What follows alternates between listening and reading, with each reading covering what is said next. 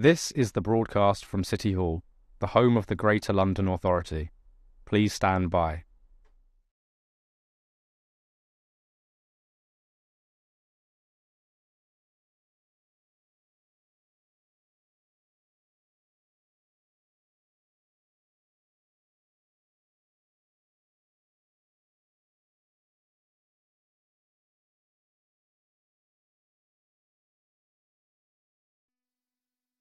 This is the broadcast from City Hall, the home of the Greater London Authority. Please stand by.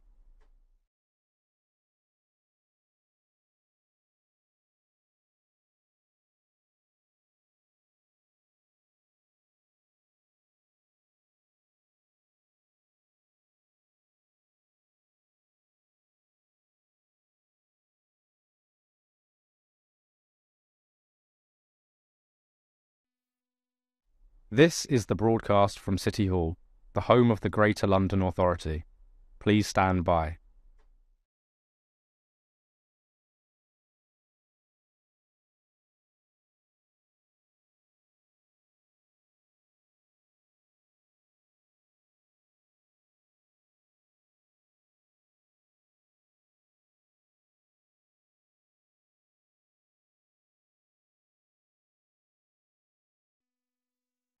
This is the broadcast from City Hall, the home of the Greater London Authority. Please stand by.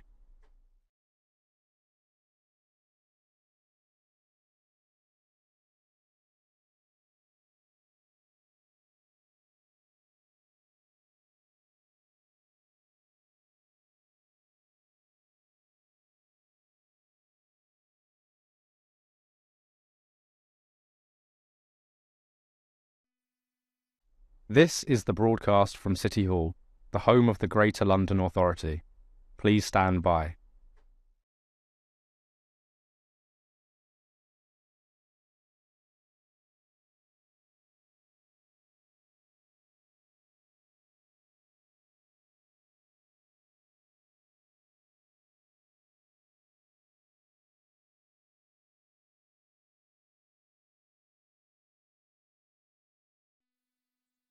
This is the broadcast from City Hall, the home of the Greater London Authority.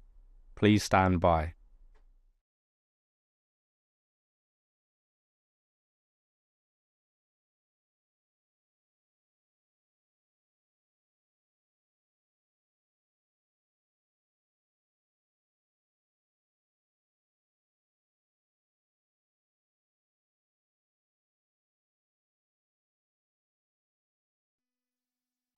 This is the broadcast from City Hall, the home of the Greater London Authority.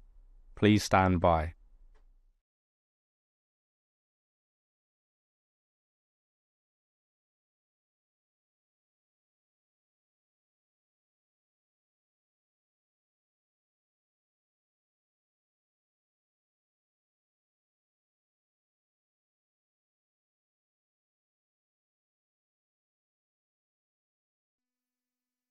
This is the broadcast from City Hall, the home of the Greater London Authority.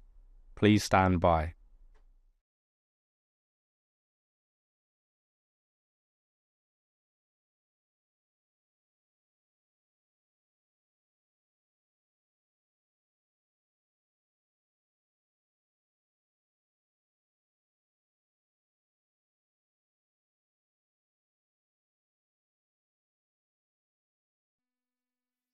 This is the broadcast from City Hall, the home of the Greater London Authority.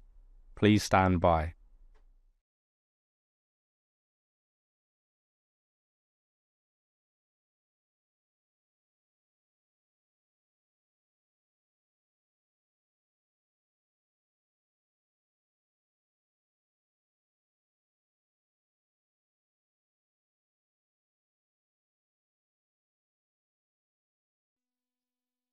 This is the broadcast from City Hall, the home of the Greater London Authority.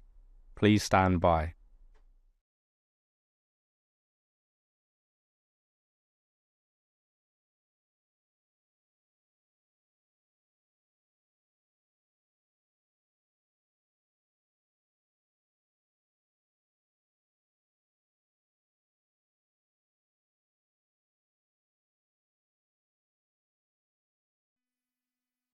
This is the broadcast from City Hall, the home of the Greater London Authority. Please stand by.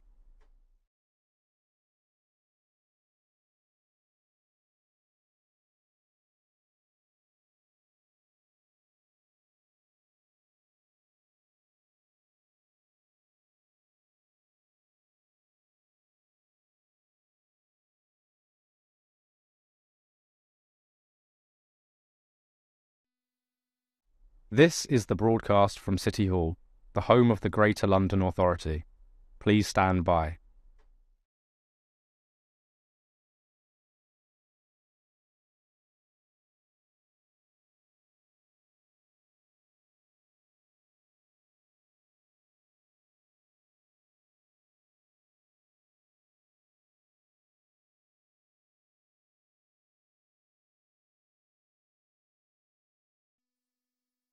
This is the broadcast from City Hall, the home of the Greater London Authority.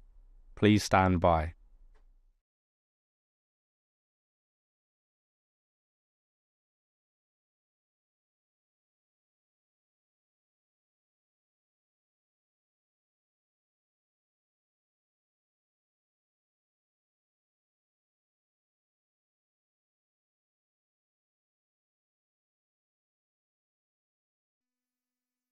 This is the broadcast from City Hall, the home of the Greater London Authority. Please stand by.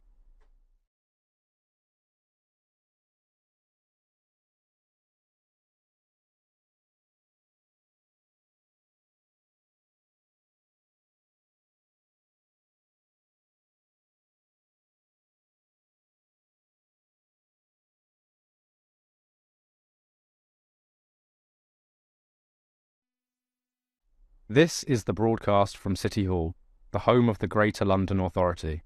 Please stand by.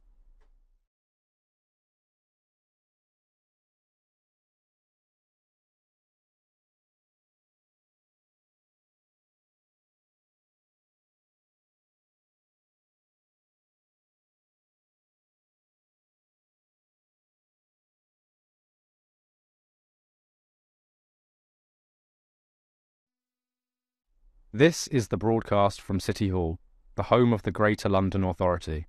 Please stand by.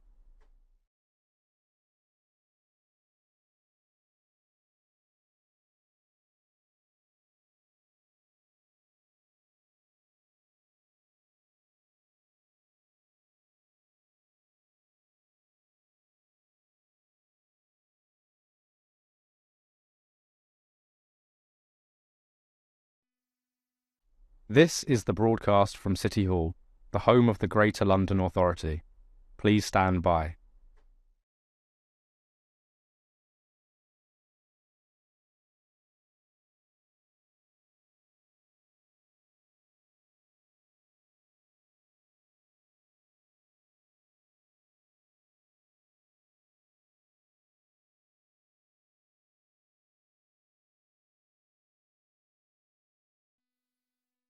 This is the broadcast from City Hall, the home of the Greater London Authority. Please stand by.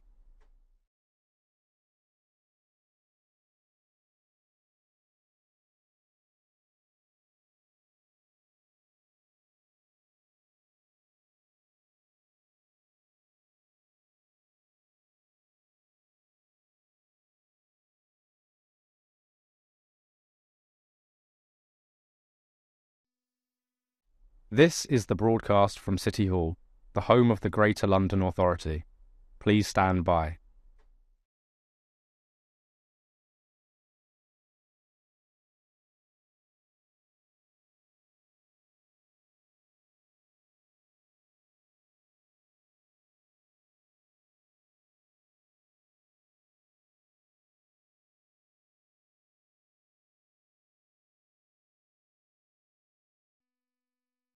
This is the broadcast from City Hall, the home of the Greater London Authority.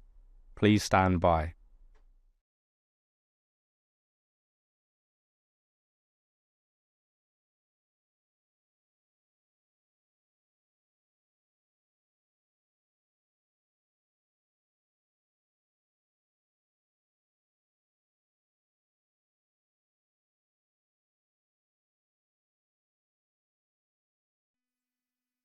This is the broadcast from City Hall, the home of the Greater London Authority.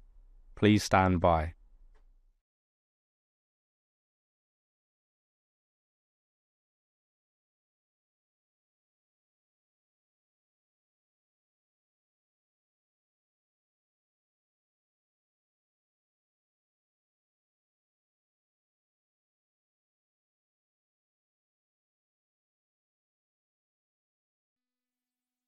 This is the broadcast from City Hall, the home of the Greater London Authority. Please stand by.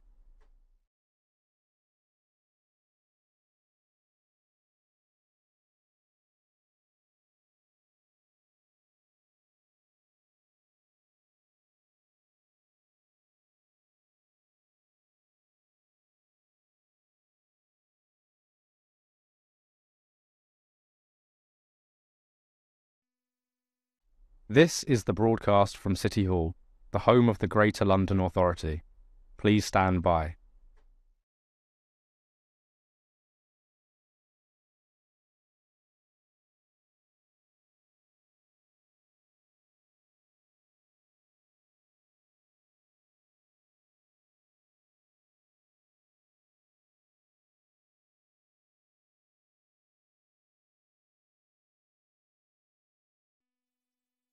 This is the broadcast from City Hall, the home of the Greater London Authority. Please stand by.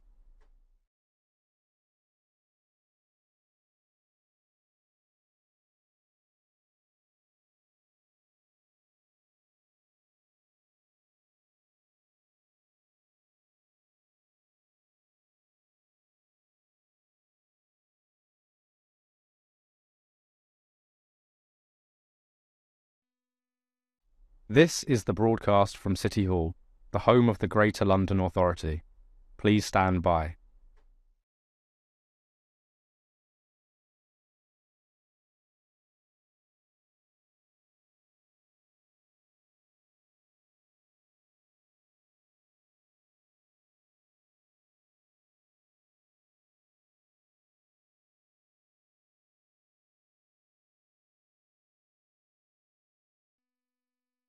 This is the broadcast from City Hall, the home of the Greater London Authority.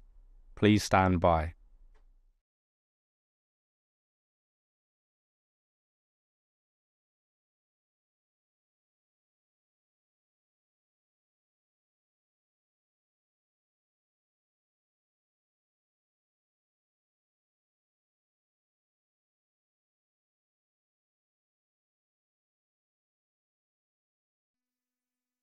This is the broadcast from City Hall, the home of the Greater London Authority. Please stand by.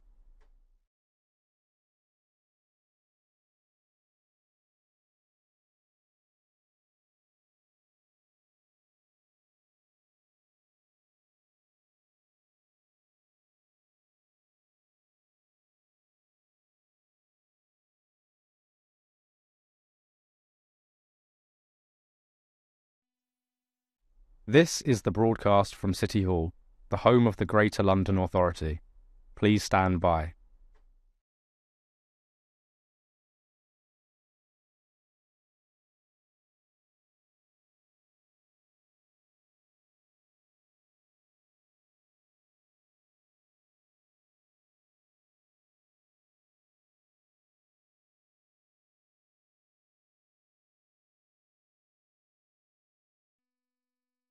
This is the broadcast from City Hall, the home of the Greater London Authority. Please stand by.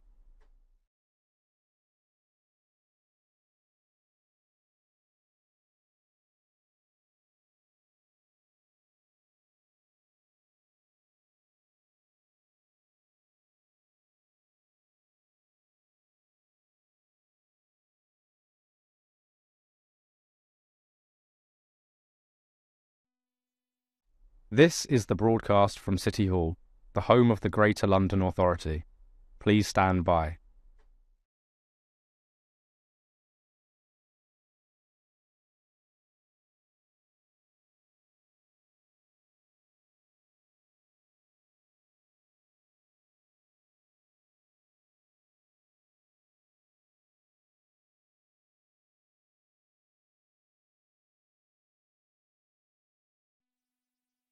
This is the broadcast from City Hall, the home of the Greater London Authority. Please stand by.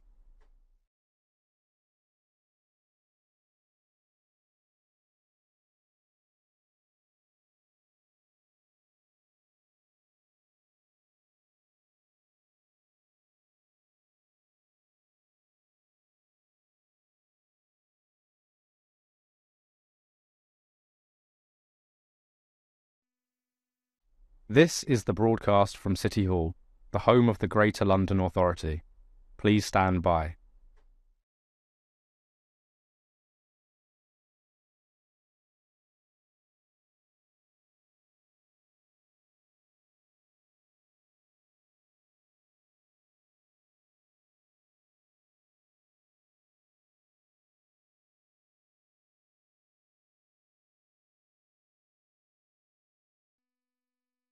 This is the broadcast from City Hall, the home of the Greater London Authority.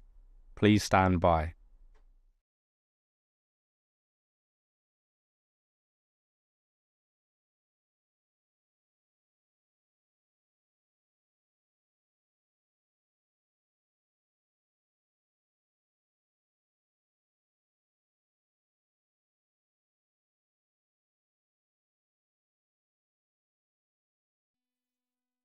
This is the broadcast from City Hall, the home of the Greater London Authority. Please stand by.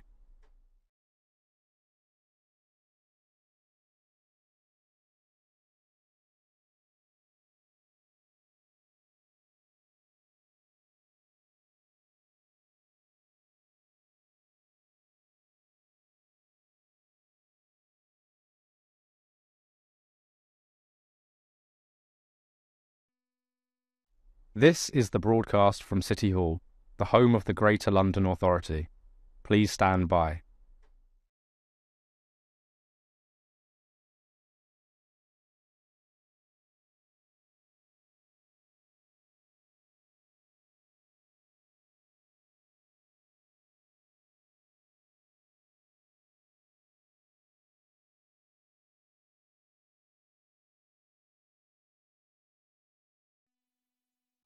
This is the broadcast from City Hall, the home of the Greater London Authority. Please stand by.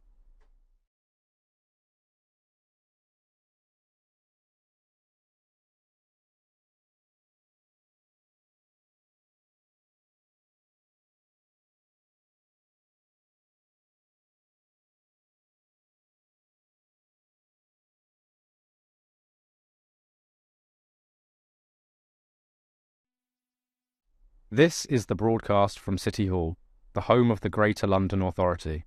Please stand by.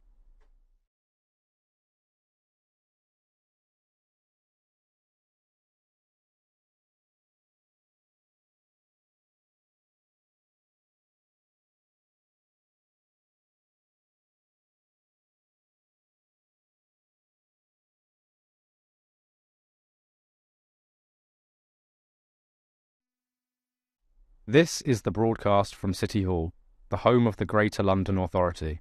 Please stand by.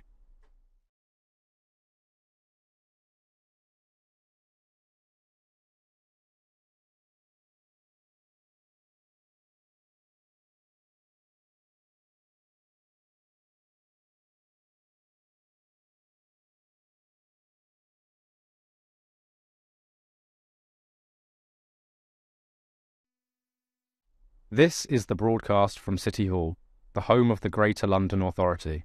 Please stand by.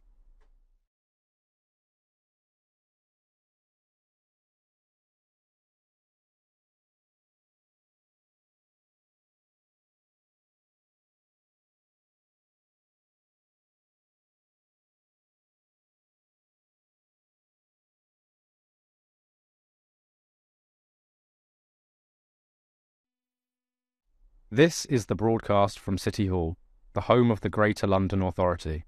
Please stand by.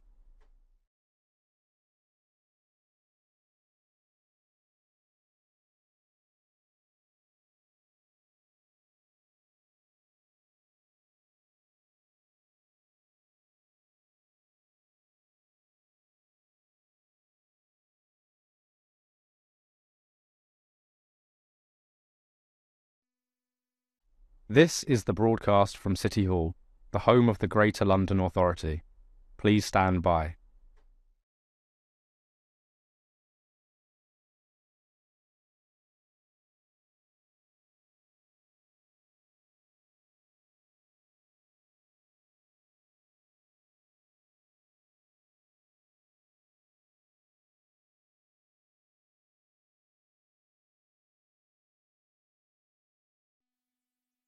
This is the broadcast from City Hall, the home of the Greater London Authority. Please stand by.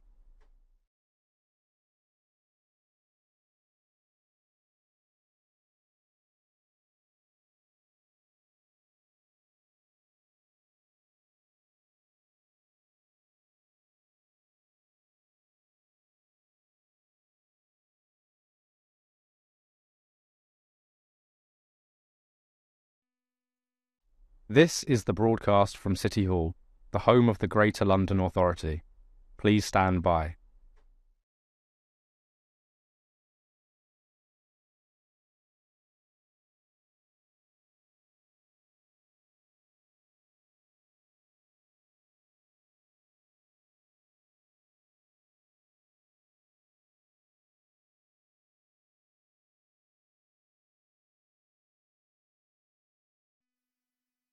This is the broadcast from City Hall, the home of the Greater London Authority.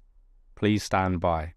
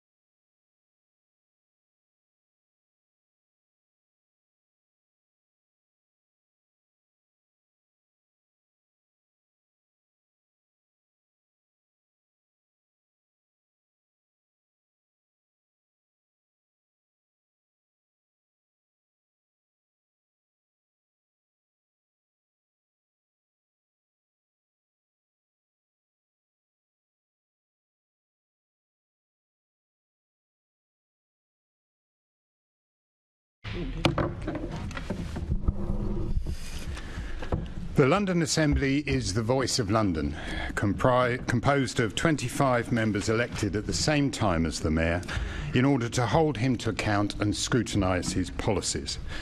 This is a plenary meeting of the Assembly, which means that all members are invited to attend. Can I welcome officers and the public here in the gallery and watching on the webcast to today's London Assembly plenary meeting.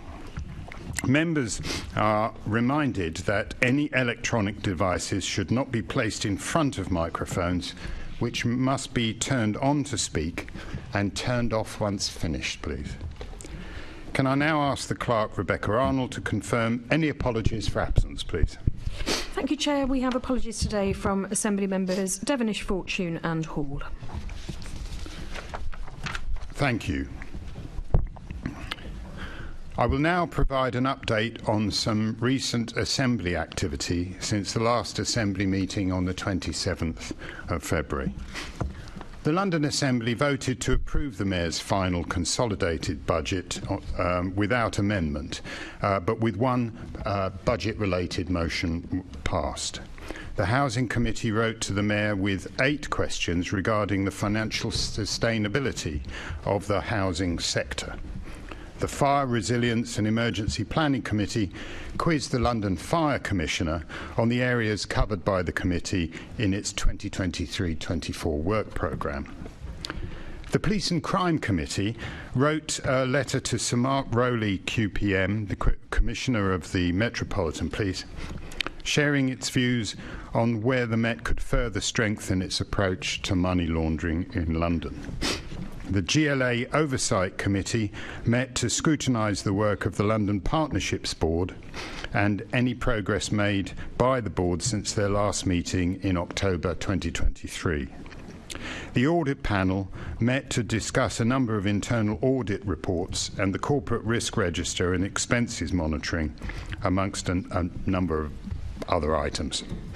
The Planning and Incidentally, this is a long list because we've done a lot over the past few weeks, presumably because it's an election coming and we need to clear the decks. So the Planning and Regeneration Committee met to investigate the impact of the planning system on women and girls in London and what the Mayor is doing to address gender bias in the planning system. The Health Committee published its report on eating disorders in London with 12 recommendations to the Mayor. The report also covers the responses of 112 Londoners who responded to a survey on eating disorders. The Transport Committee published a letter to the Mayor with 9 recommendations from improving public security about improving public security on London's transport network. The Economy Committee wrote a letter to the Mayor with 4 recommendations focused on the impact of remote working on central London. The Environment Committee wrote to the Mayor with 12 recommendations to help ensure that the capital is training enough skilled workers and to support the transition to net zero. The Police and Crime Committee wrote to the Mayor and to the NHS with 6 recommendations regarding mental health in London. The Police and Crime Committee also met to understand progress on Baroness Cases Review, the Baroness Cases Review 1 year on, and the work of the London Policing Board. And the Environment Committee held a question and answer session with the Deputy Mayor for Environment and Energy with a focus on the committee's 2023-24 work programme. Almost at the end, don't worry. The Housing Committee published its report looking at young Londoners' access to home ownership. The report includes 10 recommendations for the Mayor and Government, with the committee's survey receiving over 400 responses, a record number of survey responses for the Assembly this year. And last Thursday, I delivered some opening remarks at the second People's Question Time of the year. We were joined by around 400 Londoners to question the Mayor and to question Assembly members on what we're doing for London. And can I put on record my thanks to Assembly member Nick Rogers for chairing the event so ably and really do appreciate that. Can I ask the Assembly to note the recommendations set out at item 2? And can I ask Assembly members to declare any other disclosable pecuniary interests or other relevant interests where they relate to the items on the agenda for today's meeting? Assembly member Prince. I'm going to annoy my 2 colleagues. I'm going to declare that I'm a member of the West Ham Football Club. Thank you. Assembly member Duval. I wasn't going to declare that because I am a season ticket of West Ham, because I understand the advice that's been given to me. I don't have to, but as the member has done that, I will.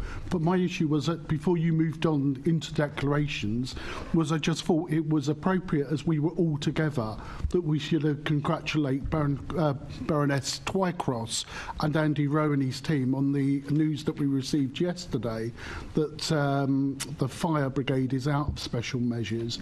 And I know this is, and I'm very sad that Susan's not here today, because Susan, Assembly Member Hall, along with the other group leads on the Fire Authority, have been working very hard with Fiona and Andy in terms of the recovery process. And I think it should be noted and recorded our thanks to Fiona and Andy in their work in achieving this. It's a great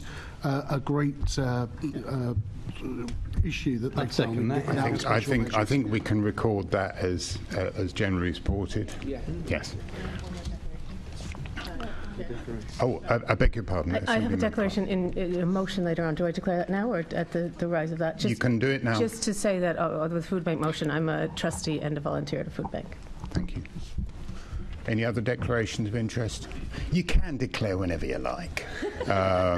Just if you suddenly realise. I've done it many times myself. Cricket, isn't it? Yeah. Whenever you like. Whenever you like. Yeah. Can I ask the Assembly to confirm the minutes of the London Assembly plenary meeting held on 8th of February 2024 to be signed by me as a correct record? And now we move on to the main business of the day. It's the question and answer session with the London Legacy Development Corporation. And joining us in the chamber, and we're delighted to have them, is Lord Hendy of Richmond Hill, who's chair of the LLDC, Gerry Murphy, Deputy Chief Executive of the LLDC, and Rosanna Laws, Executive Director of Development at the LLDC. Welcome to the meeting. We'll try and be gentle with you.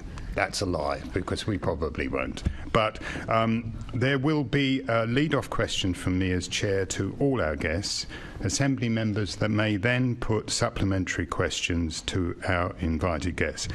Please could I ask Assembly members to specify who they would like to get an answer from when they put their question. Guests, we would also be very grateful for succinct answers, please, so that we can get through all the questions that we have for you. I will first take an answer from the chair of the LLDC, and I will then come to the other guests. So, Lord Hendy, how is the Mayor's London Legacy Development Corporation delivering for Londoners? Thank you. Thank you. Just a couple of things for the record. Firstly, Chief Executive Lynn Garner is on a well-deserved holiday, which is why Gerry and Rosanna are here. Thank you from me to them both for coming. And secondly, I don't mind about all my grand titles, but the thing in front of me has got my surname spelt wrong, which is a bit of a shame. So I've altered it in red ink. Good. My eyesight's not good enough to realise that. No, I just spotted it. I'm sure it's an error. Don't worry about it. I just thought I wouldn't like whoever's writing the minutes to get the name wrong every time it gets mentioned for an hour. So good. So look, the 2012 Olympic and Paralympic legacy at the Queen Elizabeth Olympic Park is universally regarded worldwide as the greatest legacy seen in modern times, and it's a blueprint for future host cities and other regeneration projects around the world. The last 12 years we've supported the delivery of thousands of high quality homes and jobs across the wider area, secured the long-term legacy of 5 major sporting venues, fostered a hub for inclusive innovation and created thousands of skills, training and educational opportunities for local people. We've also embarked on the next stage of the legacy in East Bank, the most ambitious cultural and educational quarter in Britain for a generation. And whilst it's not without its challenges, I hope that you would join us in celebrating what's been achieved. It's a UK success story which has enjoyed continuous cross-party support across local, regional and national government, and if any of you haven't been, you all ought to go. You can now go into the public parts of the UCL and the London College of Fashion buildings and get excited by the waterfront. It's absolutely great. The LLDC is evolving. On the 1st of December, planning powers return to the local boroughs, and the MDC area will reduce broadly in line with the boundary of the park. That coincides with my own term ending in December, and the next chair will have as an exciting and as vibrant project to be part of as I have in the last, 7 years, I think, and I hope they'll be proud of it as I am. And then the LLDC itself will evolve in April 2025, a tighter organisation with a smaller budget but driving success across the park. I was just going to briefly hand over to Gerry and then to Rosanna to give you the detail that Lynn would normally cover. Gerry. Thank you. Thank you. Thanks, Peter. Very briefly, Peter's touched on some of it. The University of Arts London's College of Fashion has opened and welcomed students for the 23-24 academic year, as well as the UCL's Marshgate operation. It's brought a new vibrancy to the park, and actually you can walk on the waterfront. The waterfront is open along the canal side, and there are new facilities now available to the public, so that's obviously a very big thing for us. We've also had a lot of very positive press coverage, particularly in Europe, about the East Bank, and the excitement is building. We're obviously not there yet in terms of the whole project, but we've got a very exciting build coming. That project, of course, will deliver benefits for young people in London, and we'll come, no doubt, and talk about that more. We've continued with our housing programme against significant challenges in the market. We've got 2 sites at Hackney Wick and Eastwick and Sweetwater Phase 2 in construction. That's 400 homes with over 50% affordable housing. We're out to procurement for a joint venture partner on PML. That's over 900 homes. And Stratford Waterfront, the reserve matters planning application was submitted at the weekend, and that's for 700 homes. So they're still at pace despite market conditions. We're very pleased to say that new operators have been appointed to all of the park venues. So the Aquatic Centre, the Copper Box, the Timber Lodge, and some of the kiosks. We're still out to procurement with an operator for the ammo, and we can see some of the financial benefits of that new approach coming through into next year's budget in the reductions for revenue funding requirements. The stadium's got a busy lineup in the summer. It's got concerts, Burna Boy and Foo Fighters. MLB returns, as do athletics. And we've got an international friendly, Spain versus Colombia, at the end of the month, which is exciting for us because it's the first time we've hosted an international friendly. All of these things bring economic benefit to London. A study published showed MLB last year generated 53 million for London's economy. ABBA Voyage published an impact report showing that it had generated 320 million for London's economy since opening, 42% in the growth boroughs. New businesses and homes are bringing in significant additional business rates and council tax receipts, while all of the visitor spend from events such as MLB, ABBA Voyage, means that we're making a significant positive contribution to London's bottom line. Thank you. Rosanna? Thanks, Peter. Thanks, Gerry. So just to add, I think as you've heard today, LLDC has contributed really quite significantly and unlocked economic development and opportunities in East London over the last 12 years. So it really has, I believe, acted as a real catalyst for change. And I think some of that success is marked in the evolution of the organisation as we step forward, as Peter noted, into a smaller and tighter organisation. Across the homes delivery on site and also in the wider Development Corporation area where we are planning authority has been significant. And the delivery of our first neighbourhood at Chobham Manor has been hugely successful, delivering over 880 homes. Of those, 75% are family accommodation, many houses, back doors and back gardens. And the overall affordable is delivering 35%. I think also to note, we have undertaken post-occupancy evaluation surveys of those, and it's about learning lessons. And those post-occupancy evaluations will continue across future schemes as they come forward. And the Mayor has adopted some of those outcomes in his affordable housing programme, obliging registered providers to deliver against those important lessons learned. So as we deliver more homes, and of those homes have been purchased on site, over 80% have been across shared ownership and market homes have been purchased by Londoners, and of those, about 65% have been from East London postcodes. So it's demonstrably evident that local residents are accessing sales and affordable homes on site. So it's not just about the homes. Gerry and Peter have noted East Bank and the hugely successful programme that's coming forward there, but it's also about the wider infrastructure. We've delivered 3 new schools, all of which are outstanding, so that those investing there and their children's futures on homes, on the park and in the wider area can access outstanding education opportunities for their children. We're also focused in particular on connectivity projects, so engaging and stitching kind of east and west connections, which are hugely important, and it's about connecting people with places and people to opportunities.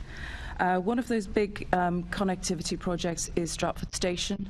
As we all know, or for those of you who travel through and have been to the park, Stratford Station requires significant investment, and it's not just for local residents or Londoners, but it also has a sub-regional impact because it is a major interchange for London and the sub-region. So again, just to underline all the footfall that we have on the park, as others have noted, now that the universities are open, it really is bringing a hugely exciting vibrancy and dynamic to the park. But it's fundamentally, there's a huge amount of work still to do, a huge amount of exciting work as we progress the delivery of our next phases and conclude East Bank. And it's also about ensuring that people have access to those jobs and opportunities as we move forward. Thank you. Thank you very much. We now move on to the supplementary questions. Each group is allocated an amount of time to ask questions that's proportionate to their size. The first question to be asked is from Assembly Member Lord Bailey, please.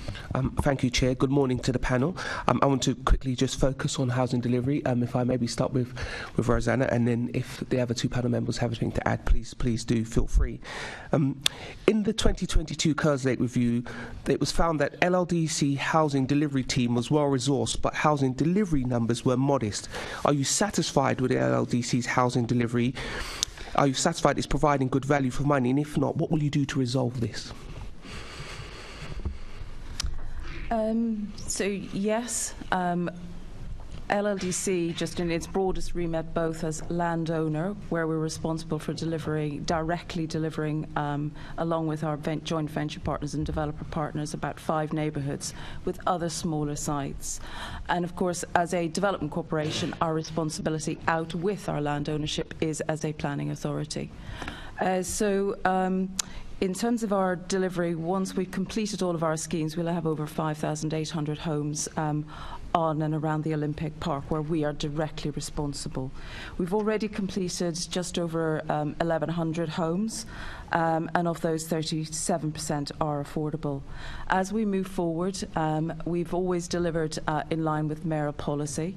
And in terms of the future homes that we will be entering into joint venture, we will deliver 50%. Now, as we're not unique in the market challenges that have been experienced across London and indeed the UK. So whether they be the wider macroeconomic challenges, fire safety issues, and again, it's been reported to this committee in the past, has been hugely challenging for the wider market. But we are progressing. We've just, as Gerry noted earlier, lodged the reserve matters application for our first joint venture on site at Stratford Waterfront and Bridgewater. We're also delivering all the enabling infrastructure that will be required to support and sustain those schemes. So we are cracking on, and we're moving forward. I think the other big challenge will be in the funding of schemes. Interest rates and debt finance in the market has increased really quite significantly over the last 18 months. But we're working alongside our partners to explore sensible funding rates, whether that would be with Homes England or with the wider market. But we're really pleased with where we've got to. There's more work to do, and there's more work to do in collaboration with central government, with the mayor, and fundamentally with the private sector. sector and the registered providers who are on the front line in delivery. Notwithstanding the current challenges, because as the Chair of Housing, we've rehearsed at length the challenges in housing market, interest rates, inflated building costs, etc., etc. But of course, you've been at this since 2016. Are you satisfied with the level of performance? And if you're not, what will you do to improve it?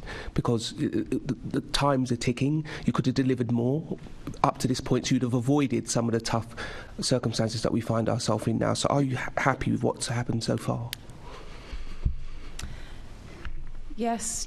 I think we've done a really good job, and the team, together with the market, working alongside our partners, has been very good. We have experienced a number of economic kind of downturns in that time. So 2008 was the first example of that. And in terms of how we've structured our transactions with the market, we've sought to structure transactions so that they work with the uptick and the downturns in the market. So it's really complex. I think it's important to keep going and hold our nerve and keep going, and we have done that, and we've consistently strove to drive for better standards, for high quality design, sustainable homes on the park, and also a diverse and mixed community, so that they are genuinely sustainable. So I'm confident and clear that we and the team have done well working alongside our partners. Going forward, as I said, we're delivering 50% affordable, but we are doing that in joint venture with the market. And the opportunity there is to sit alongside the market, to work with them through those challenges, and being at the table helps us to push programme and deliver directly alongside, as I said, alongside the market. So when we're in joint venture, we can intervene more to accelerate delivery. So that's one reason why we've stepped into those joint venture relationships, so that we can drive delivery quicker and faster. So could you guarantee that you will hit your 5,774 homes target by 2032? Do you feel like you could give that guarantee? I don't think there's any guarantees in this market. I'm not sort of dancing around your question. We're doing everything that we can. We're not in control of all of those wider economic challenges and interest rates, as you note, and I think everybody will recognise the challenges that we're experiencing. What I can guarantee is that we'll keep going, we'll continue to work with the market and work in an agile way to ensure that we keep going and continue to deliver for Londoners. I would ask the same question about your 33,000 homes by 2036, but I imagine it would elicit the same answer. Well, yes, because we're less in control in those examples. So that as a planning authority, we're approving schemes.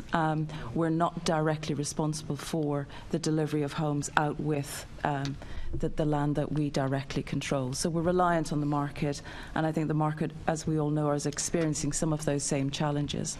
However, we've consented many thousands of schemes. Many of them are in the pipeline and already under construction. So, I'm afraid no guarantees, but generally can we rest on is there a fairly good chance? Could we say a better than 50% chance you'll make that target?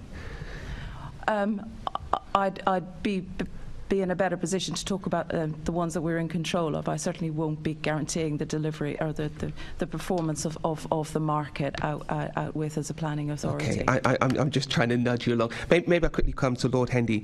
Do you think all of this would have every aspect of the park would have been better if you had a deputy mayor directly attached to you, as it were? I can't say. We haven't got one.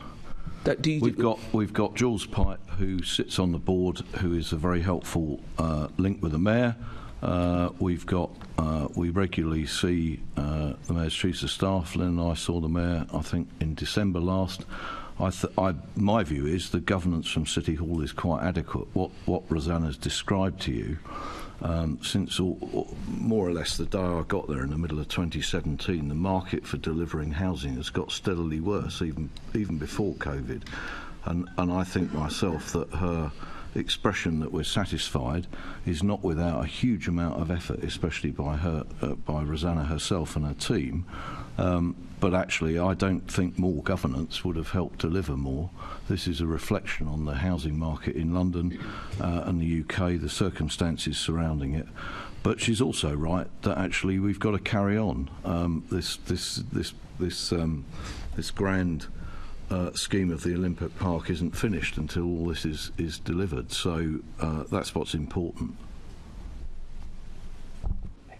Excuse me, so I'm just asking about time because I'm on the clock. Okay, so I'm please keep going, Lord Hendy. Okay. My comeback would be many. The mayor himself faced the same housing market that you're facing, and he would argue that he's performed better, I imagine. And I think some of that wouldn't it have been useful to have much more political push on your side? Well, that's an interesting allegation. He certainly hasn't said that to me or to Lynn or to my two colleagues here. This is all being delivered and has been delivered in very difficult circumstances in the housing market. And I think the delight of a development corporation is that you are more in control. Much of the land is ours. The planning currently is ours, but that doesn't buck the economic circumstances of the housing market. And indeed, I don't think I've chaired a board meeting in the last 7 years at which we haven't contemplated how difficult the market is for delivering what we're committed to deliver. And several of the schemes we've had to renegotiate with the people delivering them because their economic circumstances have got worse. And one of the things that I know about commercial negotiation is that you can't expect people to do anything for you if they can't make any money at it. So we've been through all that lot, just as every other housing provider has in London, and I think that what's been delivered is, as a result, pretty good actually, and it's still continuing, and we're finding new ways, as Lynn I think has described to the Assembly before, and certainly Rosanna can. We're having to find new ways of delivering the things that we thought of, that we previously thought could be delivered in one structure, simply because the structures don't work, because the financial markets are different, and the appetite of developers for risk is a lot less. Okay, thank you. Chair? Thank you. Assembly Member Pigeon, please. Lovely, thank you very much. And my questions to the Chair, Lord Hendy, and you've just sort of announced you're stepping down in December, so thank you for all your work on LLDC and with Lynn as well, the Chief Exec.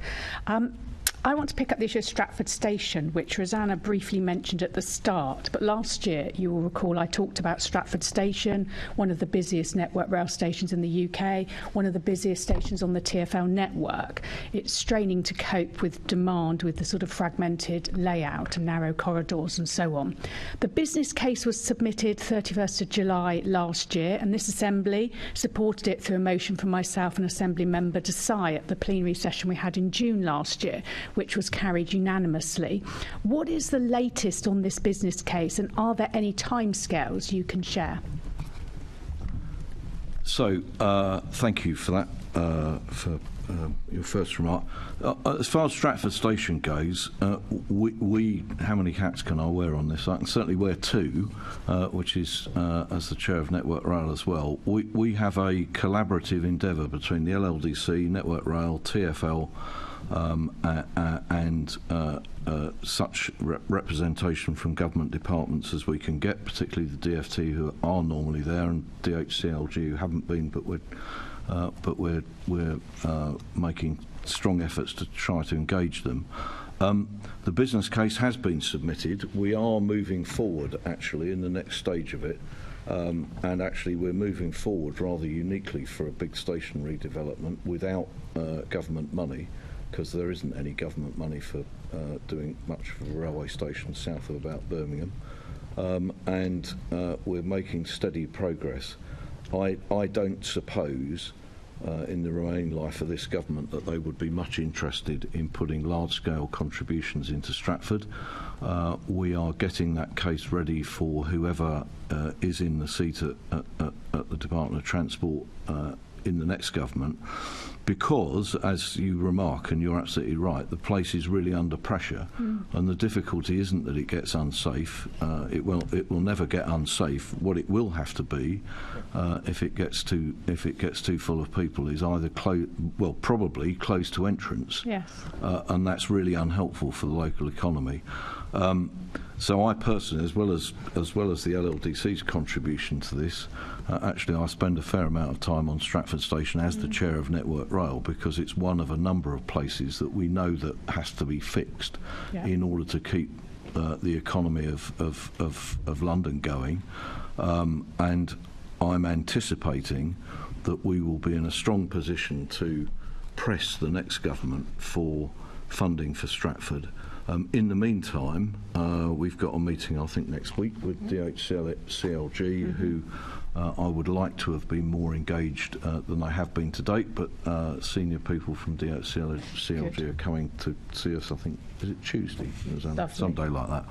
I brought the Rail Minister a few weeks ago. We deliberately brought him at a time when the place would look hideously busy, which it did.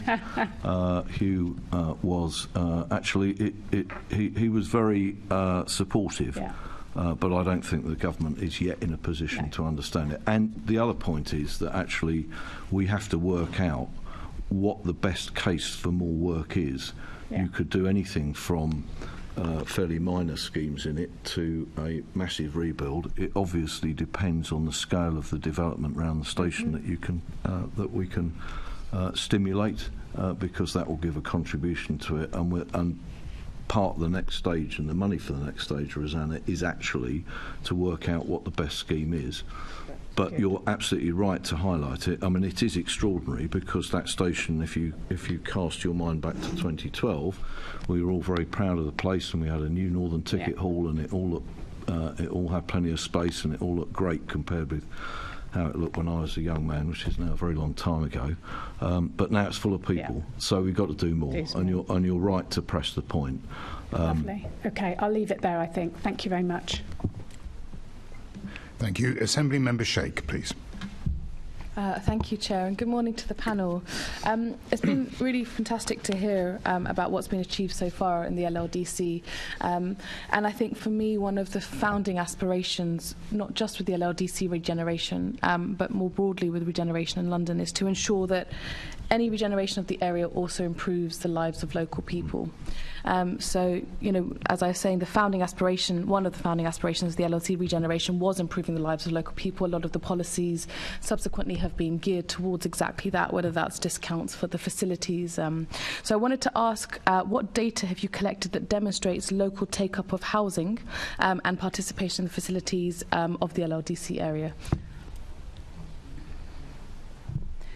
Well, to your first point in terms of local participation in take-up of housing, so as I noted earlier, of the market for sale and shared ownership homes, 80% of those are accessed and purchased by Londoners, and of that 65% are purchased by residents of East London postcodes. And we obtain this data by working alongside our developer partners who can support and evidence this for us. So in terms of the affordable housing allocations, we work alongside the relevant housing authority, which is the local authorities, and of course the registered providers who are developing these schemes alongside the developer partners. So they've got allocations, and they work alongside the relevant local authority in the allocation of those homes which go to local residents. So that's how we address the homes allocations. So, and again, as I say, we obtain that evidence by working alongside those partners. So in terms of sort of wider jobs and skills and opportunities, you know, we've together on the Olympic Park through the transformation of the park and the construction work, over 53,000 people have been employed in post-Kames transformation. And again, we have a team who work alongside those contractors to evidence that and collate that data. Over 11,000 people are employed on the park, in our venues, and in the direct operation of the fantastic park that you see out there, together alongside those business districts at Here East and at Stratford Cross, formerly known as International Quarter. And of course, it's not just about those direct jobs, it's about opportunities for local residents. So our team worked directly with the growth boroughs to build apprenticeship programs and training and access programs alongside our developer partners, and in particular our East Bank partners and Here East and others. And we've looked at those opportunities across a number of different sectors. In the early days, it was about retail because of our proximity to Westfield, but also in construction and in the construction skills area. The focus now is looking at how we can provide apprenticeship schemes to ensure that residents have those pathways and access into higher skilled training and job opportunities across the skills sector, and those opportunities that will be offered by East Bank and other partners. So again, a broad operating environment, as I say, working with our partners, but in particular with the boroughs, who will continue, and we will continue working alongside the boroughs as we transition in 2025. Thank you. I mean, I feel really reassured hearing that, especially sort of the focus on making sure the data collection is accurate, and indeed the kind of very conscious effort to make sure that we are tracking the benefits to local people. I'll just end on this final point, actually, which I think you've already sort of been in conversation with Assemblymember Bailey about, but it is around the difficulties of construction in London at the moment and the impact this will have, I think, particularly on the remaining developments such as Stratford Waterfront and Pudding Mill and Bridgewater Triangle. So how do you anticipate mitigating the hurdles that we face, whether that's inflation, cost of construction materials, or the labour involved? I mean, I think we can, all we can do is just continue to work with our developer partners and continue to observe the market and the performance in terms of interest rates. I mean, fundamentally, costs have been significantly high, as have interest rates. And the impact will fundamentally be either on the delivery of policy objectives, whether that be sustainability objectives, affordable housing objectives. We're not going to step away from those undertakings. We're going to continue to do that. But the impact will have to be felt somewhere. And the impact will have to be felt in land value. So we will most likely have to explore, as Peter's noted earlier, renegotiating some of those contracts so that we can continue to deliver. Because as Peter says, if the market is not taking a return, nothing will be delivered. There'll be 0% of nothing rather than 50% of outstanding homes. So we will continue to work on those opportunities with the market and with any funding that central government may choose to invest in affordable housing going forward. Well, fingers crossed. I'll leave it there due to my time constraints, but I wanted to reiterate some Member Pigeon's thanks to Lord Hendy for the work he's done on the LLDC, and thank you to the panel. Thank you, Chair. Thank you. Assembly Member Russell, please. Thank you. Thank you, Chair, and my questions are for Lord Hendy, Chair of LLDC. So, Peter, my colleagues and I have been asking questions about your district energy network. The network that is installed in the LLDC area was originally set up to use gas. Now, the Mayor has set a target to decarbonise London by 2030, but Equans in a roadmap in 2022 showed that gas would still be in use on the LLDC network up to about 2036.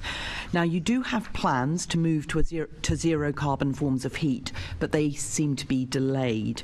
Last year, you and Lynn Garner wrote to the Assembly to say that it was expected for a water source heat pump to be in operation that summer at the Stratford City Energy Centre, but in a Mayor's question in January, the Mayor still said it was due to be operational in the future, in the near future to be precise. So my question, is the water source heat pump now operational? And if this is delayed, what progress is the LLDC making on the roadmap, and are you even accelerating it to meet the Mayor's 2030 decarbonisation target? Thank you. So, look, I'm going to defer to Rosanna, I think, on most of this, other than to say it just shows you how much things have changed since the park was built, that actually what was a state-of-the-art district heating system is now entirely at odds with the net zero target that we all sign up to. We are in a lot of discussion with Equans. It did change hands, didn't it, quite recently? And my impression, at least from where I sit, is that the new owners are a bit more collaborative than the old ones were. Rosanna, do you want to fill in the detail? Of course, thanks, Peter. I think that's right, and just one clarification that the heat pumps proposed are not water-based but air and ground source. We are undertaking wider feasibility studies with Equans to look at water source heat pumps, and we're looking at one of those, a detailed feasibility on that on the park in the North Park. I think I completely agree with Peter. We are working really well with Equans. We met them last week and we had a detailed workshop with them looking at exactly these sorts of measures that we need to invest in order to work alongside Equans to decarbonise the network. There's a huge amount to do. You're absolutely right. There is a lot of technology, but it is evolving at a significant pace. And it is something that we are working very, very hard with them to explore what additional technologies that they can use to bring the decarbonisation of the network forward. The other thing that we have to be really careful about and observe quite closely is building regulations and how we can the network has to decarbonise in order that we can connect with the network. Some of the emerging policy is looking at the opportunity to sleeve or the phased decarbonisation of the network, so that in time, not just the new schemes that will connect to the district heat network, but the existing neighbourhoods and businesses that are connected to the district heat network will be net zero, low zero carbon. So there's an opportunity in the longer term, provided we work alongside them and Equans work hard to decarbonise. Thank you. I'm going to need you maybe to write back to clarify, because the letter from last May did say it was a water source heat pump. Okay. So I think what we'd like is absolute clarity about what's going on, because the people are being exposed to very volatile fossil fuel prices, and that is unfair on residents living on the LLDC land, and we need to have absolute clarity about exactly what's going on. Ground source heat pumps sound great, but we need to know: is it water source? Is it ground source? So if you could write, that would be great. Why don't we write back? Because actually, this situation is evolving quite quickly. Actually, so thank you. I'm out of time, so thank you very much. Assembly Member Bakari, please. Thank you, Chair. Lord Hendy, I recently met some residents from the East Village, the former Olympic Village, and many of those residents are key workers, police officers, teachers, nurses. But they continue to live in unsafe flats awaiting an EWS1 form. And in January, a first-tier tribunal found in favour of the residents in triathlon homes. The ruling found that Get Living was liable for the remediation works for 5 blocks within the East Village. Get Living have since said that they will be appealing this decision, but despite this, there are 33 blocks of flats similarly in need of remediation, with Get Living have yet to work on. Now, in response to my written question, LLDC said that it was working closely with Get Living and to make sure that action is being taken place for the relevant safety standards.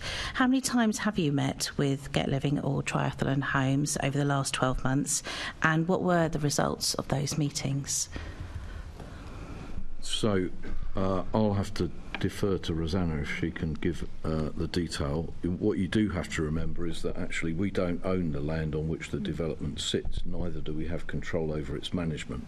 So it's a second order issue, but that doesn't mean that we're not interested and involved in it. Rosanna?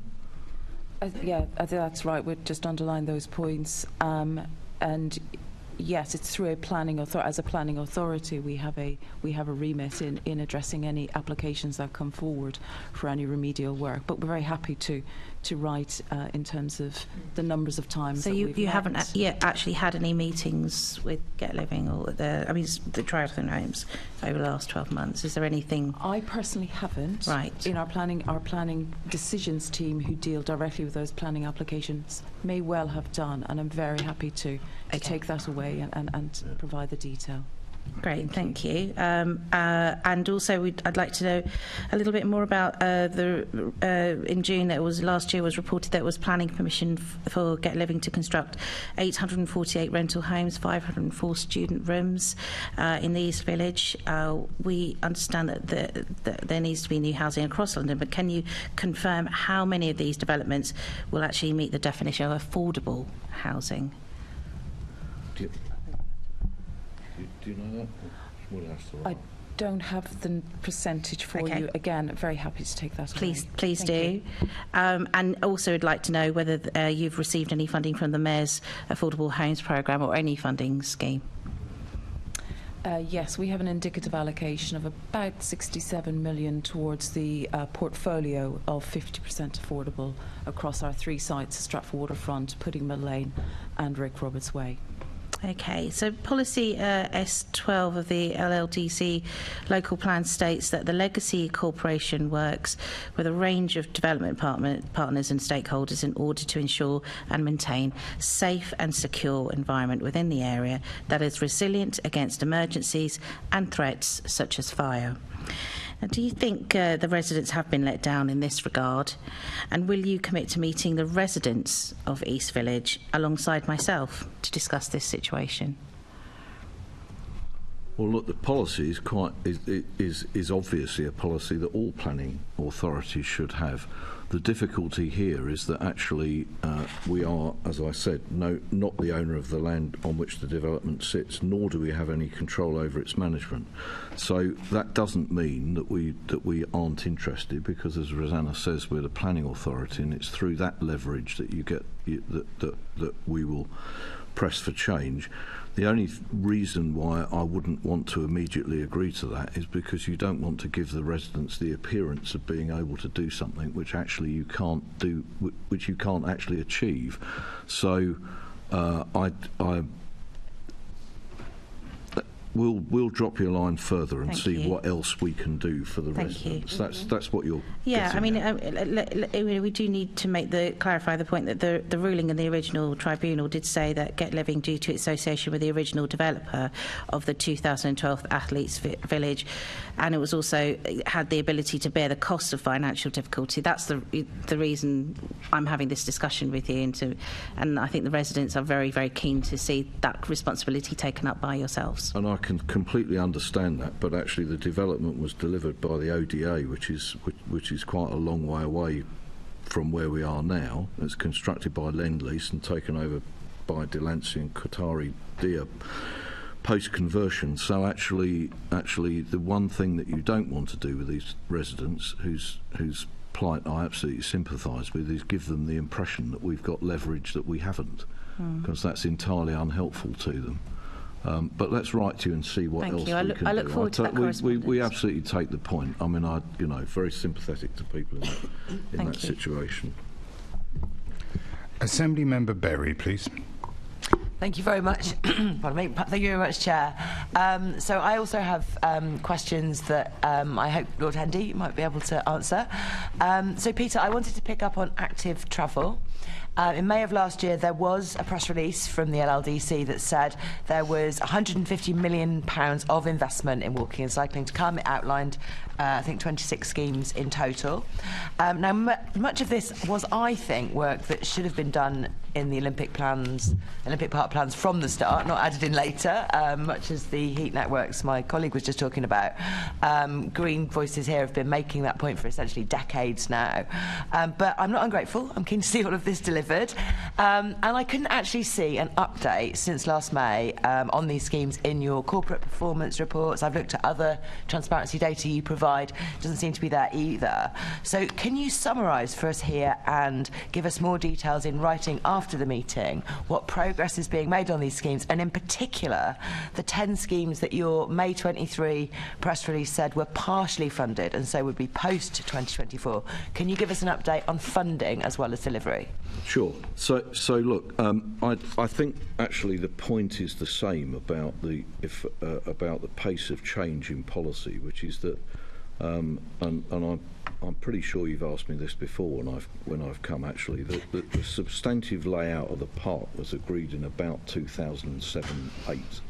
I won't claim much responsibility for it because it was then the ODA, and when I was running TfL, that influence was of a second order, and actually, to be fair, it was of its period. Now, actually, when you look at it now, and if you now go and cross the road at the Cow Pub and move towards the stadium, you'll see that the dual carriageway is being cut in half and traffic calmed and cycling pavilions being put in, which is what everybody wanted. But it's a bit like the district heating network. That was state of the art when it was designed, and now in today's climate, it's not the thing that you want. So I've got a great list here. We are getting on, and actually Rosanna and others come to the ball quite regularly to tell us what's going on in respect of all of the active travel things. But I think probably to save time, the best thing I can do, rather than read out these 2 pages, is to write to you. I think you should get the assurance that we have taken this quite seriously. If you can't find it in our delivery plans, it isn't because it isn't there. It's just because there's endless pages and they're quite detailed. But there are all sorts of things in construction: Bridgewater Bridge, Westfield Avenue, which I just referred to, New Roach Point Bridge in Hackney Wick, Paul Street with the public realm and cycle links, Marshgate Lane, and actually there's more to come. Okay. And by the way, we're making sure that as the corporation evolves, that those things don't get lost, because they are important.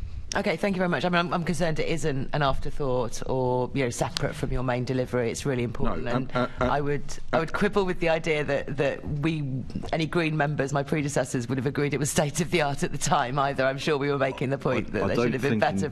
I don't think in 2008 you were asked to comment because the ODA was not subject to the. I'm sure we will have had strong opinions on that, Lord Hendy. I think the ODA was motivated by a primary desire to deliver the whole lot by 2012. But the standards have moved on, and it isn't an afterthought. It's central to the way in which we think about the park to make it suitable for the sort of living that you would like and we think is appropriate. Okay, I'm out of time too, but I look forward to getting your more detailed response in writing. Thank you. Thank you. I think actually district heating systems have been raised constantly on this assembly in the past, and in my view, they never work. But still, you better take a few seconds off my timer. Are you off? Assembly Member Rogers, please. Thank you, Chair. Question probably for Gerry, but other members, please feel free to chip in. I'm thinking back to a site visit that we did maybe a couple of years ago as part of the Budget and Performance Committee. It was very interesting to watch effectively the construction of a new part of London. And I'm recalling when we were in, I think it was Endeavour Square, talking to Lynn about the large office tenants that you have on the park. And I think she named 4, the Financial Conduct Authority, the British Council. Who were the other 2? I can't quite recall off the top of my head. They are tenants of IQL, the International Quarter, which is a consortium of Lend-Lease and London Continental. Just Lend-Lease now. Lend-Lease. LCR have gone. We're actually in one of their buildings. We share a building with TfL. Across the road, as you said, is the Financial Conduct Authority and the British Council. And I don't know whether Rosanna can... Cancer Research. Cancer Research UK and a host of other smaller occupiers have taken occupation recently. And also Lend-Lease are now progressing with a speculative development of the next phase of Stratford Cross, which is really exciting. Yes, and thank you for that. That jogged my memory. And the conversation I had with Lynn was that almost missing from that roster of tenants is a large blue chip private sector tenant, a Google, someone like that. And I wondered what work, what discussions, what conversations have been had to attract companies of that stature to the Olympic Park. I mean, we assist with the marketing, but essentially the marketing of Lend-Lease's development is down to Lend-Lease. So, you know, I think they would. Obviously, everybody wants a blue chip in their development, but it depends on you know, the market at the time. Absolutely. I wonder, do you know why there isn't such a tenant, why such a tenant hasn't been motivated to move to the park yet? I mean, I'll just add, I mean, I think Lend-Lease do receive really quite significant interest from the private sector. They've approached a lot of sort of residents that would have otherwise considered Canary Wharf have considered Stratford. I think it's a really competitive market. What I would add is that, you know, East Bank, which is, you know, just a stone's throw away from Stratford Cross, is also putting Stratford Cross on the map in terms of the opportunities to work alongside the private sector. So if you take King's Cross as an example, Central St Martin's moved into King's Cross. At day one, they were one of the first occupiers, and they now have Google. We've got London College of Fashion, we've got UCL, BBC, Sadler's Wells, and the V&A. I am confident that we will see in time a different perspective from the private sector market and their perspective of Stratford and their continued investment in the park. We're not without private sector investment. Here East is a fantastic example of that private sector investment, both directly by Delancey and iCity, but also in the tenants that have come to take occupation there. So I think in time, and as I said, Lend-Lease really do see the benefit of their location alongside East Bank as an opportunity and a catalyst for continued change. Thank you. And if I may, your question is a bit more about the wider distribution of the financial services industry in London, because in circumstances where the city are now making a really strong attempt to get the financial services area back into the City of London, I mean, Lend-Lease will take anybody, any prospective tenant they can, and they build one block at a time, because that's obviously sensible from their financial angle. Thank you very much. Thank you, Chair. Assembly Member Baker, please. Thank you, Chair. My questions are also on Stratford Station, so thank you for Assemblymember Pigeon for getting an update on where we are in terms of business case and potential upgrading of the station. I was, just to say, Lord Hendy, I was pleased to hear that you got the Rail Minister down, although being a regular user of Stratford Station, I think the best thing you could have done is leave him in a corner of Stratford Station and see whether he could find his way to anywhere else, and I think that might have got the business, the money we needed. But just wanted to ask a couple of specific follow-ups. And firstly, given the LLDC's role as one of the sort of four partners in putting this business case together, will that role change after the transition of planning powers in December 2024? I don't know whether that's a question for Gerry or whether Lord Hendy wants to come in. Will anything change there, or will the LLDC remain at the core of that?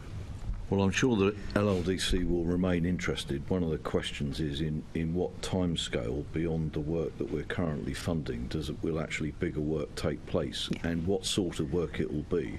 If it's a really substantial, huge development which creates a lot of commercial and or residential space and needs a lot of funding but creates some real benefit for paying for the station, it's a rather different issue. So it's a bit early to say, actually.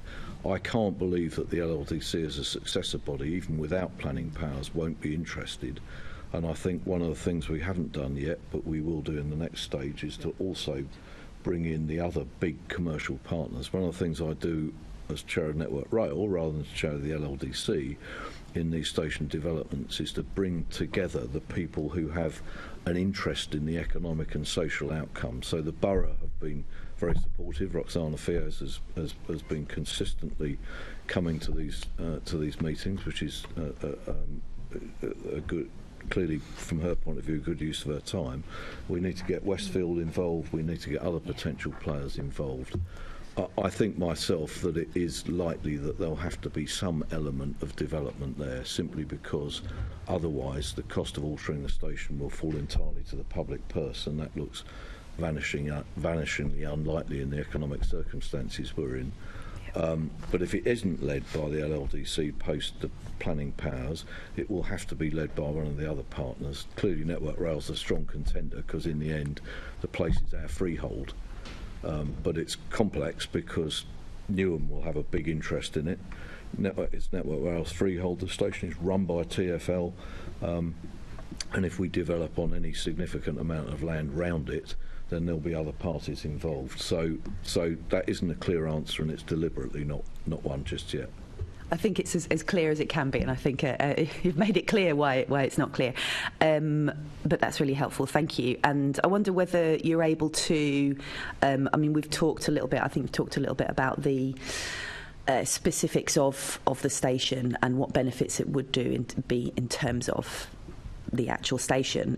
Could you outline what benefits there might be with an upgraded Stratford station to both the Olympic Park and the wider Stratford area? Now, I understand there are potential different levels of upgrade, but I wonder if you'd be able to outline some of those.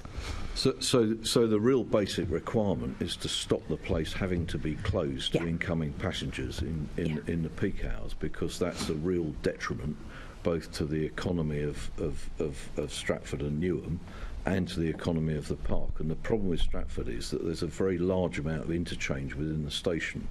So if you're running it, which sadly I've got a bit of past history in this stuff, actually if you're running it, you've got to, the only way of having a safety valve is to stop people coming into it. You can't stop them interchanging once they're in the system. So that's the primary benefit. Now, there must be other benefits, because there are areas of land right round the station which could be used for development. And in particular, TfL are very keen on the site of the bus station, which has a very elegant roof but doesn't have anything on top of it. And in modern life, you might want some development on top of it. Stratford Town Centre is potentially developable and could be transformed by this if we get the right scheme. Building over the railway always seems to be very attractive, but actually is always very costly and difficult, because you're building over an operating railway and you can't close it, or not for long anyway. And there are other smaller areas of land around the place which we constantly eye up as TfL and my development colleagues in Network Rail do.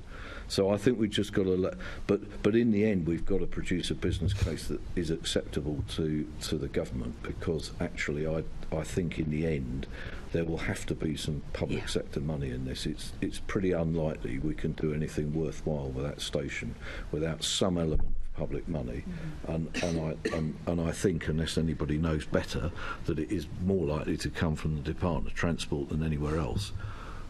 Yeah, thanks very much. I'm out of time, so back to you, Chair. Thank you. Assembly Member Best, please. Thank you. Good morning, panel. I wanted to turn to the Copper Box Arena. Obviously, just recently the contract for the next 10 years has been awarded to GLL.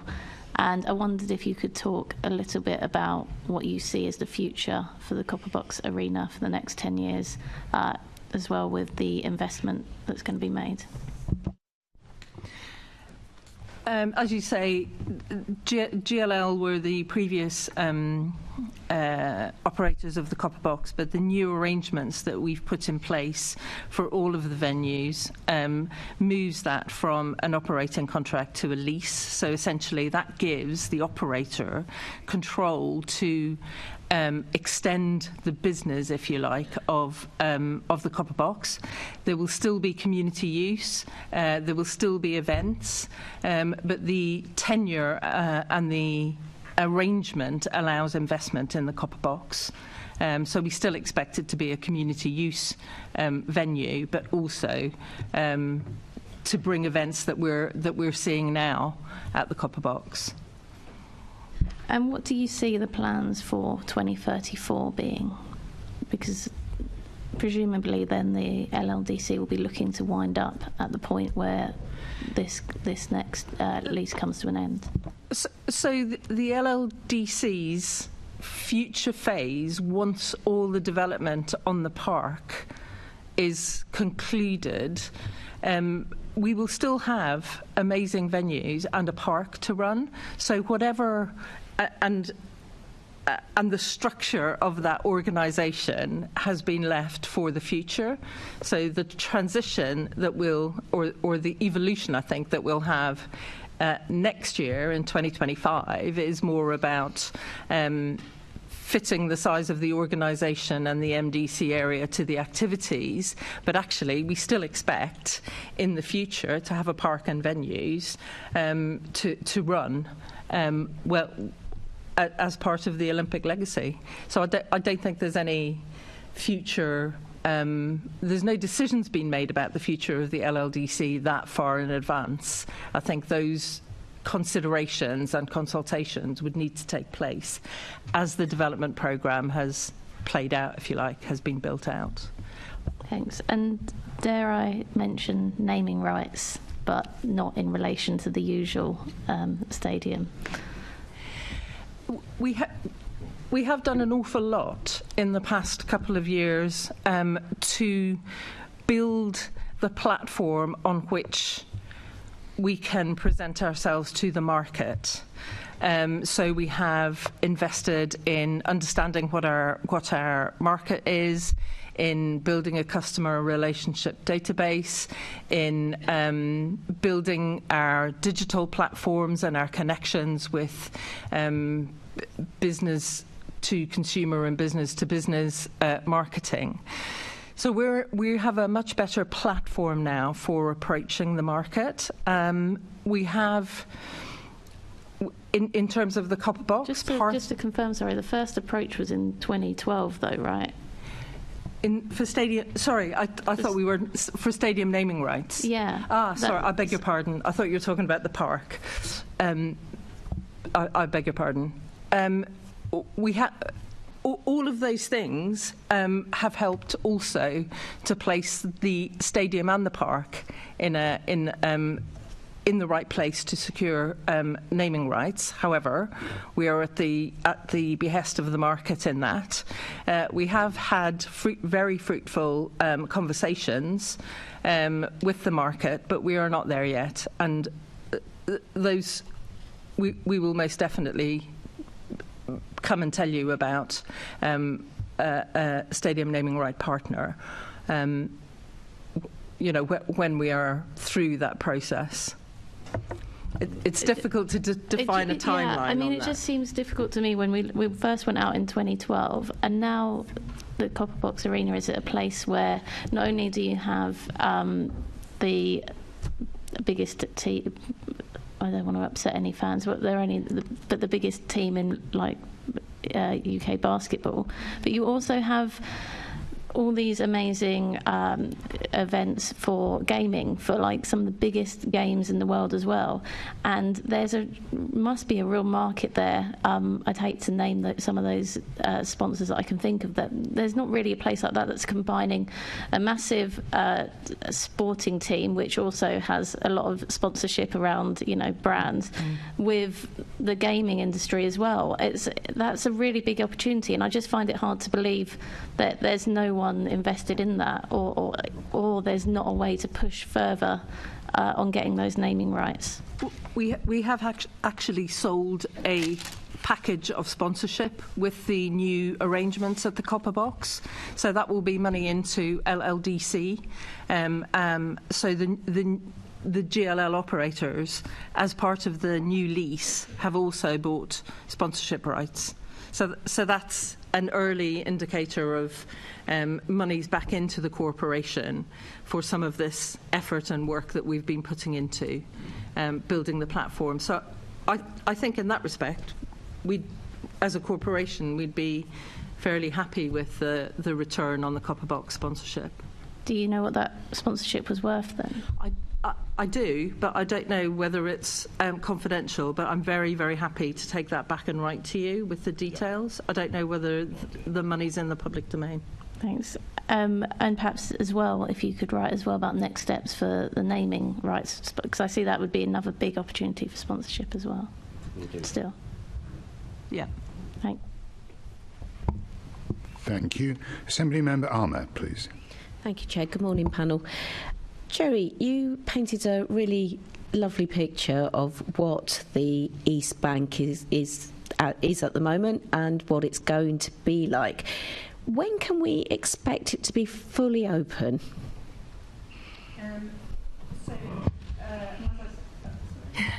As I said before, in fact, half of it's open now, UAL. We've handed over V&A. V&A are going to do a fit-out for their building that will hopefully see them open in 2025. Sadler's Wells, we hope to be handing over in the summer, and that building to be operational this year.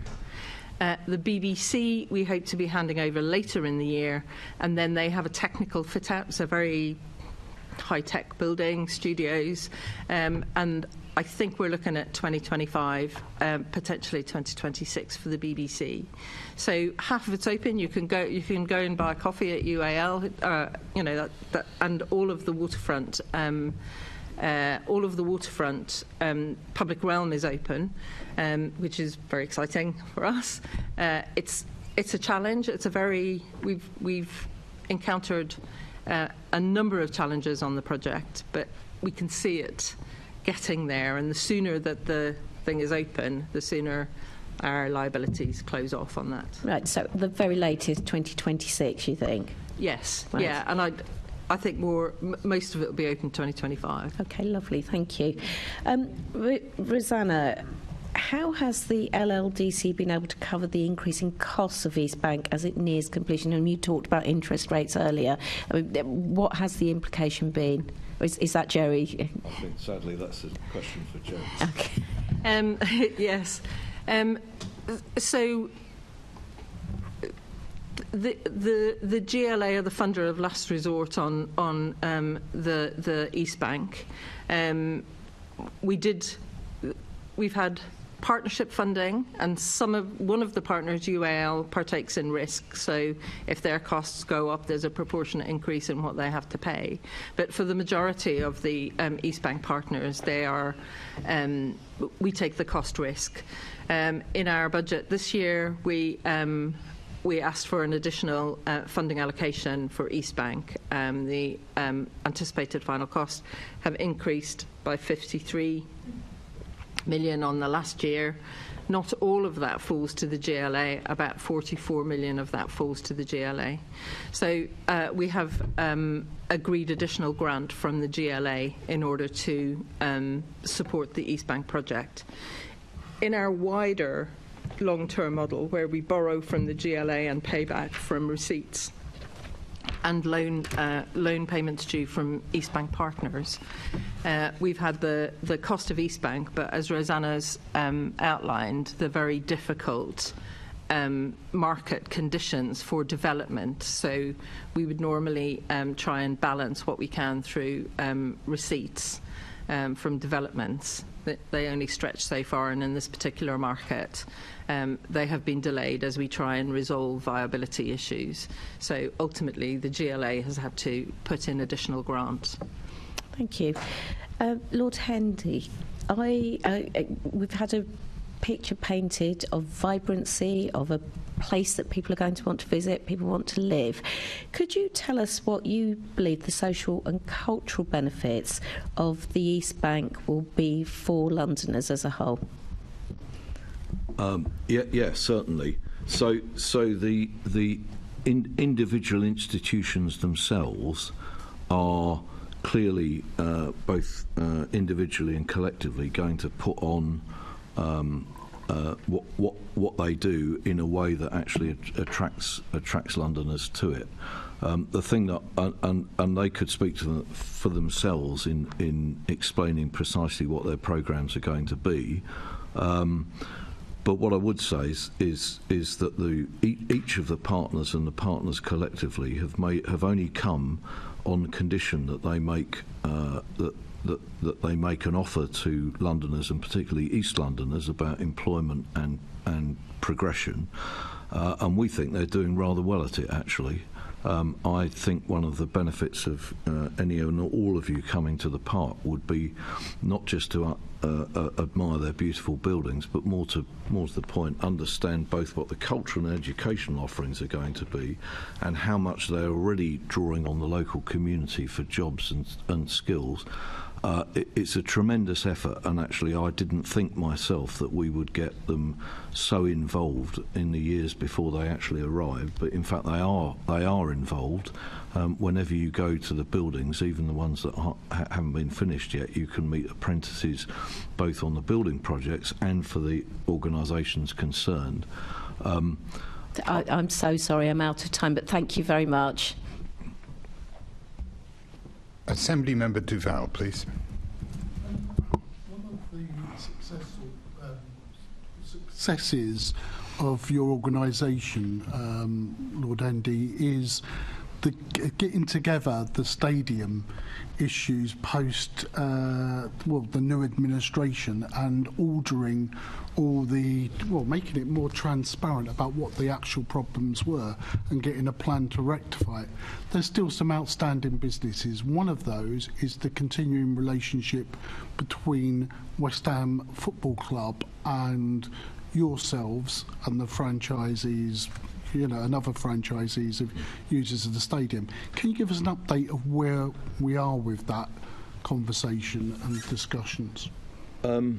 Yes, well, it's Lynn and I and others here inherited a contract which, as an understatement, could have been written better, could have been clearer, and might have benefited the public purse better, but that wasn't our doing. We've had to manage it. Lynn has a fairly constant relationship with the Chief Executive of West Ham. She has been engaged in detail with the complex subject of stadium naming rights, which you will know has to be a collaborative venture with the football club as well as ourselves. That's not simple either for a potential sponsor or for either of us, both of whom we have to answer to the public purse and the mayor, and they have to answer to their shareholders. There is quite a lot of dialogue, and the improvements in the stadium, which Gerry can certainly talk to you about in detail, have been as a result of a relationship with the club that has enabled them to happen. Is it all sweetness and light? Well, probably it's not all sweetness and light, but then actually even if the contract or the concession agreement was perfectly clear and had been differently written, it would still be a commercial negotiation because they're a commercial organisation. Will it have to continue? Well, it will, because actually the I don't know how many years we've got left, but it's still over 90. It'll outlast me, and it'll probably outlast you as well. So we've got to get along with each other, haven't we, actually? And I think that without Lynn being here, I would give her immense credit for managing this relationship in a positive way to deliver so much for both London and for the club, actually, because we've made some real big changes there and it has got better. And actually the attitude of the fans, and you're one of them, towards the stadium has significantly improved, and part of that is about how the club performs, and part of it is about how the facilities work.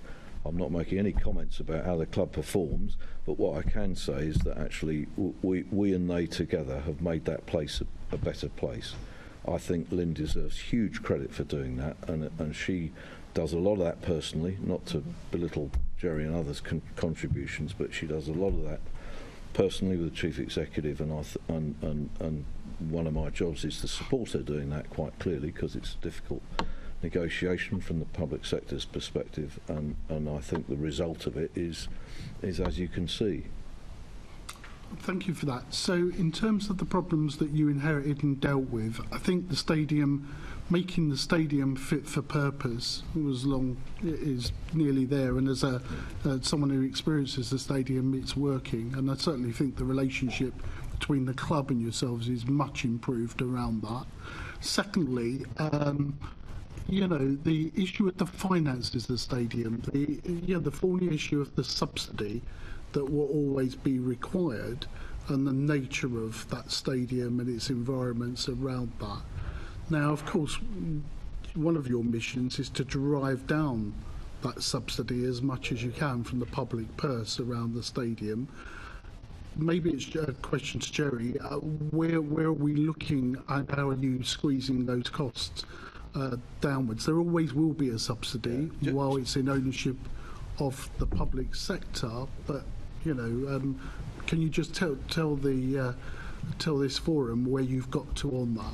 I mean, just before Gerry answers, one of the things when I wake up in the mornings and think about it, actually, what you have to contemplate is that the stadium will always be a cost to the public sector in the way in which it's been created, but actually it is the centrepiece of the park.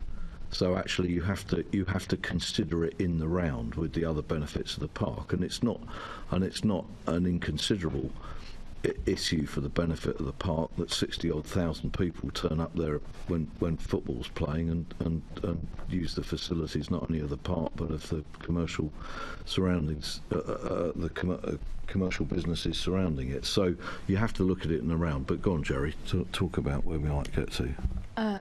Thank you. I think the first thing I'd say is that there is an inherent subsidy in the arrangements, but should the arrangements change, then you know, that would be how to make a difference. In saying that, as you say, we have been doing an awful lot over the last 5 years to improve. To bring that subsidy down.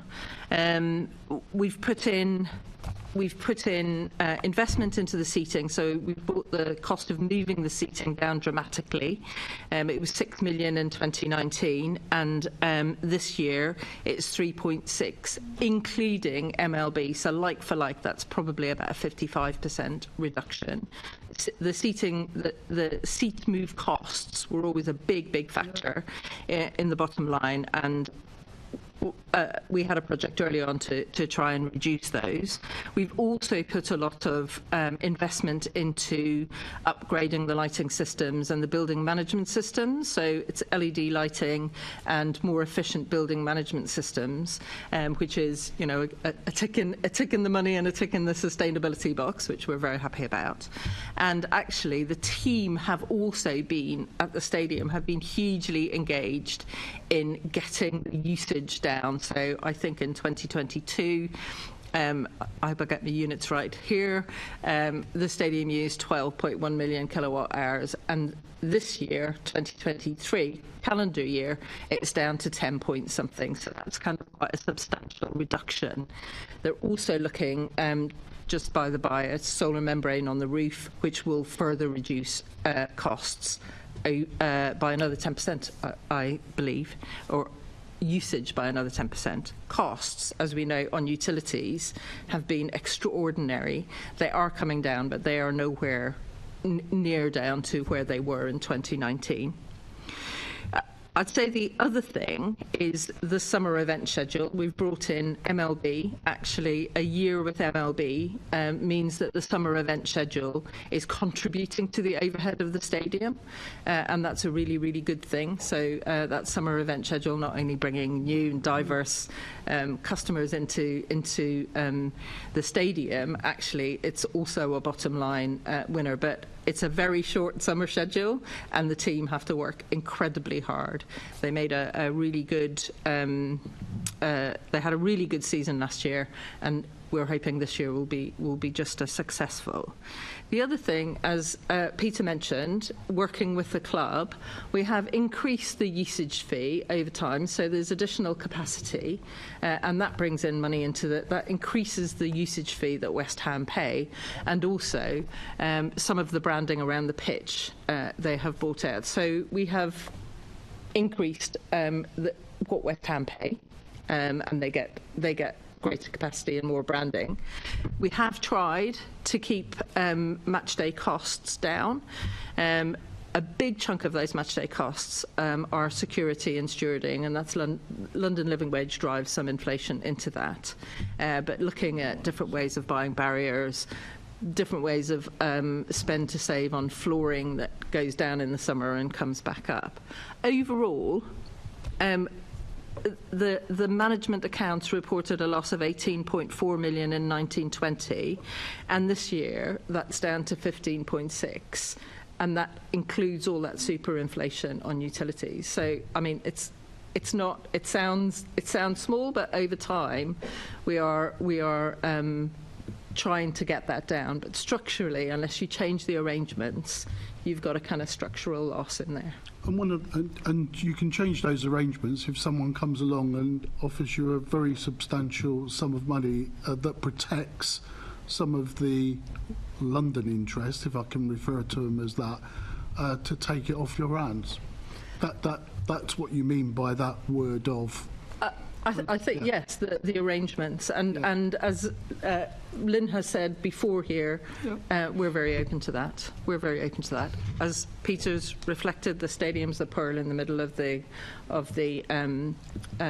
regeneration of the QEOP.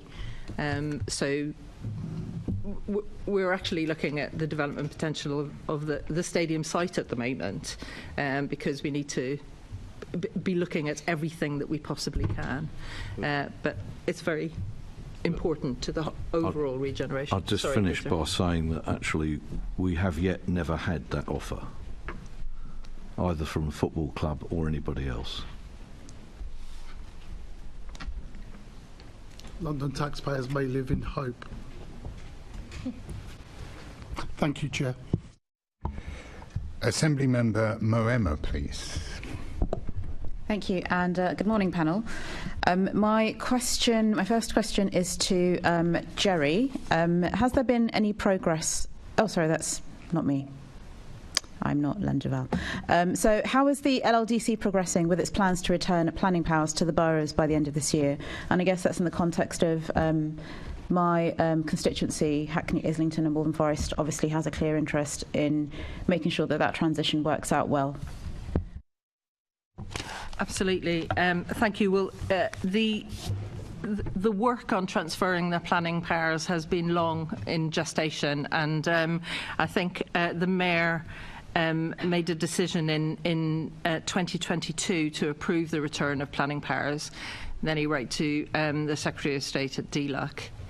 Essentially, since then, we've been working really, really closely with the boroughs to agree the protocols for handing back all of the data and the agreements and the funding that goes with the agreements. And those protocols have been agreed with the boroughs, and actually they're available publicly on our website. The Secretary of State for DLUC is responsible for the statutory instrument that affects the transfer back, and that is, we've been in discussion with DLUC, and the principles of that statutory instrument have been agreed by all the boroughs' councils, by our board, and is currently with the Mayor. The statutory instrument itself is being drafted and is expected to be laid before Parliament in the autumn for effect on the 1st of December. So I think in terms of how we've worked with the local boroughs to agree all the protocols, I think that's been successful, and I think officers are feeling that the transfer is in reasonable shape for a smooth transfer in December. Okay, and so just on that, the statutory instrument being laid later this year, how comfortable are you that DLUC will actually do it? The DLUC will do it. Well, I wrote to the Secretary of State some weeks ago saying that actually, in return for when the park was established before 2012, government moved with alacrity to make sure that everything was there so that it could be done.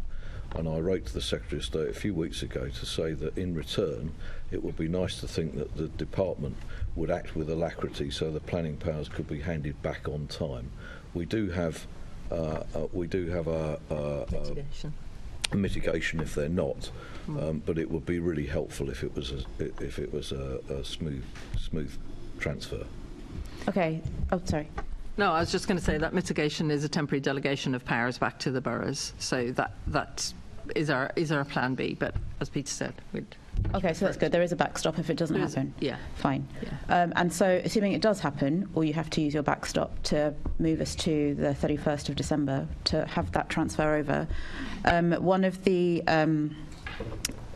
interesting and useful developments that the LLDC had in that part of London was the use of community review panels. Where applications were discussed by a representative panel of people before going to planning. I wonder, obviously that's a really important power that any local authority has. Have there been discussions about continuation of that principle in the boroughs? Is that something that you're expecting them to do, or do they revert to the kind of standard planning processes that they have? I don't know the answer to that, actually. If you wouldn't mind, we could come back on that. But as you say, it's the planning powers back to the boroughs. It's then in the boroughs' hands to deal with those as they see fit. But if I may come back to you on that specific about community review panels. Okay, yes, that would be really helpful. Thank you. If I may, I don't think I would seek to tell mayors and leaders of London boroughs how to conduct their own business, but by example, I think we're proud of what we've done. So it would be nice to think that they would carry on with the good practice that they can see going on now, and they are party to it because representatives of each borough currently sit on our planning decisions committee, so it's not like it will be completely unknown to them. Thank you. This goes on the clock. Lord Hendy, what do you like about running a mayoral development corporation? What do I like? It gets things done. Could you press your button? Sorry, yes. What do I like about it? It gets things done. This has been the most extraordinary transformation. I've been around long enough to remember what that Fridge Mountain, which was the biggest mountain of disused white goods in the world, down one of those watercourses. And when I remember, I put the picture of it quite regularly, just thousands of old fridges. We had 3 bus garages there, which had an eighth of the total London bus fleet on the Olympic Park site because it was the cheapest land in London and nobody else wanted anything to do with it. And this transformation has been an astonishing change in 20 years. And as I said at the beginning, people regularly come to us and ask us how on earth it's been done. Now, that's not solely at all to my credit. It is to the credit of the LLDC. It's to the credit of 3 mayors now. It's to the credit of everybody in London who's supported that. And I think it's a transformation that everybody ought to be really, really proud of. And at the May plenary of the Assembly, we recommended that the Mayor LLDC and the LLDC Advisory Board should work up a timeline which provides clarity on the future of the LLDC, including an end date to its status as an MDC. We haven't received much back on that request. So that's not dissimilar to the question you asked the Mayor's Chief of Staff at the recent hearing, I think. And the answer is that the transformation which we've talked about this morning into a smaller authority which will have the continuing responsibility for the park is clearly one thing. I think you'll find that the Mayor's Chief of Staff said to you that the next milestone would come in the 2030s when the fixed estate charge combined with the savings in commercial income would mean that the LLDC wouldn't need further income from the Mayor and the 3 big development sites will be complete. You could then make the case that the corporation isn't needed anymore, but the thing I would say to you is that actually in order for the benefits of the park to continue to be realised by the local community, East London, London as a whole and the nation, there would still need to be some arrangements to look after the park in order that it was the great estate then that it has become now. When the MDCs were set up, I remember it well. It was very much, they were considered to be a task and finish group. That is, you got the job done and then you left. The fridges have gone. Why isn't the MDC? Because the MDC's still got work to do in celebrating the achievements of what's been done so far. It certainly doesn't mean it's finished, and you've heard this morning that actually the real work in trying to deliver the rest of the housing still needs to be done.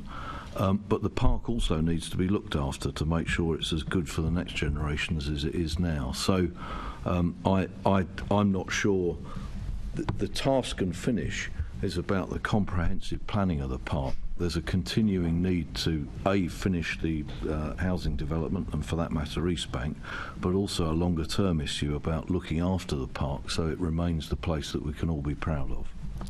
You'll recognise that, during the debates about setting up the MDC, one of the big questions was about accountability and when it would finish. We still have the accountability issues, and we don't know whether or not it's going to finish.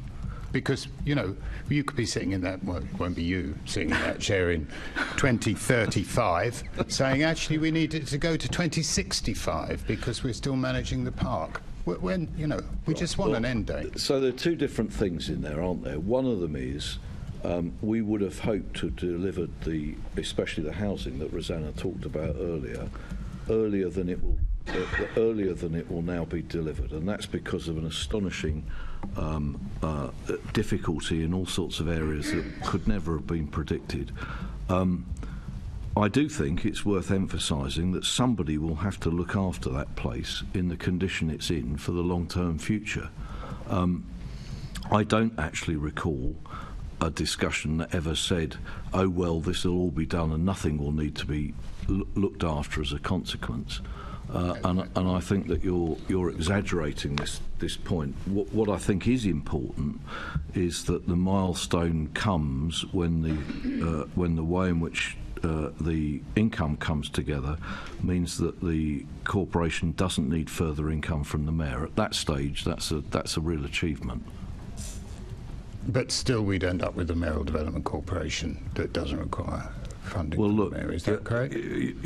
You're arguing about 10 years in the future, aren't you? It sounds a bit pointless to me. We're a strategic authority, Lord Hendy. We think further than next week.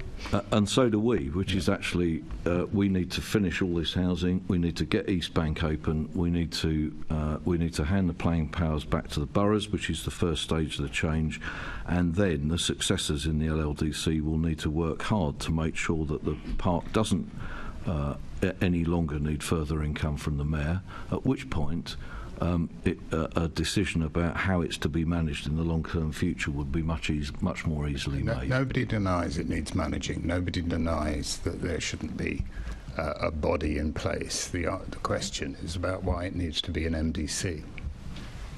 Well, I mean, actually, it's less like an MDC from the 1st of December because it no longer has the planning powers. But it does, after all, own quite a lot of land there. Right. Thank you very much. The next question is going to be in the name of Assembly Member Desai, please. Thank you, Chair. Good morning, panel. Firstly, Lord Hendy, can I thank you and your team, including my ex-Newham Council colleague Paul Brickell, who I believe is retiring soon, for all the work you've done for the last few years. So, back in 2016, following disturbances at the London Stadium, the police committee did a site visit and took formal evidence from relevant agencies, particularly around, and we made recommendations, particularly around working together. So 8 years on, what progress has been made, and how are you working with the Met, BTP, residents, local councils and others to ensure security, not just in the park, but surrounding areas, particularly with the many major developments going on? Thank you. Just before I hand over to Gerry, yes? Yep. I think, I'll just say it's very good of you to mention Paul Brickell. Part of the real success of the LLDC has been driven by Paul's passion for the development of the park and for the furtherance of the opportunities of people in East London. And it's a real delight to celebrate everything he's done at the point at which he retires. So it's very nice of you to mention it. Gerry, about the policing. As you mentioned, disturbances in 2016, I think we've bolstered substantially the stewarding and security such that I think we're probably seen now as an exemplar. The stadium team worked closely with the police, the local licensing authority, and we haven't had any recurrence of those incidents. So police attend matches that, you know, there's a kind of security rating for various matches, and the police attendance is proportionate to that. But generally, and I can write with more detail if you would like, but generally I think we're seen as an exemplar on the safety and security at the stadium operation. That will do. Sorry, you finish? Yeah. You can write to me. Can I just say that Paul and the new mayor had a vision of the park back in 2007. So can I just finally add, and this is more of a statement, but the question can be, do you agree, that I firmly believe that there is a very positive games legacy, probably the only Olympic park to have had one. Having seen as a local resident in the 80s, I lived overlooking the park. What the park was then like, quite frankly, it was a dump. As a certain book says, it is no ordinary park. And for me, it was the first visible manifestation of London's move eastwards, London moving east. That's definitely a question to which the answer is we agree. Okay. And can I say that the book by Dave Hill, I don't get any commission from the sales of the book, but that book sums it all up. It is no ordinary park. Well done to all. Oh yeah, the book's worth buying. So you're getting the commission, but not me then. No, honestly, thank you. I think I'm running out of my time now. I think it's fantastic progress that is made, and well done. Thank you. Assembly Member McCartney, please. Thank you. And let me start by adding my thanks as well. I think we're in a very different place than we were 8 years ago. But I want to ask a question about fairness.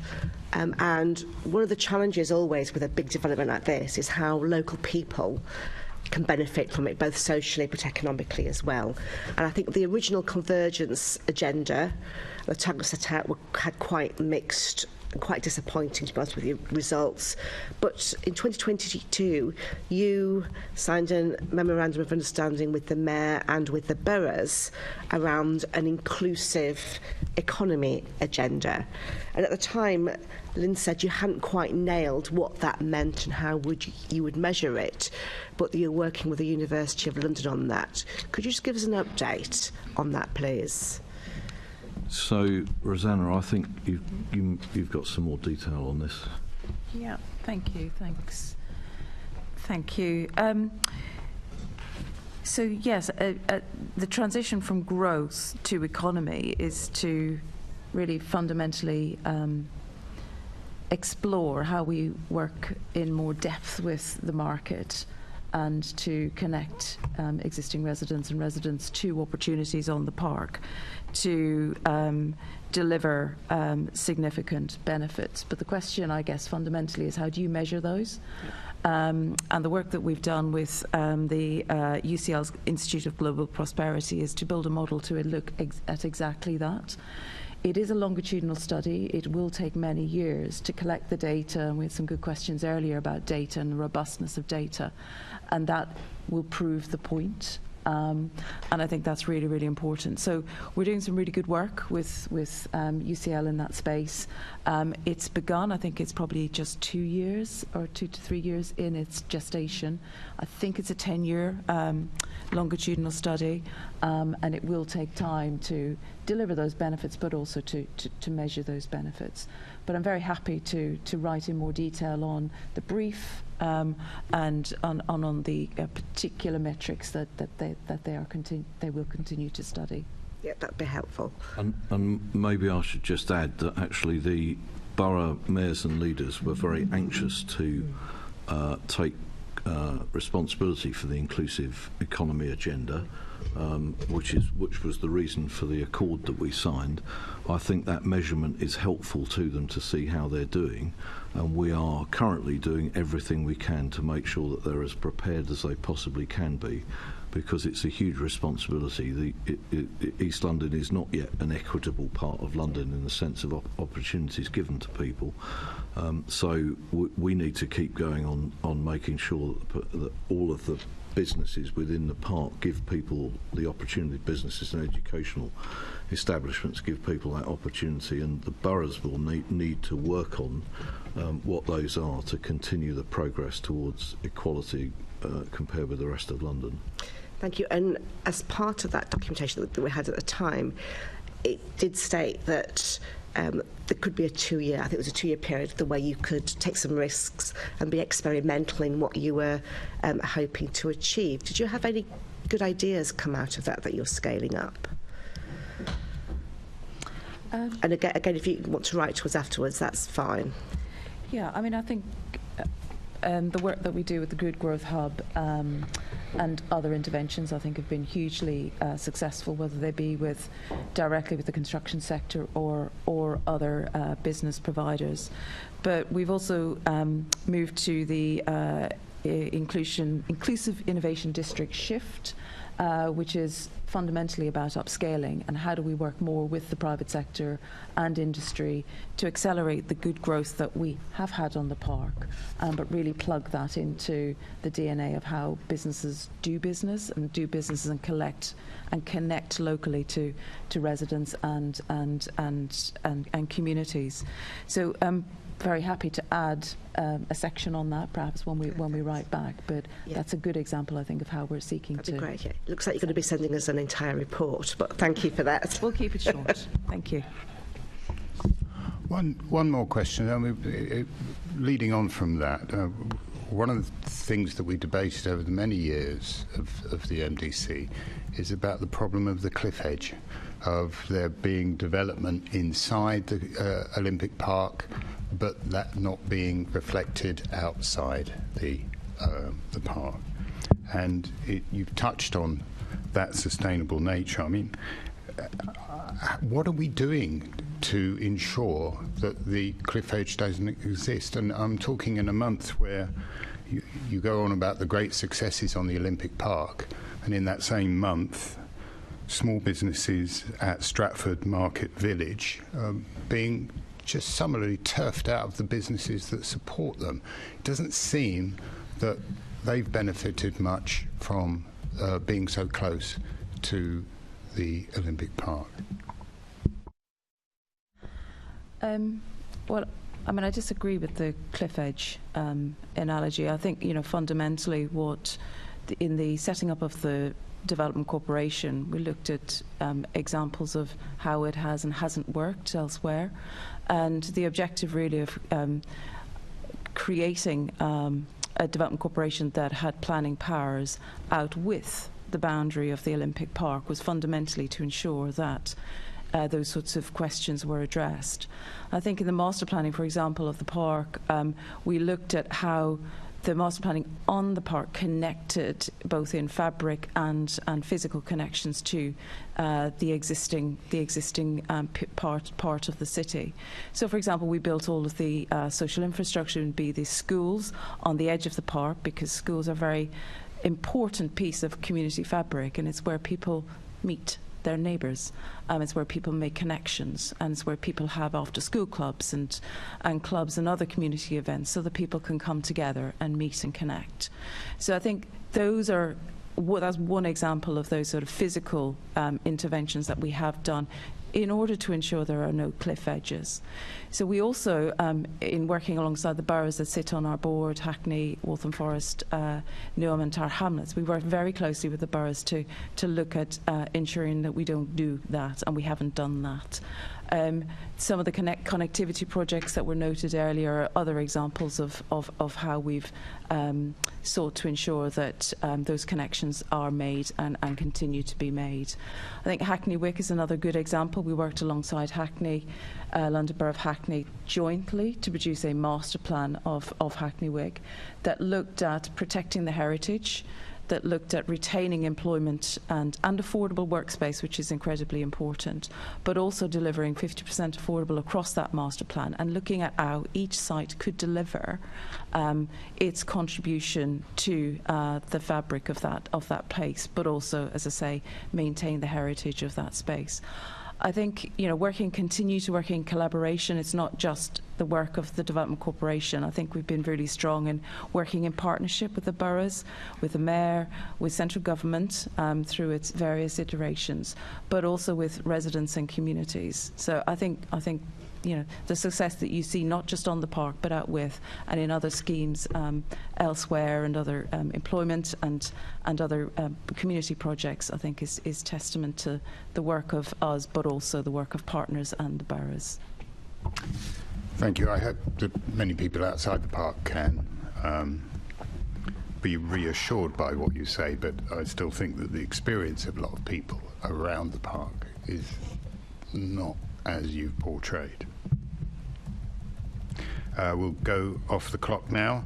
We have now reached the end of our first question and answer session. I'd really like to thank all our guests for coming today and answering our questions. And you are now free to leave the chamber. Thank you so much indeed. Thank you for your time. Can I just say one thing in conclusion, which is that all of you, either collectively or separately, are always welcome to come and look at the park and see what we've done, and in particular to come and meet the educational cultural institutions at East Bank, not only to find out what they're doing and they are going to do, but to find out what effect they've had in the local community in terms of both culture and employment. And you're all welcome to come, and I hope that you do, because it's a very uplifting experience. Thank you very much. Thank you. Can I ask the Assembly to agree the motion set out on the agenda in my name, namely that the Assembly notes the answers to the questions asked? I'd now suggest that we take about 5-minute break. You happy with that? 5-minute break before to set up the next panel. I beg your pardon. Oh, heating on. Sorry, I didn't hear that. Heating on. We'll do with that. Thank you.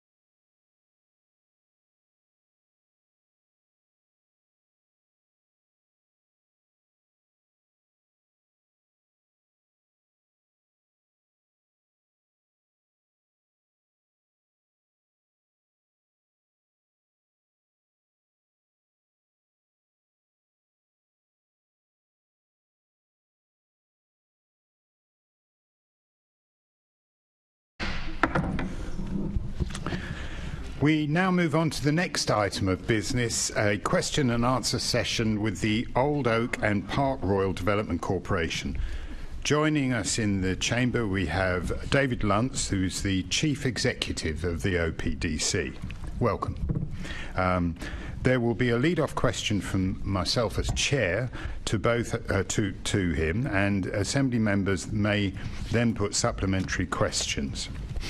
Please could I ask Assembly members to be brief with their questions, and for Mr. Lunt, if you can be succinct in your answer, I'd appreciate that. I will first take an answer from Mr.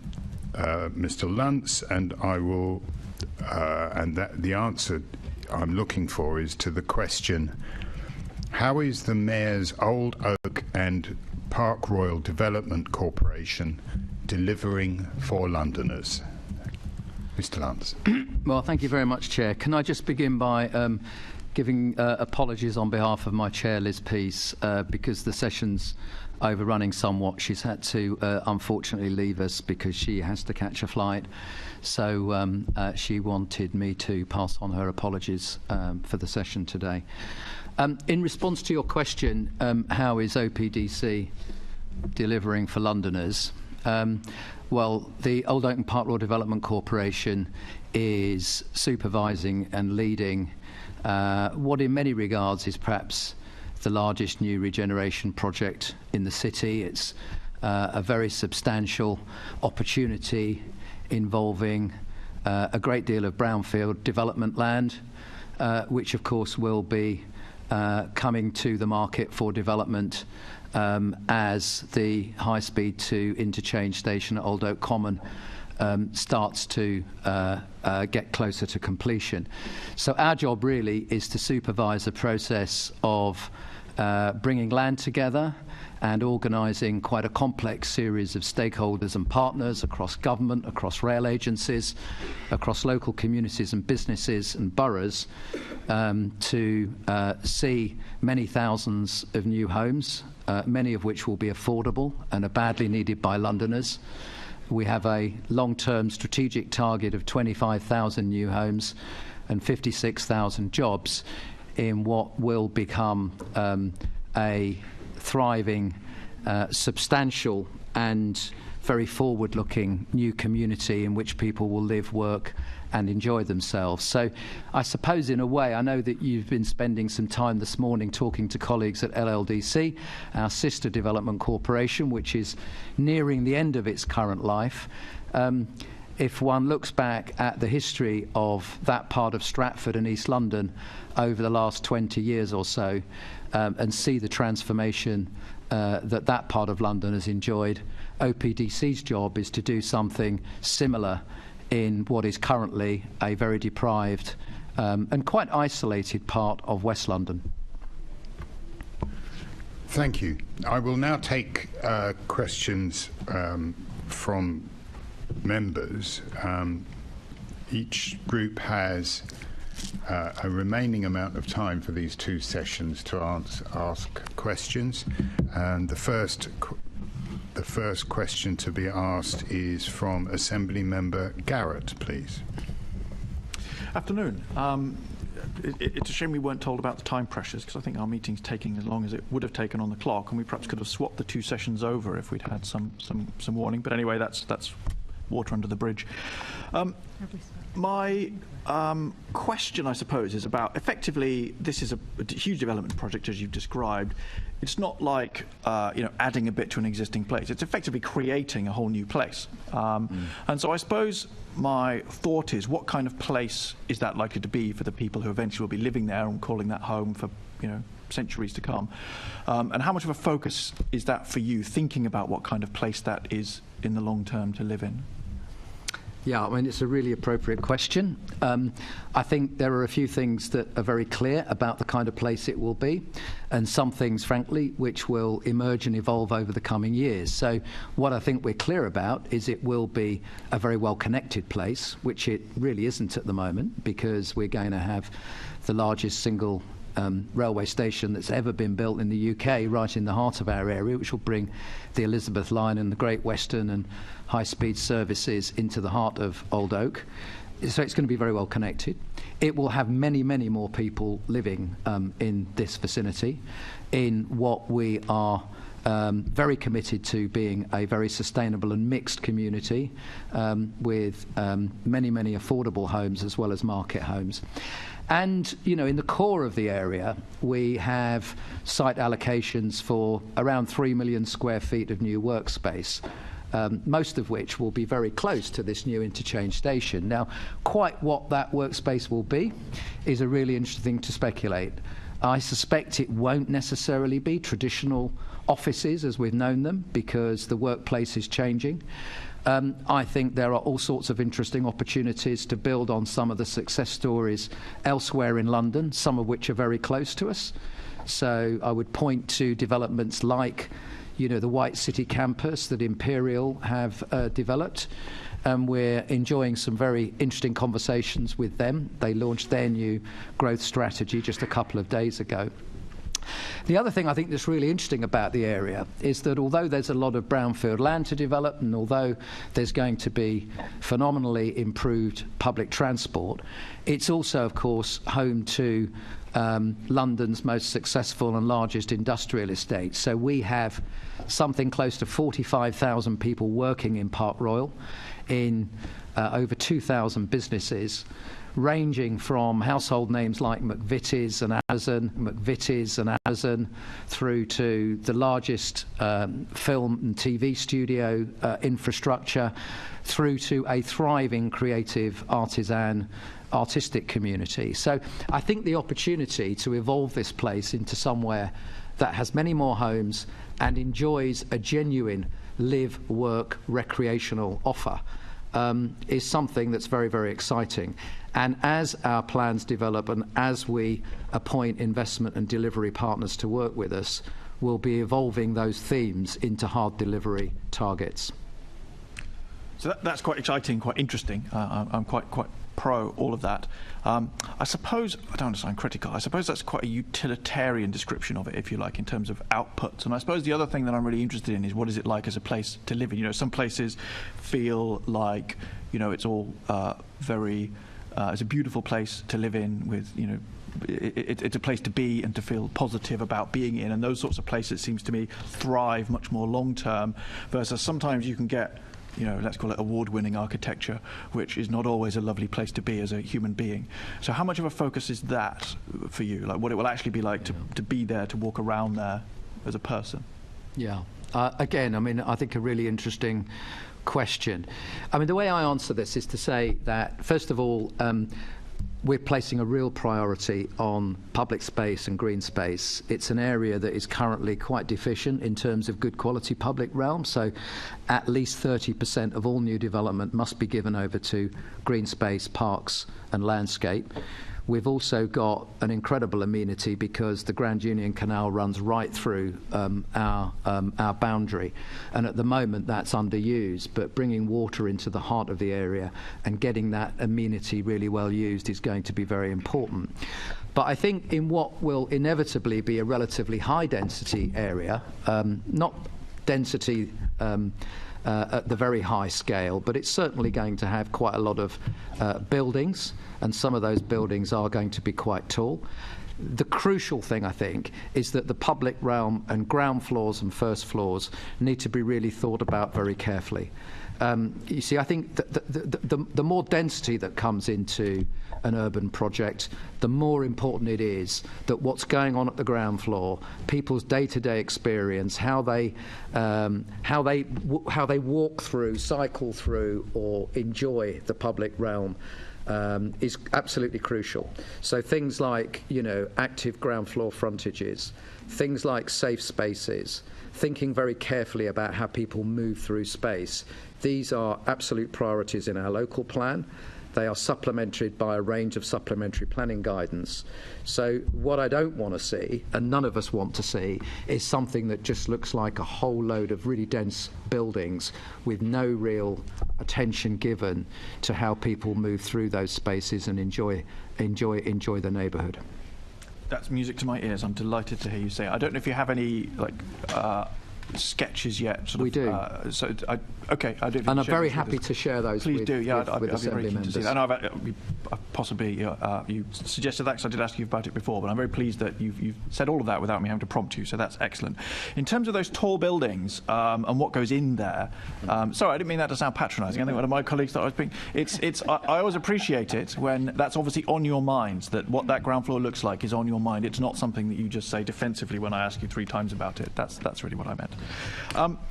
In terms of those tall buildings, what's the sort of typology of the kind of flats that are in there? Because obviously it's very easy to build lots of 1 or 2 bedroom flats, but again, it's a whole new place. Some of the people there will be families with children, those sorts of things. Is that something that's on your mind as well?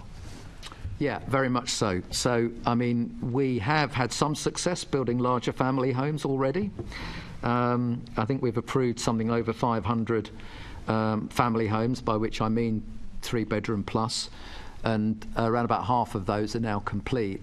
We want to go further, and as we take a more proactive interest in development through our land, our control of land, we'll want to improve that and get that up closer to 25%. I think at the moment, if I'm honest, it's probably still at the stage where it's a relatively challenging environment for young families. I wouldn't be defensive about that. We've seen a lot of development for student housing. We've seen a lot of development for build-to-rent apartments, which is good because I think that starts to seed a process of change. But certainly as the project matures and we get some of the larger sites moving and we get some of those public realm investments and infrastructure that I mentioned in place, we'll be working quite hard to make sure that this is genuinely a mixed environment where there are lower rise properties more suitable for traditional families alongside apartments for those that enjoy that lifestyle. Yeah, that's positive, particularly of course as people they may move in single and then of course people's lives move on and they often will want to stay in the same area and be able to move into family homes, so that's positive. Right. You're talking about the sort of lower density. I don't know what that means. Obviously there's been a lot of talk about this thing called gentle density, which is sort of 4, 5, 6 stories type of development, sort of a lot of stuff that you see in the centre of Paris and actually some of the older inner suburbs in London. Yeah. Is that the sort of thing you have in mind? Yeah, that's right. I mean, we've got a range of indicative densities across our area. I mean, we have got some locations which we think are suitable for taller buildings, but they're very clearly specified.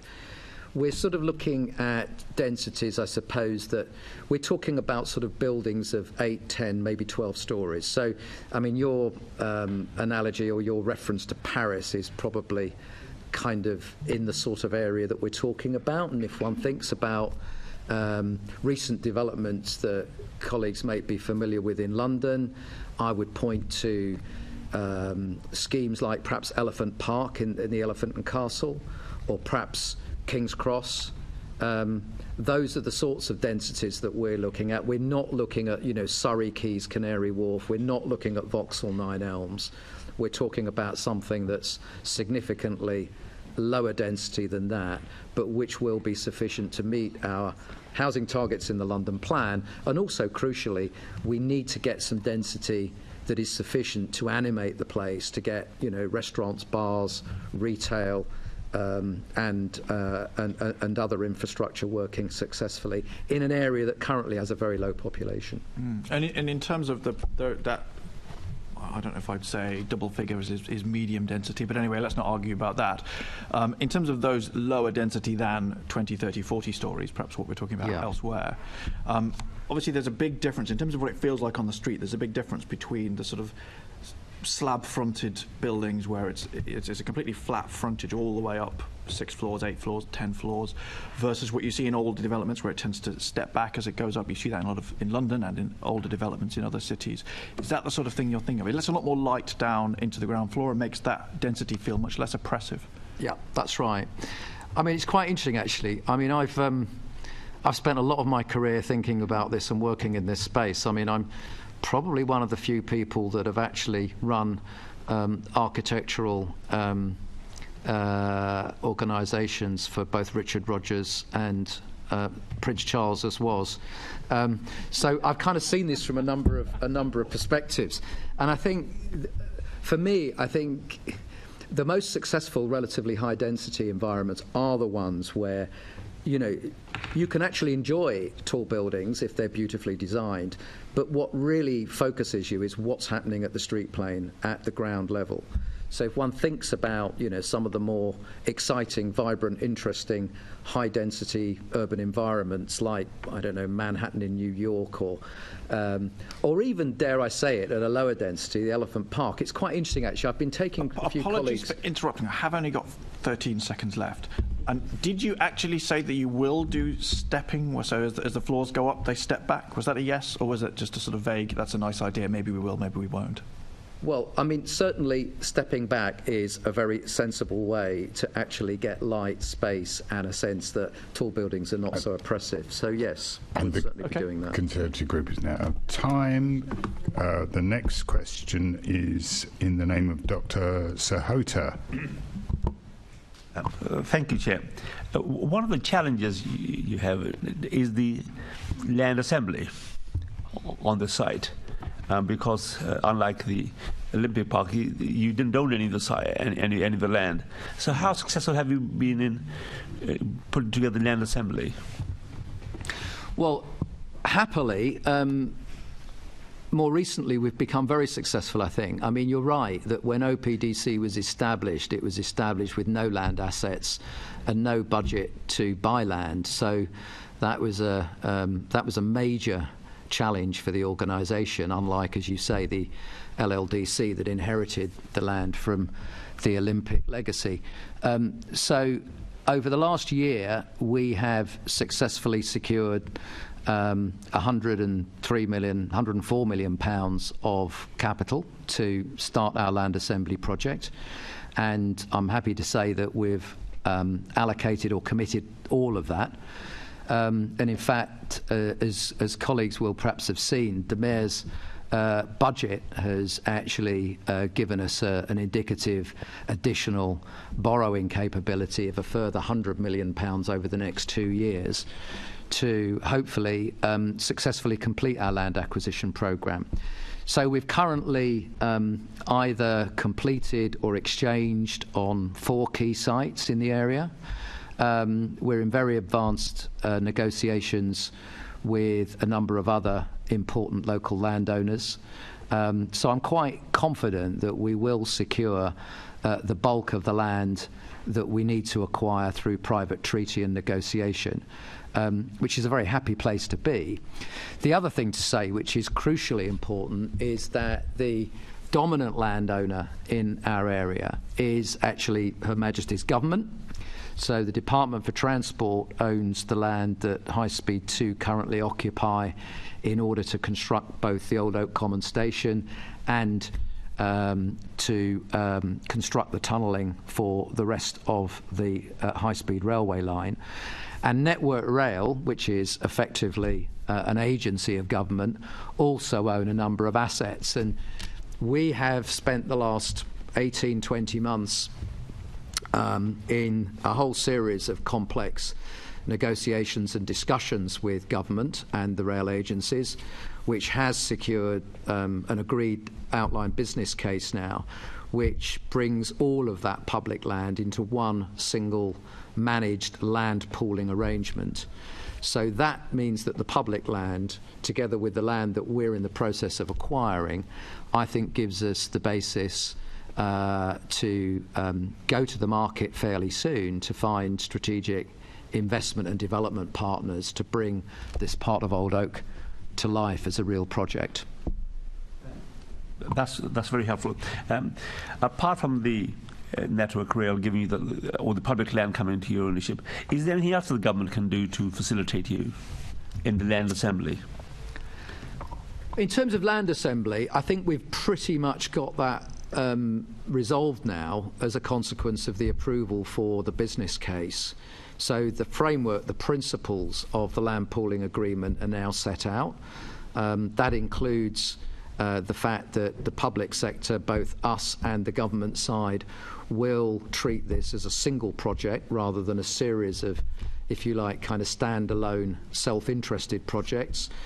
Crucially as well, the business case says that the land assets from the public sector side should be treated in a way that generates long-term patient return. So at the moment, none of the parties are looking for immediate land receipts, which is really quite important. And the other thing that's quite important is that it specifies that OPDC should be the public sector delivery agent on behalf of the government and rail agencies. And so that's crucially important as well. So we've got quite a simple process for engaging with the market. I think in terms of what further assistance government might do, there's certainly more work to do as we look towards a formal procurement process to see whether we might need some more public funding support to ensure that the project is viable. I don't think, and the business case has analysed this in great detail, that we necessarily will need grant funding, but I think we potentially might need some additional loan funding into the scheme because it is going to be quite challenging in terms of a cash flow. And that's all work that's underway at the moment to model these things in more detail. But I'm happy to say at this point in time, government has actually been really supportive of our ambitions. Thank you. Thank you. Back to you, Chair. Thank you, sir. The next person to ask a question is Assembly Member Berry, please. Thank you very much. Hi, David. Nice to see you today. So I'm very keen to make sure that we get some really good, community-focused, outdoor space-focused, maybe even some fun meanwhile uses of any land that you're currently making plans for, but also any that's now in any kind of holding pattern because of the HS2 changes. Yeah. I had a look at your recent CEO progress report, and there you seem to be suggesting that the Channel Gate site might be sort of waiting around for a little while they make decisions over Euston. So yeah, I'd like to know what you're thinking about. Obviously, we've seen some great uses in the Royal Docks for meanwhile use of some sites. King's Cross, we had an outdoor swimming pool that was also an art project that was rather brilliant. Yep. And so I'm very keen to see that we keep these kinds of options open and don't just sit with land doing nothing for some time. What you got planned? Yeah, very much so. The sites that we've acquired or are in the process of acquiring, in the main at the moment, still have occupiers. So as those leases run down, we will be able to introduce some meanwhile uses into those sites as they become cleared. That doesn't mean that we're doing nothing in the meantime. We've been doing a lot of work, particularly in Park Royal, actually, to create meanwhile spaces and animate some of the areas there. We've done a lot of work with local small businesses and the Ealing Council, supporting the Creative Enterprise Zone, which has opened up, all sorts of things for local people and visitors to come and see. We've got an asset management strategy. We're working on a more detailed meanwhile use strategy, which will pick up exactly the points that you're raising. We've also invested something close to, I think, £400,000 now in small grants awards to either local businesses to help them open up some of the things that they're doing for local people, and also, supporting small community organisations that are organising things like, local festivals, local fairs, local drop-ins. There's a lot more work we can do. There's no doubt about that. The other thing that I would say, though, is that we've done some really interesting work recently to open up some of the canal towpath. So we've been working with local residents and community organisations. They've now got a barge on the Grand Union Canal.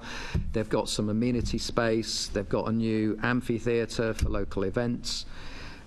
There's a lot more to do on this. Okay. I'm short of time, as we all are now at this stage of the meeting. Yeah. Very interested to see that you're making a dedicated meanwhile use strategy. That is a really, really good idea. Mm-hmm. I wonder if you could write to me with more details of that, including how you're consulting on it, how you're seeking views, because, very, very keen to make sure that... Happy to do that. Great. All right, thank you so much. Cheers. Thank you. Assembly Member Hirani, please. Thank you, Chair. David, I understand the OPDC is working with TfL, HS2 and the government to plan for local transport improvements, including at Willesden Junction Station and North Acton, that will help ease the potential congestion issues at Old Oak Common, which are caused by, obviously, the government decision to terminate HS2 services there. Can you update us on any of those discussions or that work? Yeah, you're right. I mean, there's a lot of work going on at the moment. There's a new kind of high-level task force that's been set up by Secretary of State for Transport to look at some of these issues around resilience and congestion and movement as a consequence of Old Oak Common Station being in a terminus condition for an extended period at least. That work's very much ongoing. I think there'll be some clear readouts from that in the next few months. There's a lot of discussion at the moment about whether there needs to be any enhancements to local bus capacity, whether there needs to be any additional thinking about how people move out of Old Oak Common Station in the event that there are, emergency conditions and so forth. We know as well that, North Acton Station, which is quite crucial on the central line, is going to need a fair amount of upgrade because the gate capacity is too low at the moment. There's no step-free access, and we're working very closely with TfL on some really exciting plans to upgrade that station, which I think, again, we'll be able to share, obviously with Assembly members, but publicly quite soon. So, I mean, I think it's fair to say that there are no comprehensive conclusions from the work around resilience at Old Oak Common yet, but the work is being taken very, very seriously. And as I say, during the course of this year, I'm sure we'll be able to speak in a lot more detail about it. Thank you, David. And your report to the OPDC board on the 28th of February covers the implications of the rescoping of the HS2 project following the government cancellation of Phase 2 and the withdrawal of public funding from Old Oak Common Station to the Euston section. Can you outline what impact this decision will have on your plans and what changes that you'll be making or what adjustments you'll be making to accommodate the potential increased footfall? Yeah. I mean, in a sense, in one sense, it didn't really change that much for us because, of course, before the October announcement regarding Euston, previously the government had decided to pause the Euston link. So we'd known for quite some time that Old Oak Common was going to remain a terminus until the Euston link was complete. The difference now, of course, is that until there is an appropriate solution to the Euston tunnelling link, which, as far as the government's concerned, has to be privately led rather than led by HS2, then Old Oak Common will remain in terminus condition, so it may be for a bit longer. It doesn't necessarily mean a whole lot of change for us. Assemblymember Berry mentioned the Channel Gate site, which was always one of those construction sites that was due to be released very much at the back end of the HS2 programme. HS2 are likely to be hanging on to that for a little bit longer now because that site is needed for the excavation of tunnelling spoil when, or indeed if, the Euston link ever gets complete. So that site is going to be retained for a little bit longer. At least until we know the future of Euston. But in terms of some of those issues around resilience, congestion and so forth, those issues were already very much under discussion and debate because we were aware that the Euston link was going to be some years delayed. That's fair. Just you alluded to something that I haven't heard before anyway about this high-level task force that's been set up, and one of the other longer-standing issues in the area where OPDC operates is also the West London Orbital. Yeah. Is there now an increased case really to bring that project forward, given the issues that you raised about, or you mentioned about making sure that people can flow in and out of the area quicker? Yeah, I think that's right. I mean, we're very supportive of West London Orbital, although it's not crucial to our plans. It's certainly something that we'd be very keen to see, because it would give us a new station at Old Oak Common Lane, almost immediately adjacent to the HS2 interchange. And of course, one of the potential advantages of that is it improves connectivity for anyone that wants to use the stations along West London Orbital, because they could literally come out of Old Oak Common HS2 into the West London Orbital station. I would say, though, that if one considers the programming for HS2, where I think now the station is forecast to be open sometime between 2030 and 2033, I think it may be a challenge to see even if West London Orbital gets the go-ahead. I'm not sure it wouldn't be quite challenging to get that in situ in time for the new station to be open. But that's something that's certainly under very active consideration, and along with the Mayor and the GLA and the West London boroughs and business, we're very much part of the lobbying operation to try and get a positive outcome for WLO. Thank you, David. And the Mayor is also seeking funding from the government to buy more Elizabeth Line trains to deal with the congestion issues. Do you know where we are with that bid, and what happens if the government says no? Will the congestion issue that is due to be created be insurmountable? Well, I do know that those discussions are very much underway. It's not a lead for us at OPDC. It's TfL, obviously, who are leading those discussions with government. I mean, certainly we very much hope that there's a successful conclusion to that, because additional Elizabeth Line capacity will certainly help with some of those resilience and congestion challenges, no question about that.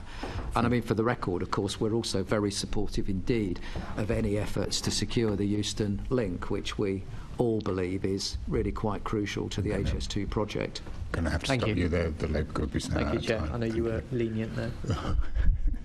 Assembly Member Polanski, please. Thank you, Chair. Good afternoon, David. Hello. I want to ask about the London Living Wage on projects that OPDC has involvement in. Now, if I look at the LLDC corporate report, and we had them on the panel earlier, they have made several commitments on the London Living Wage, but I can't see the same commitments from the OPDC. So would you commit to ensuring that all people employed on contracts with the OPDC, or that they have any influence on, will pay the London Living Wage? Yes, and we have very clear policy in terms of our procurement policies. I think when it comes to some of the local businesses in Park Royal, particularly some of the smaller businesses, I'm not sure that there is consistency amongst all of them around London Living Wage. I think that may just be a fact of economics, but certainly as far as we're concerned, our policy is very clear that we support the London Living Wage, not only for obviously for OPDC, but also for those projects that we directly procure. Thank you. Have you done any checking in with those businesses? Like, economics makes a lot of sense, but have you had that conversation in a formal sense? Yeah. In fact, I was having that conversation literally this time last week at one of the local bakery businesses in Park Royal, who pay the living wage, but not the London Living Wage. Yes, I mean, I think that's a conversation that will continue. I mean, we can't control ultimately what every business in Park Royal does, but we're certainly very supportive of trying to do whatever we can to encourage businesses to pay the London Living Wage. Thank you very much. Thanks, Chair. Thank you. We've now reached the end of our question and answer session. So thank you, Mr. Lunts, for answering our questions today. The Assembly has further items of business to deal with, but you're welcome to leave. Thank you so much. Thank you very much.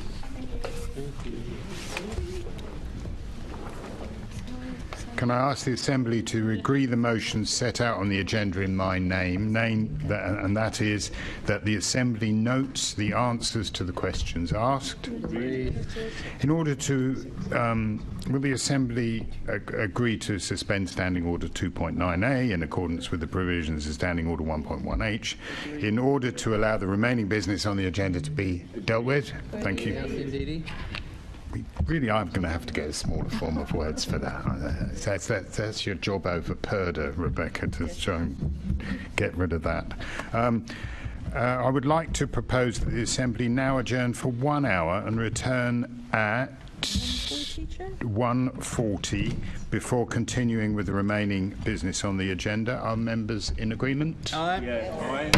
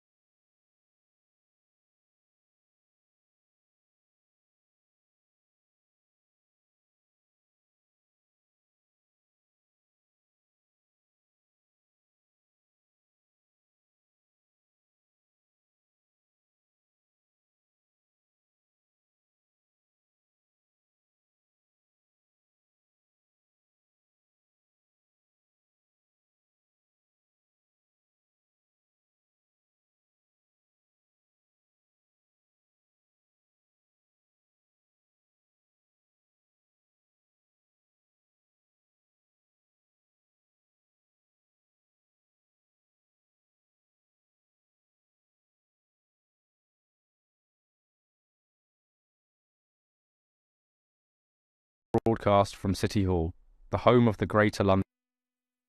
This is the broadcast from City Hall, the home of the Greater London Authority. Please stand by.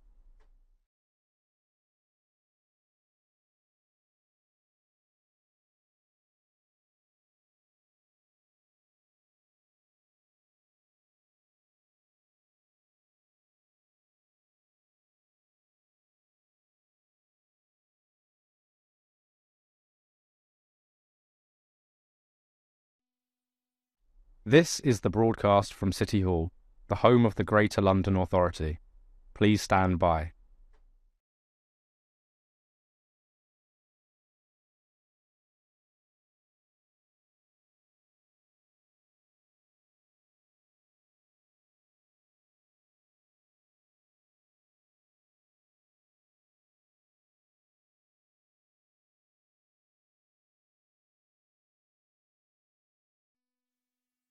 This is the broadcast from City Hall, the home of the Greater London Authority.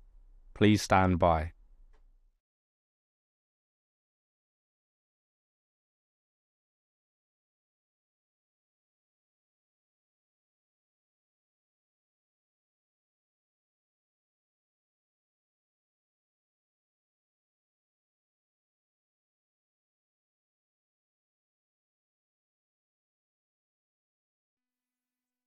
This is the broadcast from City Hall, the home of the Greater London Authority. Please stand by.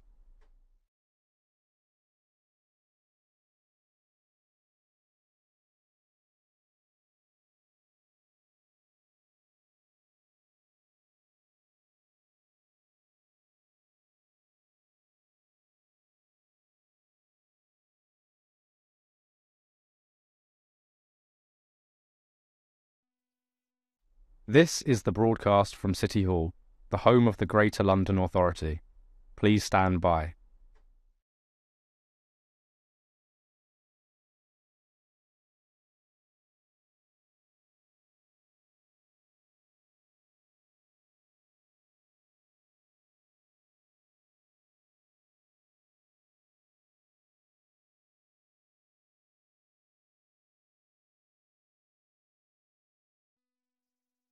This is the broadcast from City Hall, the home of the Greater London Authority. Please stand by.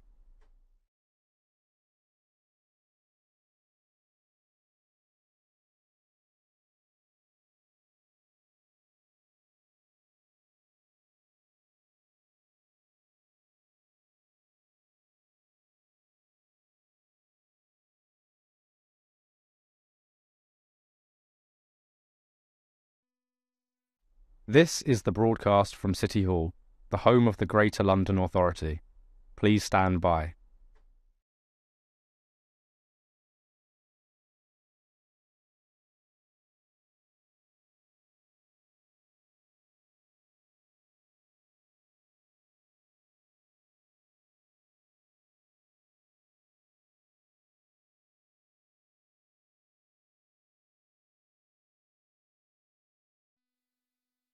This is the broadcast from City Hall, the home of the Greater London Authority. Please stand by.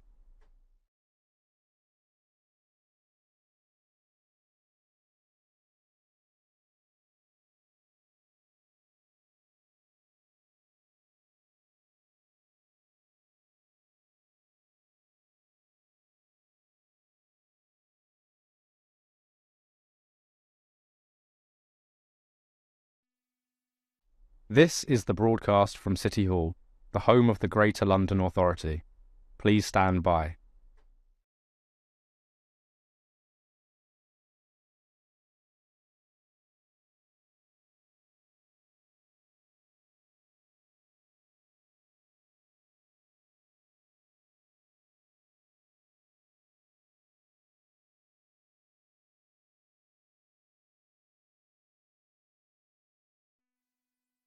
This is the broadcast from City Hall, the home of the Greater London Authority.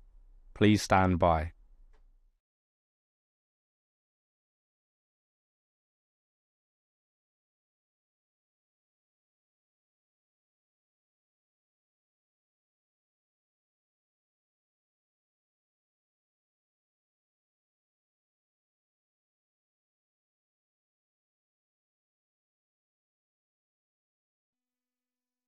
This is the broadcast from City Hall, the home of the Greater London Authority.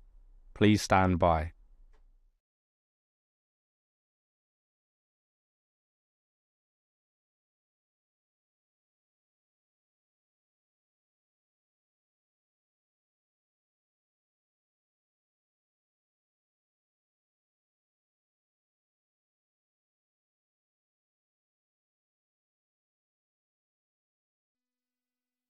This is the broadcast from City Hall, the home of the Greater London Authority.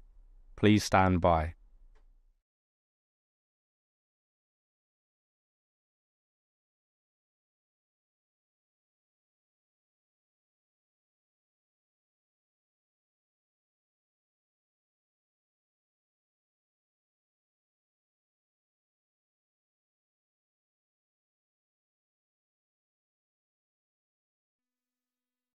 This is the broadcast from City Hall, the home of the Greater London Authority. Please stand by.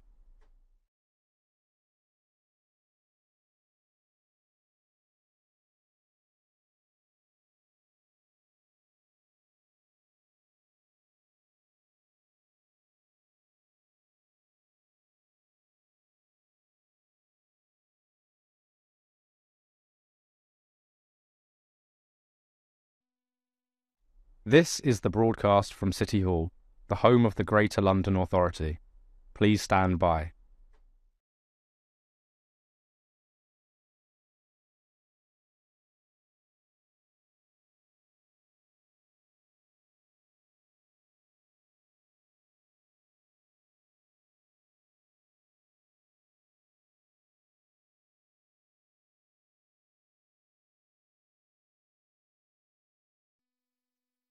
This is the broadcast from City Hall, the home of the Greater London Authority. Please stand by.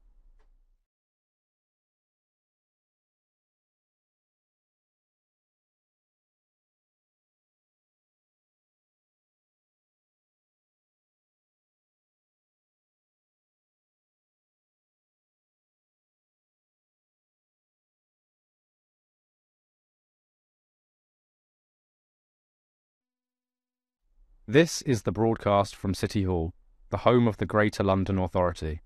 Please stand by.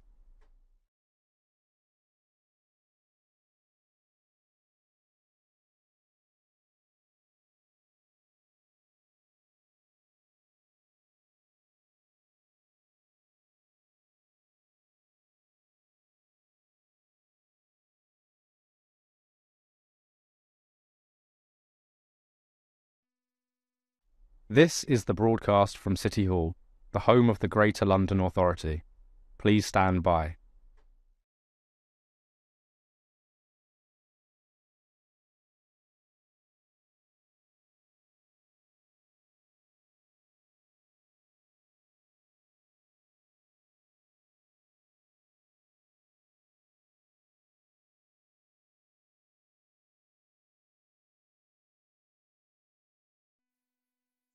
This is the broadcast from City Hall, the home of the Greater London Authority.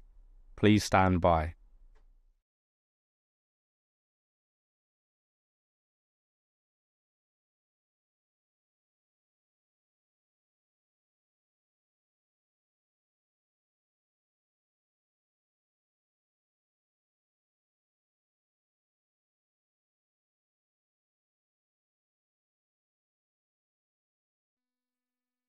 This is the broadcast from City Hall, the home of the Greater London Authority. Please stand by.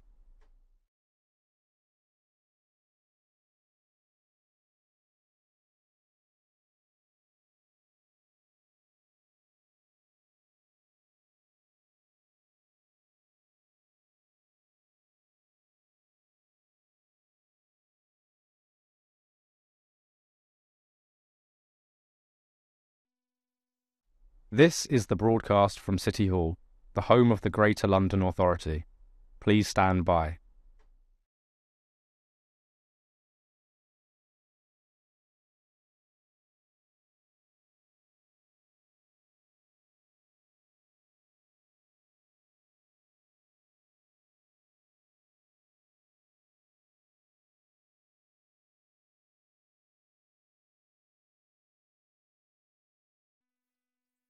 This is the broadcast from City Hall, the home of the Greater London Authority. Please stand by.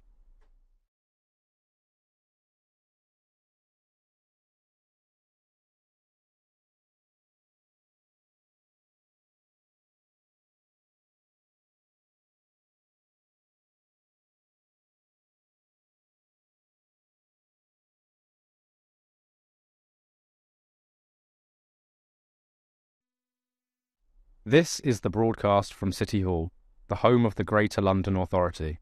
Please stand by.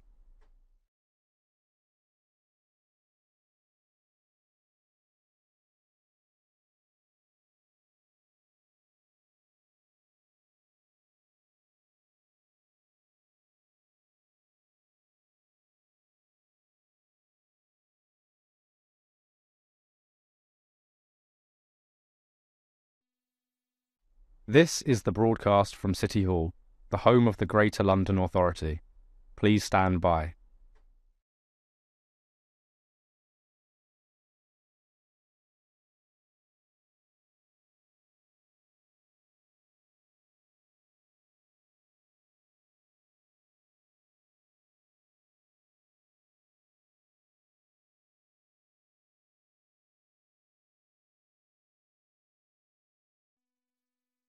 This is the broadcast from City Hall, the home of the Greater London Authority. Please stand by.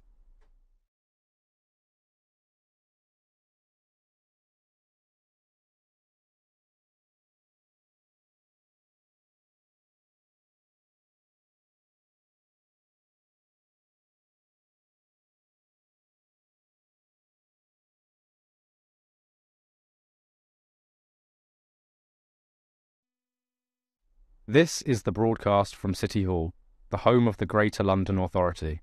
Please stand by.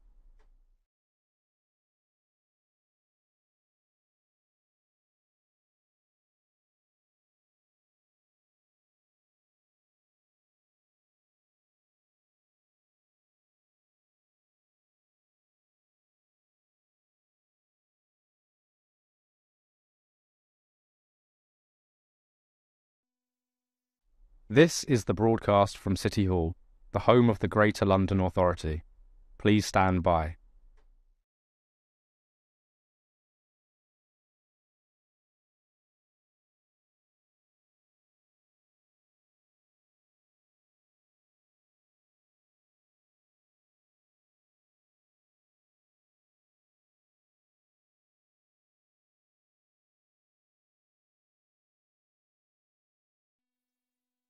This is the broadcast from City Hall, the home of the Greater London Authority.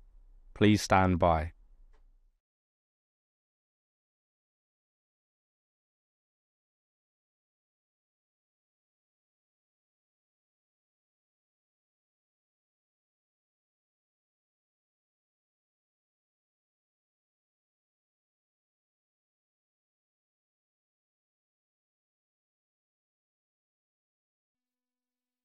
This is the broadcast from City Hall, the home of the Greater London Authority. Please stand by.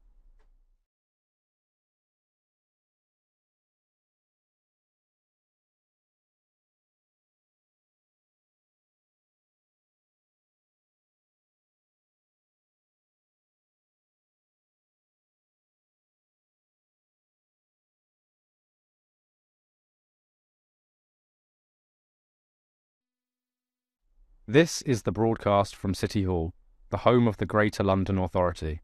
Please stand by.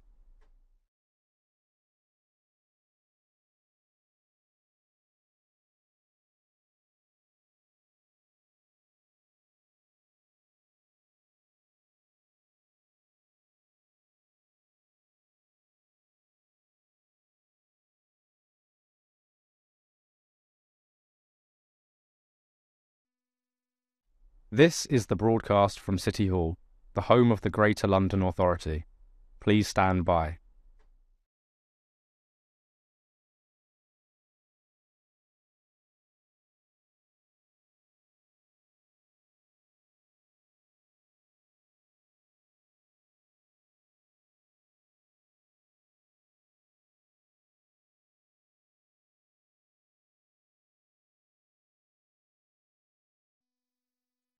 This is the broadcast from City Hall, the home of the Greater London Authority.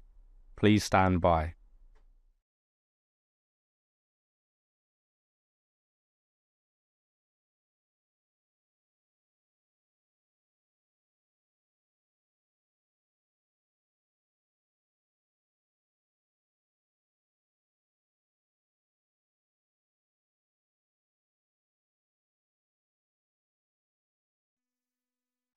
This is the broadcast from City Hall, the home of the Greater London Authority.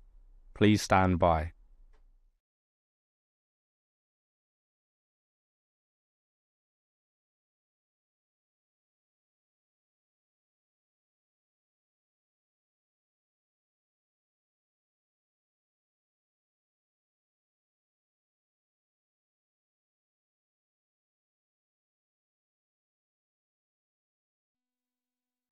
This is the broadcast from City Hall, the home of the Greater London Authority. Please stand by.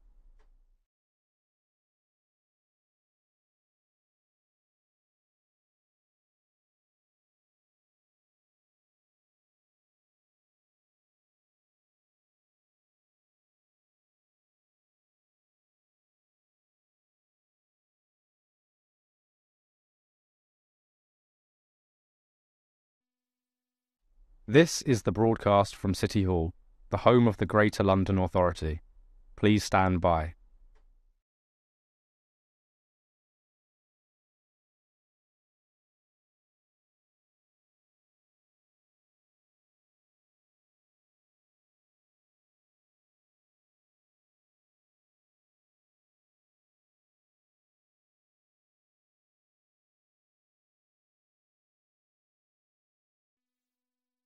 This is the broadcast from City Hall, the home of the Greater London Authority.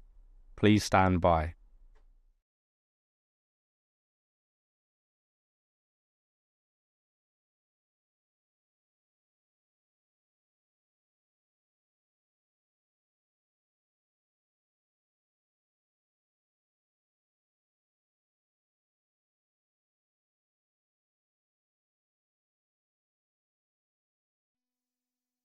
This is the broadcast from City Hall, the home of the Greater London Authority. Please stand by.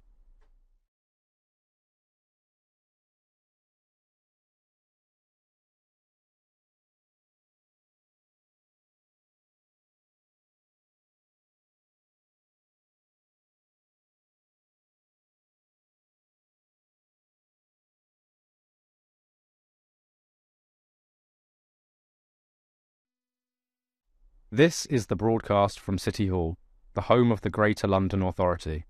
Please stand by.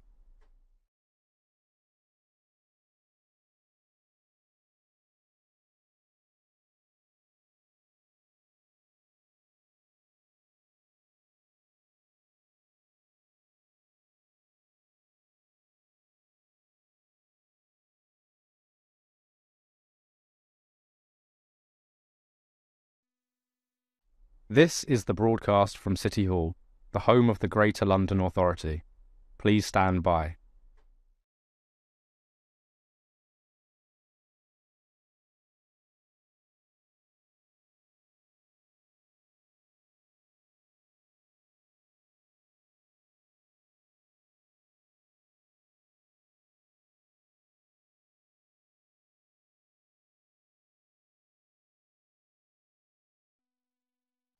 This is the broadcast from City Hall, the home of the Greater London Authority. Please stand by.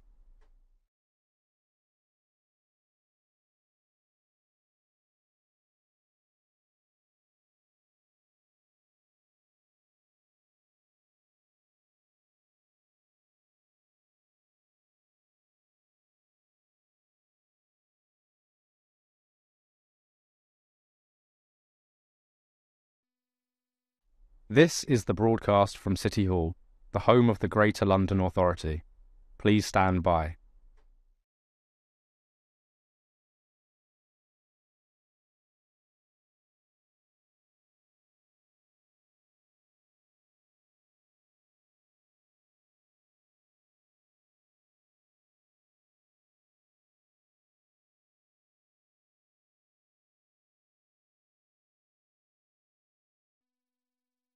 This is the broadcast from City Hall, the home of the Greater London Authority. Please stand by.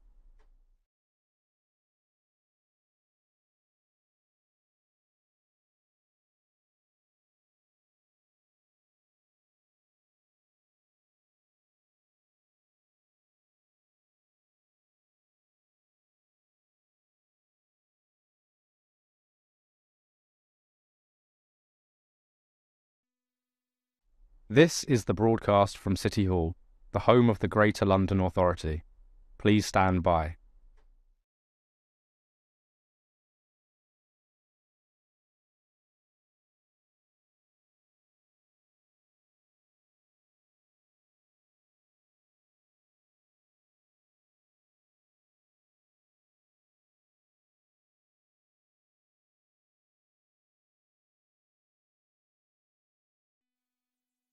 This is the broadcast from City Hall, the home of the Greater London Authority.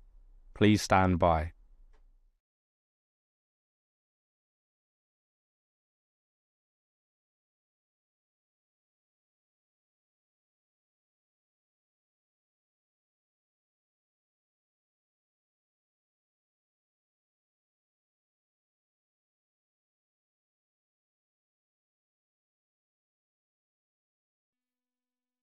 This is the broadcast from City Hall, the home of the Greater London Authority. Please stand by.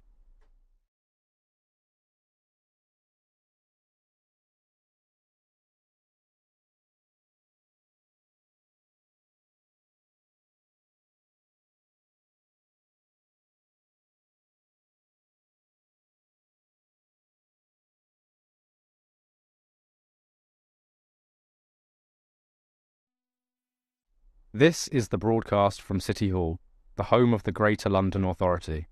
Please stand by.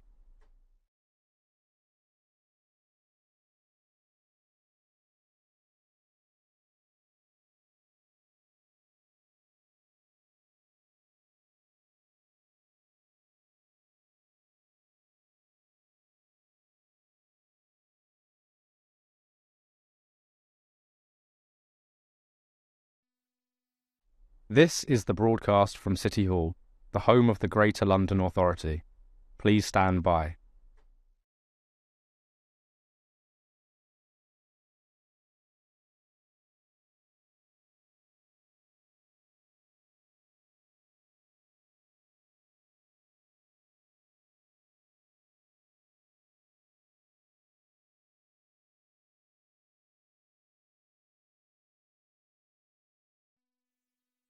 This is the broadcast from City Hall, the home of the Greater London Authority.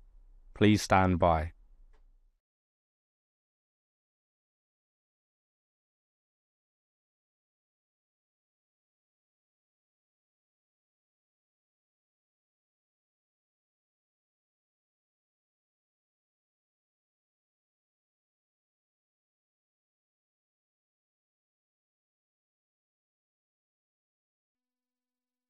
This is the broadcast from City Hall, the home of the Greater London Authority.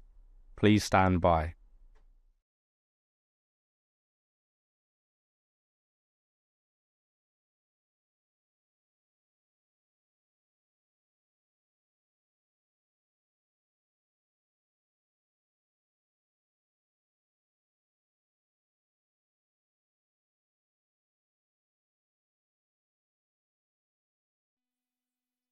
This is the broadcast from City Hall, the home of the Greater London Authority.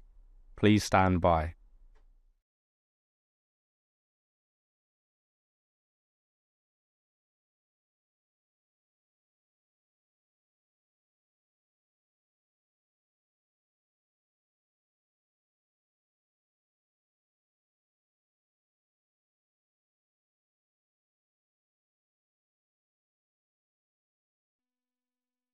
This is the broadcast from City Hall, the home of the Greater London Authority. Please stand by.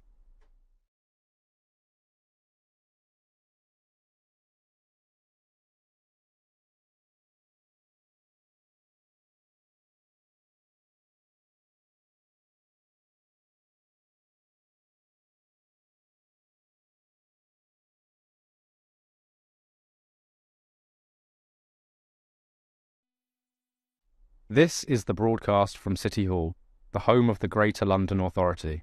Please stand by.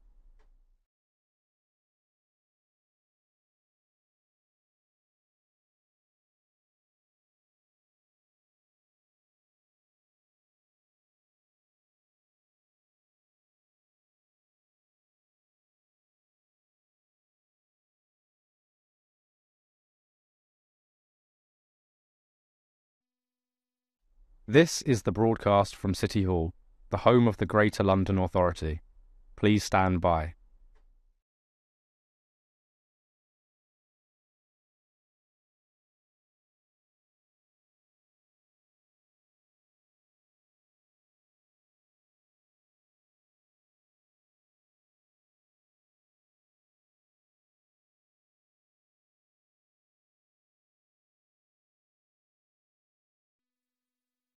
This is the broadcast from City Hall, the home of the Greater London Authority. Please stand by.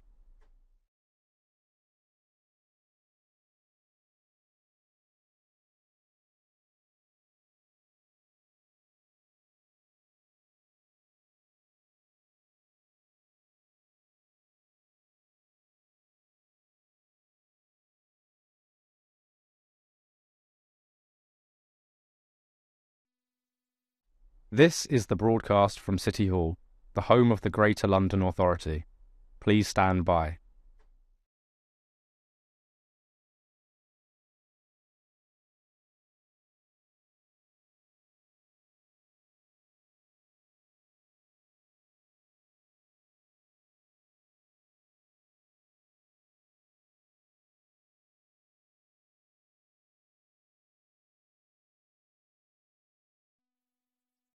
This is the broadcast from City Hall, the home of the Greater London Authority. Please stand by.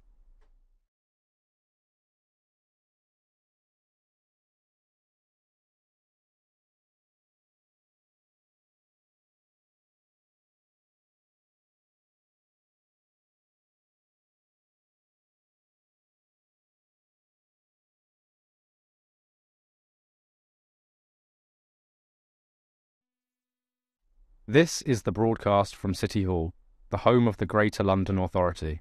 Please stand by.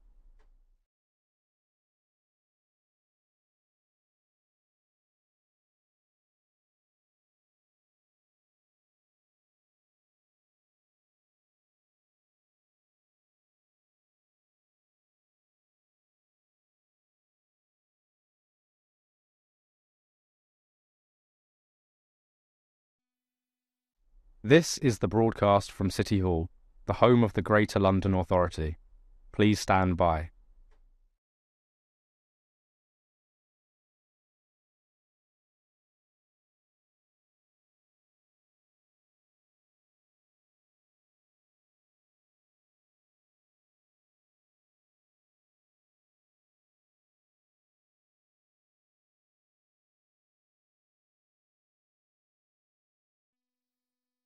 This is the broadcast from City Hall, the home of the Greater London Authority. Please stand by.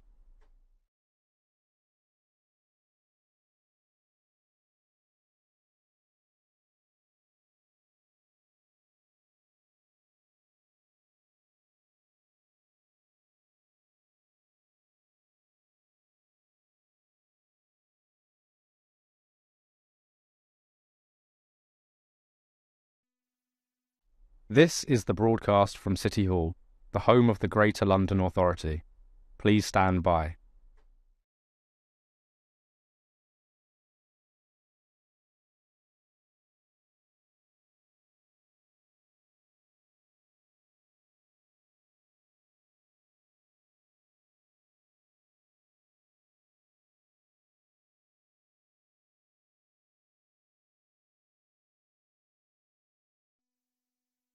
This is the broadcast from City Hall, the home of the Greater London Authority.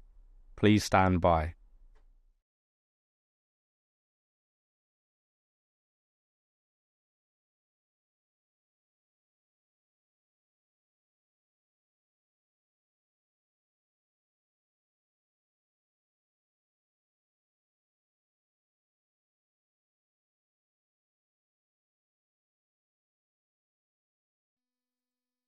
This is the broadcast from City Hall, the home of the Greater London Authority. Please stand by.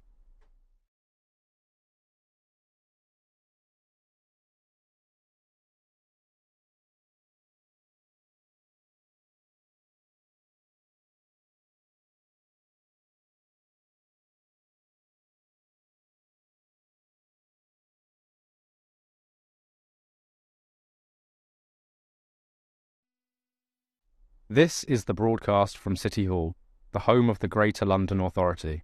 Please stand by.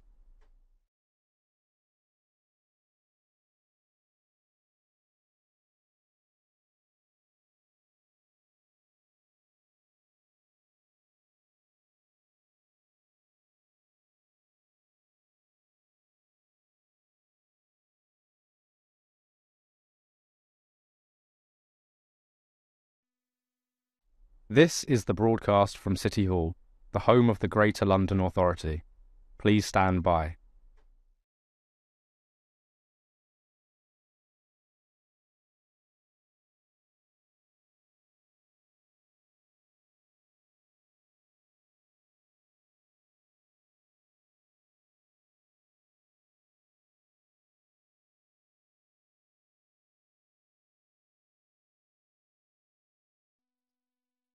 This is the broadcast from City Hall, the home of the Greater London Authority. Please stand by.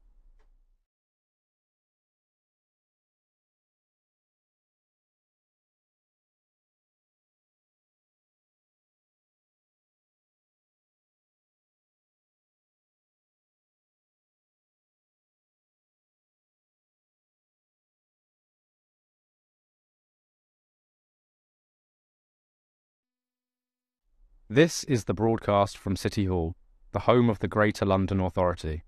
Please stand by.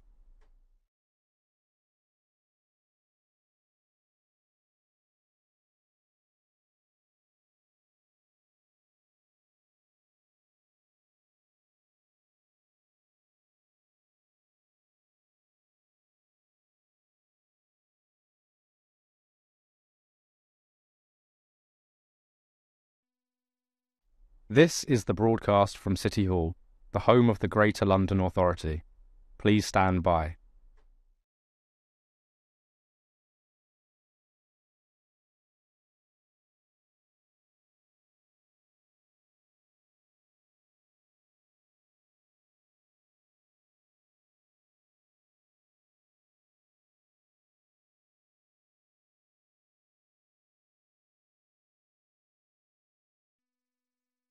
This is the broadcast from City Hall, the home of the Greater London Authority. Please stand by.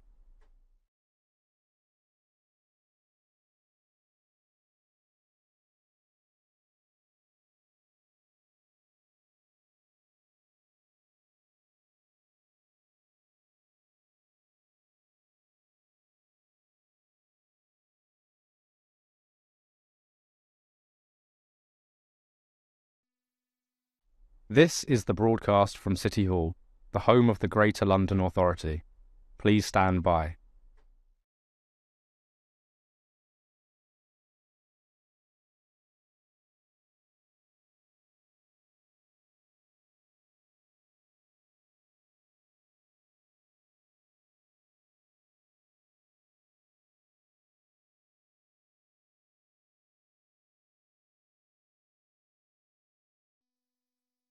This is the broadcast from City Hall, the home of the Greater London Authority. Please stand by.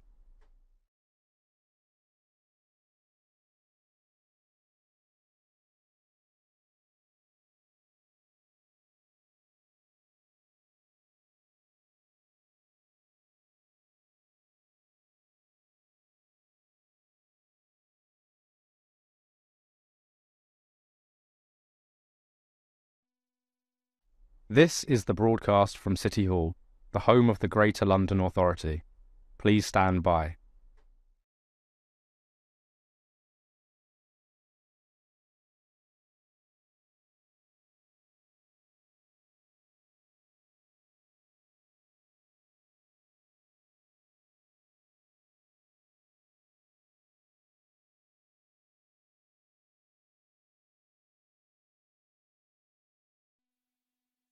This is the broadcast from City Hall, the home of the Greater London Authority. Please stand by.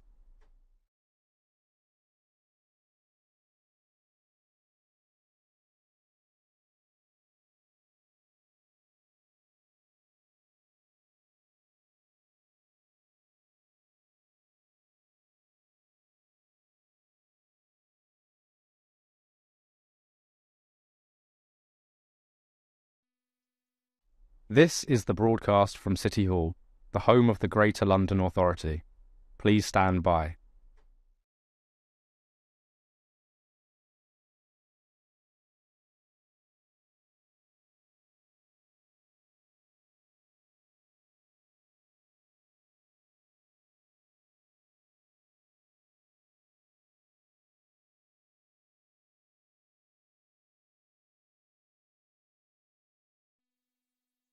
This is the broadcast from City Hall, the home of the Greater London Authority.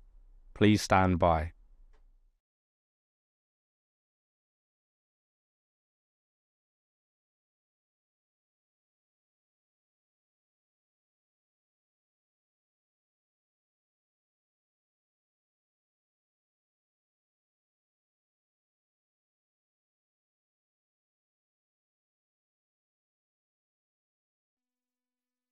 This is the broadcast from City Hall, the home of the Greater London Authority.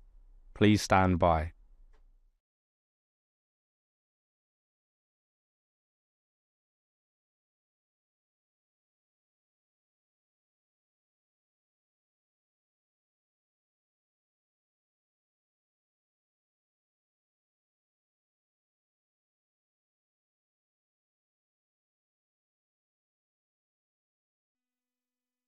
This is the broadcast from City Hall, the home of the Greater London Authority. Please stand by.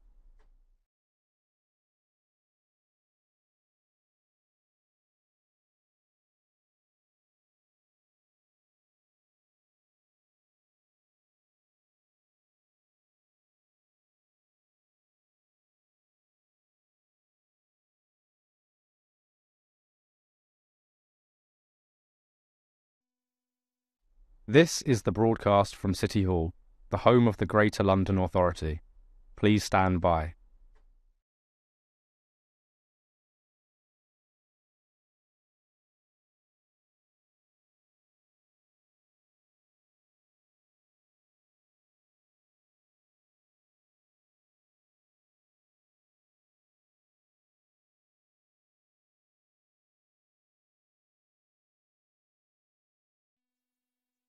This is the broadcast from City Hall, the home of the Greater London Authority. Please stand by.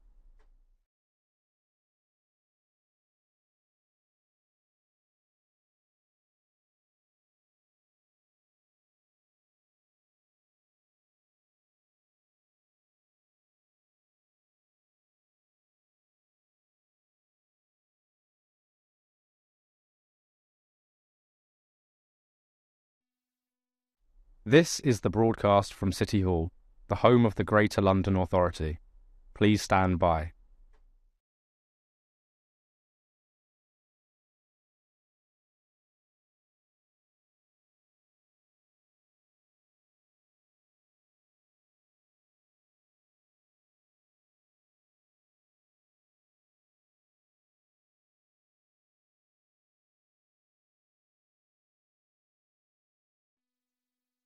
This is the broadcast from City Hall, the home of the Greater London Authority. Please stand by.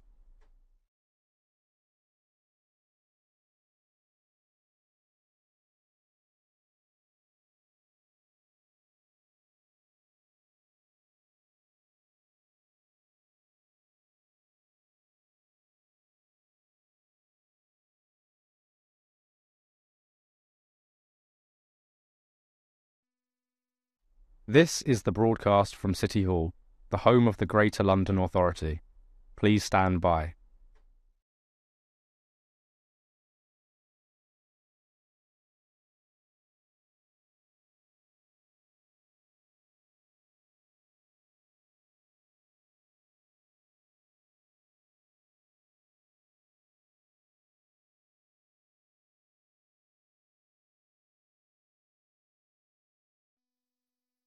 This is the broadcast from City Hall, the home of the Greater London Authority.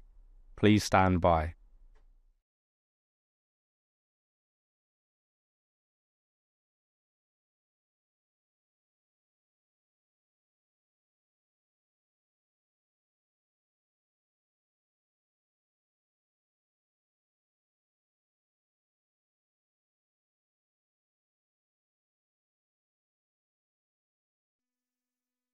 This is the broadcast from City Hall, the home of the Greater London Authority. Please stand by.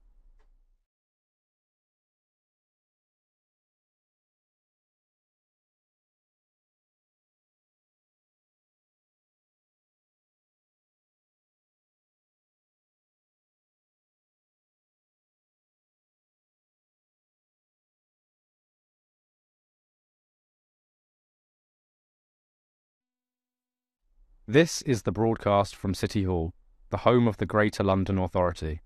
Please stand by.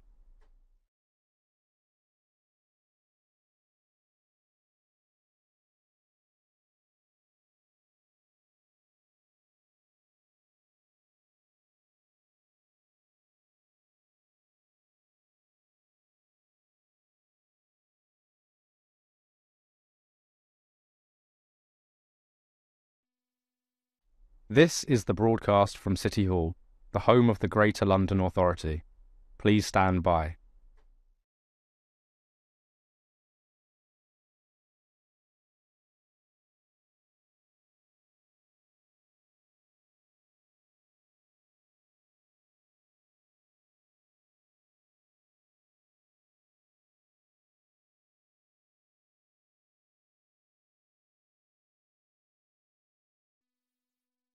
This is the broadcast from City Hall, the home of the Greater London Authority.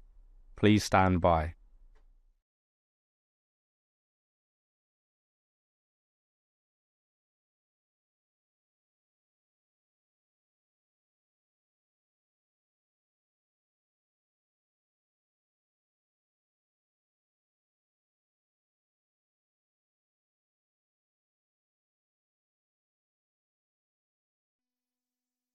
This is the broadcast from City Hall, the home of the Greater London Authority.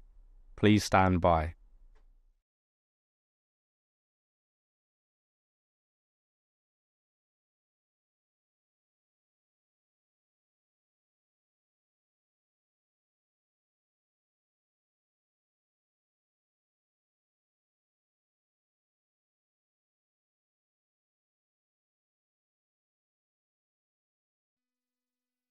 This is the broadcast from City Hall, the home of the Greater London Authority. Please stand by.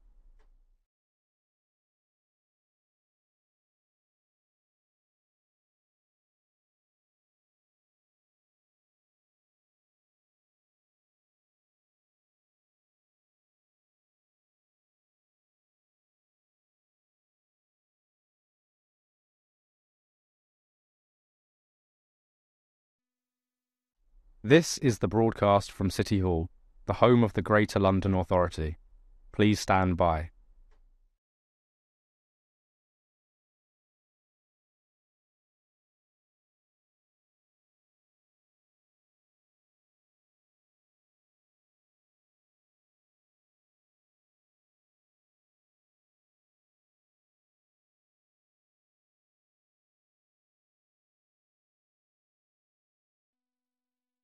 This is the broadcast from City Hall, the home of the Greater London Authority.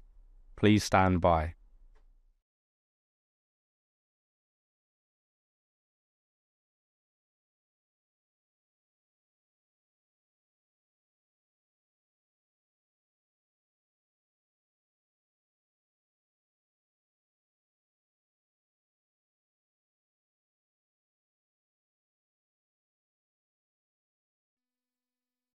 This is the broadcast from City Hall, the home of the Greater London Authority. Please stand by.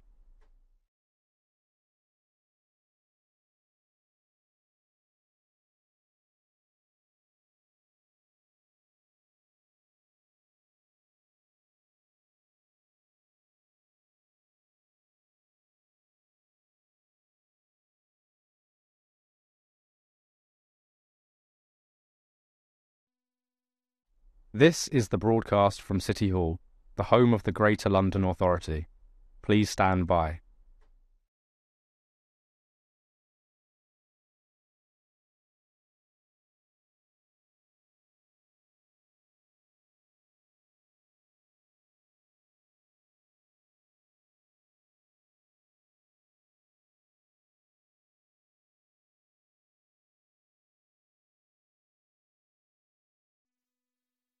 This is the broadcast from City Hall, the home of the Greater London Authority. Please stand by.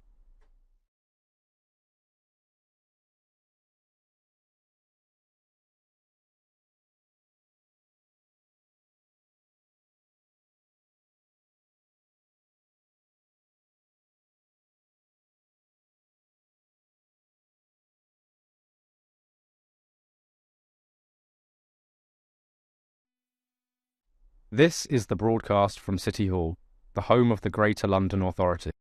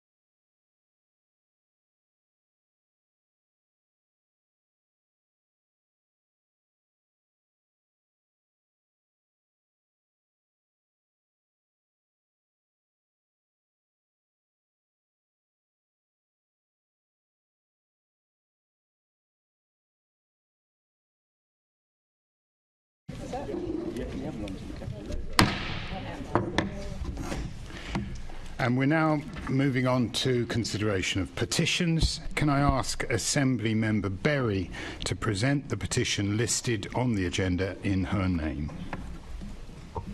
Thank you very much, Chair. So there are now over 1,700 signatures on this petition to save Shepherd's Bush Market. The petition, which I'm summarising for brevity, says plans to gentrify Shepherd's Bush Market have been pushed through by the council despite overwhelming opposition locally, but the Mayor has the power to stop them. Shepherd's Bush Market is a core part of our local community and cultural heritage, and as local people, the market holds a special place in our lives and memories. After 109 years of serving the local community, the character of the market is under threat. To maximise the value they extract from the site, developers U Capital plan to greatly increase rents for traders, put new traders on precarious short-term contracts and overshadow the market with an 8-storey office building. The speculative proposal includes redeveloping the adjacent old laundry site, with less than 15% of it reserved for council housing. Just 7 years ago, a previous redevelopment attempt was thrown out in court, with the judge stating that the plans failed to maintain the diversity and multi-ethnic culture of Shepherd's Bush Market and the affordable environment not found elsewhere in the area. This new proposal does not adequately address this ruling. In December 2023, Hammersmith and Fulham Council voted narrowly by 3 votes to 2 to approve the plans, failing to consider key objections and evidence, so the Mayor must step in to call in the application and reject it. That's the end, Chair. Can I ask the Assembly to agree to refer the petition to the Mayor for response? Thank you. On the update, can we note the responses received to petitions presented at the 7th of December 2023 London Assembly plenary meeting? We now move on to motions. In accordance with Standing Order 4.2a and following discussions with Assembly party groups, I have agreed to vary the limits for the speeches for the remainder of this meeting so that the mover of a motion or amendment may speak for up to 3 minutes, the seconder of a motion or amendment may speak for up to 2 minutes, and any other speeches may last for up to 2 minutes.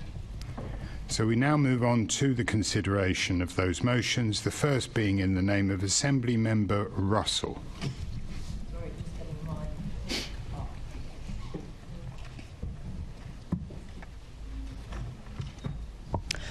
Thank you, Chair. Tomorrow is International Women's Day, and to mark it, I dedicate this motion to the sex workers in our city, the vast majority of whom are women. The motion we're putting in front of you seeks to make the safety of sex workers both a priority and a reality. By ceasing to caution, arrest or prosecute for sex work, we'll bring police practice into line with existing police guidance. Many sex workers call London home. Sex workers who are predominantly women, migrants, people of colour and LGBTIQA+ people face unique challenges, but to listen to sex workers is to hear problems that are familiar to so many Londoners. Sex workers do what they do in order to get enough money to survive, to pay rent, put food on the table and care for loved ones. Sex workers are also extremely likely to experience abuse or violence. A recent survey of sex workers found that more than 80% had experienced at least one form of crime in the past 5 years. From 1990 to 2016, sex work in the UK carried the absolute greatest risk of occupational homicide for women. And yet, despite this, sex workers are extremely unlikely to turn to the police for help. This, no doubt, has been caused in large part by the way that police have approached sex workers. Findings from a cohort study in London highlighted 42% of outdoor sex workers have experienced police violence. From the police raiding brothels to posting photos and names of sex workers online, it is understandable that so many sex workers are sceptical that the police have their best interests at heart. We need to create the conditions in our city for sex workers to be safe and supported in making the decisions they want to make in their own best interests. The police service understands their role in this. The National Police Chiefs Council guidance tells officers, and I quote, "Don't start from a position that treats sex workers as criminals simply for being sex workers." That same guidance stresses as a priority the duty that police services have to enhance the safety of sex workers, end quote. Our motion emphasises that duty by calling for an amnesty for sex work. The Met would no longer caution or arrest sex workers for acts that simply amount to sex work. It also calls on the Mayor to increase priority given by police to reports of violence coming from sex workers, as well as to work with boroughs to coordinate the provision of emergency housing and financial support. Please bring your comments to a conclusion. By doing this, we tangibly help sex workers find stability, safety and freedom to make the choices they want to make. Let's show sex workers across our city this International Women's Day that we stand with them. Please support this motion. Thank you. Let's keep to time if we can. I'm going to formally second the motion from the chair. Are there any other speakers? Assembly Member Cooper, please.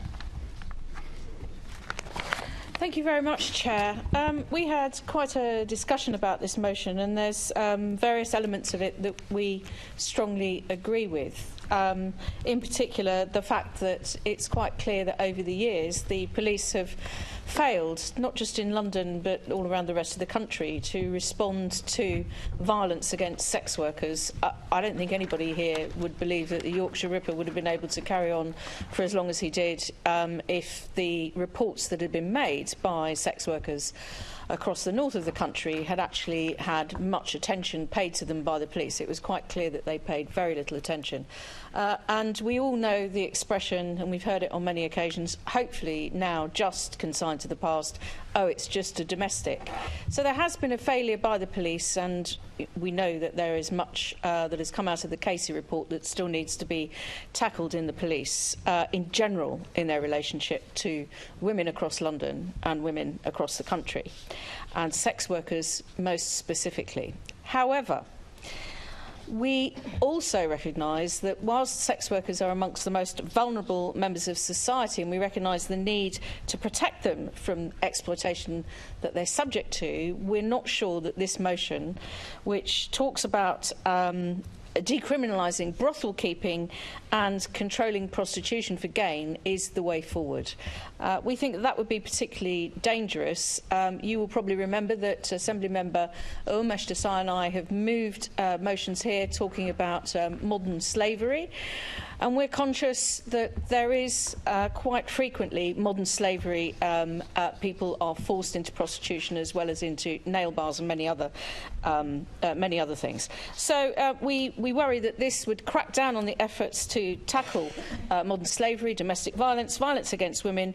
The Mayor has a programme that supports women and girls to safely exit sex work when it is appropriate for them to do so. So I hope you would join with me with regret in voting against this motion. Thank you, Chair.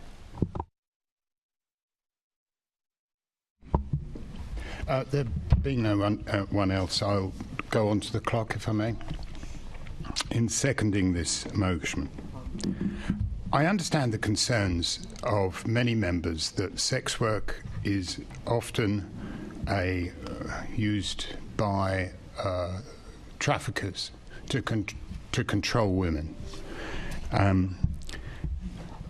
It's how we get them out of that situation that matters.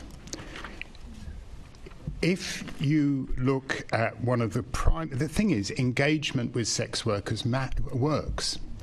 Time and time again, it's been proved to have worked. If you stop arresting sex workers and start introducing them to services that are available to increase their options, to increase their choices, to increase their agency, time and time again we see examples of where this happens. It was first tried in Merseyside after many years of draconian acts against sex workers in the city. And what they did is they said, we're going to stop arresting them and we're going to start talking to them and we're going to start engaging with them. Not only did it result in a lot of women being freed from exploitation, it also resulted in actually the number of people doing street sex work actually plummeting, because once you can engage with those people, you can offer them the choices. And it's all very well for us as people who have many choices in our lives around us to think that why is it they don't choose a different course of action? Why don't they get a job on, I don't know, on the checkout at Sainsbury's? They don't have those options. They are not aware of those options. They cannot exercise control over their own lives, and they will not be able to do that for as long as our priority is to arrest them. And so I very enthusiastically support this motion. Assembly Member Russell, would you like to sum up, please? I would, and I'm really sad about this because it's the day before International Women's Day, and we could be standing with sex workers, giving sex workers agency over their own decision-making and their own lives. So it is incredibly disappointing to hear that the Labour group is going to be voting against this motion. Lost for words. I'm lost for words. Thank you, Assembly Member Bakari. I am lost for words. The police are very clear in their guidance about how they should be approaching this, and this is what this motion is calling for the police guidance to be adhered to. Anyway, as I say, I am lost for words. I think it's incredibly disappointing, and I hope that as many people as possible in this chamber will vote in favour of this very important motion. Thank you. Can I have all those in favour of the motion please indicate? That is 1, 2, 3, 4, 5, 6, 7, 8, 9 in favour, Chair. All those against, please. That is 1, 2, 3, 4, 5, 6, 7, 8, 9. It's 10 against, Chair. That's lost. Thank you. We'll now move to the next motion in the name of Assembly Member Ahmed. Today, I've eaten, and I'll eat again this evening when I get home. This isn't radical, it's just meeting my basic needs. From next week, I'll observe Ramadan, and I won't eat or drink between sunrise and sunset. And then when the sun sets, I'll break my fast on food that's good to eat from a full cupboard and a fridge that's full as well. Sadly, empty cupboards and empty fridges are the norm for too many Londoners. Last year, between April and September, the Trussell Trust gave out just over 213,000 food parcels. That's a 30% rise on the previous year. I'm shocked with that, and I think everyone in this chamber should be shocked with that. More and more Londoners are forced into making impossible choices about whether to pay for eating, heating, or their housing. And if yesterday's government's budget is anything to go by, this isn't going to get better anytime soon. This will be the greatest tax raise in Parliament since the Second World War. But who is this money supporting? The Resolution Foundation found that taking all the changes to personal taxes announced in this Parliament together, lower earners are left worse off. So clearly the money isn't supporting those who need it the most. This was yesterday's budget, to quote organisations such as the Food Foundation, another failed opportunity. This was, to quote myself in the Chamber after the autumn statement last year, the Chancellor muffing it again. He could have used this opportunity to properly support those on low incomes. He could have provided free school meals like the Mayor of London does, or reviewed the current levels of benefits to cover the costs of essentials. But he chose not to. The Chancellor adds insult to injury with the Department for Work and Pensions' new signposting policy that makes it more difficult for people to access food parcels. The new signposting slips will tell Londoners in Universal Credit where local food banks are, the opening times, but won't give the referral needed for claimants to actually access the food that they need. This is no different to providing supermarket opening times without providing money to spend there. This is an issue of common sense. I ask you all to join me today in calling for common sense to prevail and for the barrier, and this barrier, to the access of food to be removed. Can I have a seconder, please? I formally second and reserve my right. Thank you, Chair. Does anybody wish to contribute to this? Assembly Member Best, please. Thank you, Chair.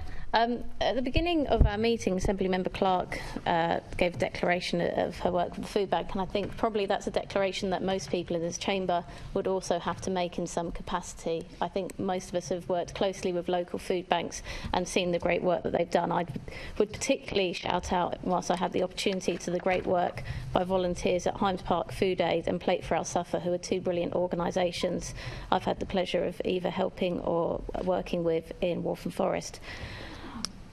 I've got a couple of issues, though, in the body of this motion, and that isn't with the final paragraph of thanking that work. My concern is this suggests that there is a change to the referral scheme. The change is around the signposting. The change is taking people's names off of the signposting slips due to GDPR.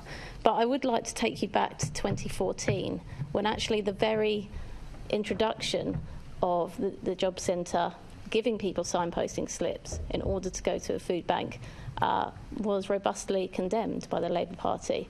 And in fact, when the Labour Party were in power, it was something they never sought to do, and they never sought to make it easier for people to access food bank, and actually spoke strongly against the fact that that was something that this government was looking to do.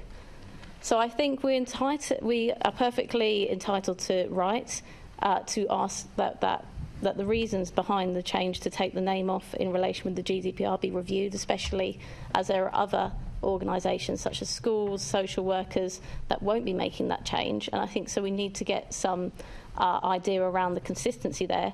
But the motion itself is incorrect in suggesting that referrals have been changed, because there were never referrals in the first place. And I think that these slips are still able to be used. So I don't want to confuse the issue with something that's incorrect.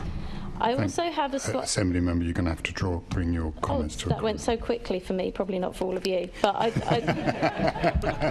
perhaps a colleague of mine might read you out some other stats. Thank you. Are there any other contributions?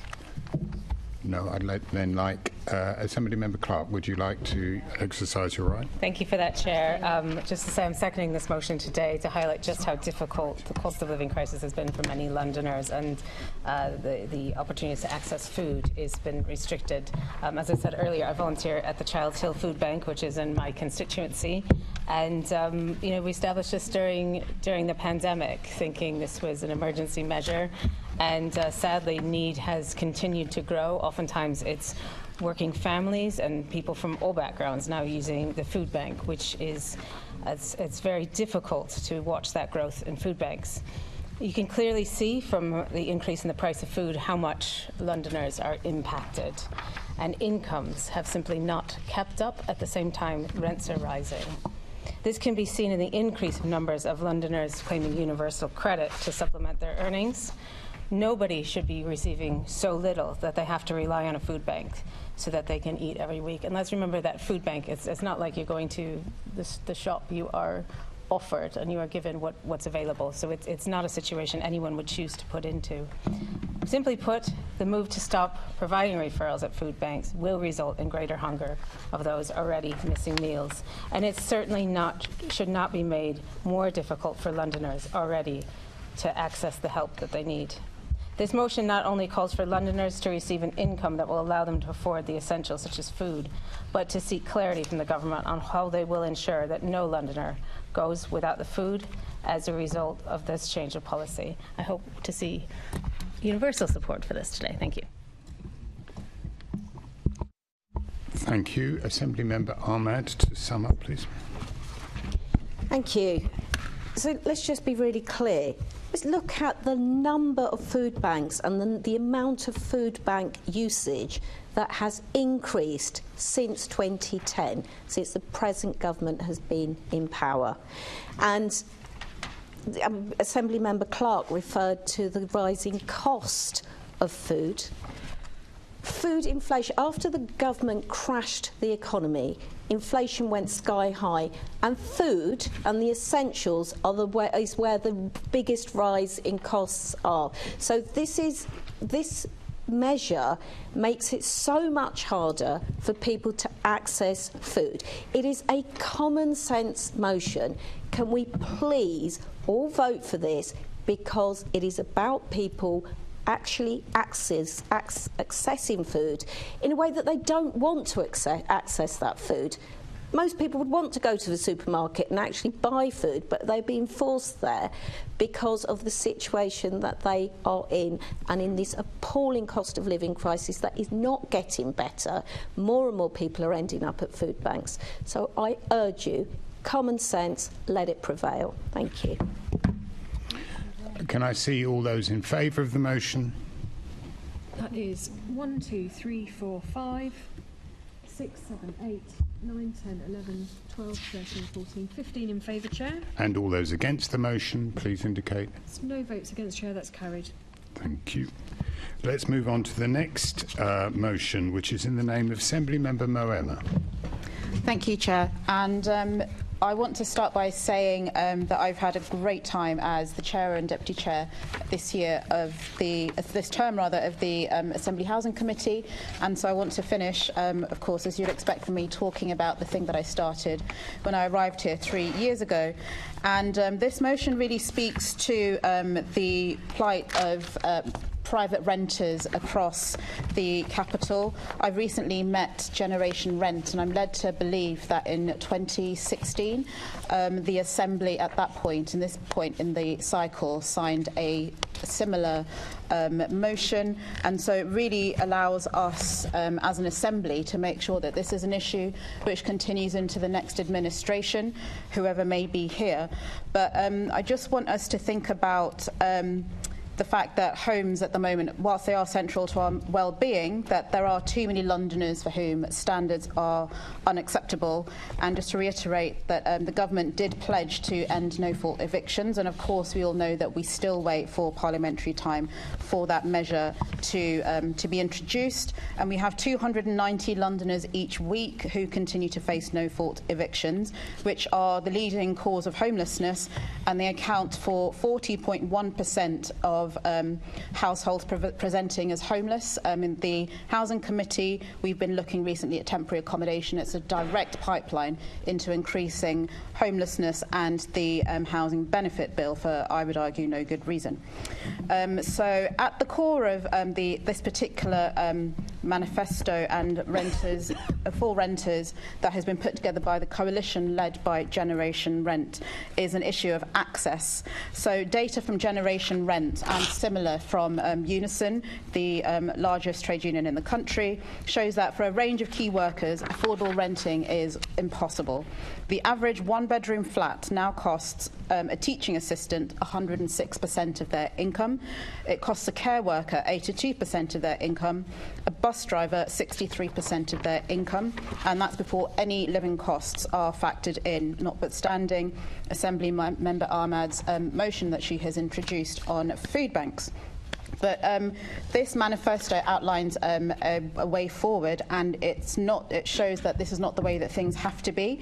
So we welcome, I welcome, and I hope everybody else does welcome, the steps taken by the Mayor, including the creation of the Rogue Landlords Register and his calls on government to produce reform the private rented sector, and just this week increasing funds to organisations that provide specialist support to those exploited by landlords at risk of evictions. And I would call on the Assembly to support this motion so that the 2.7 million London renters have access to safe, decent and affordable homes. Thank you.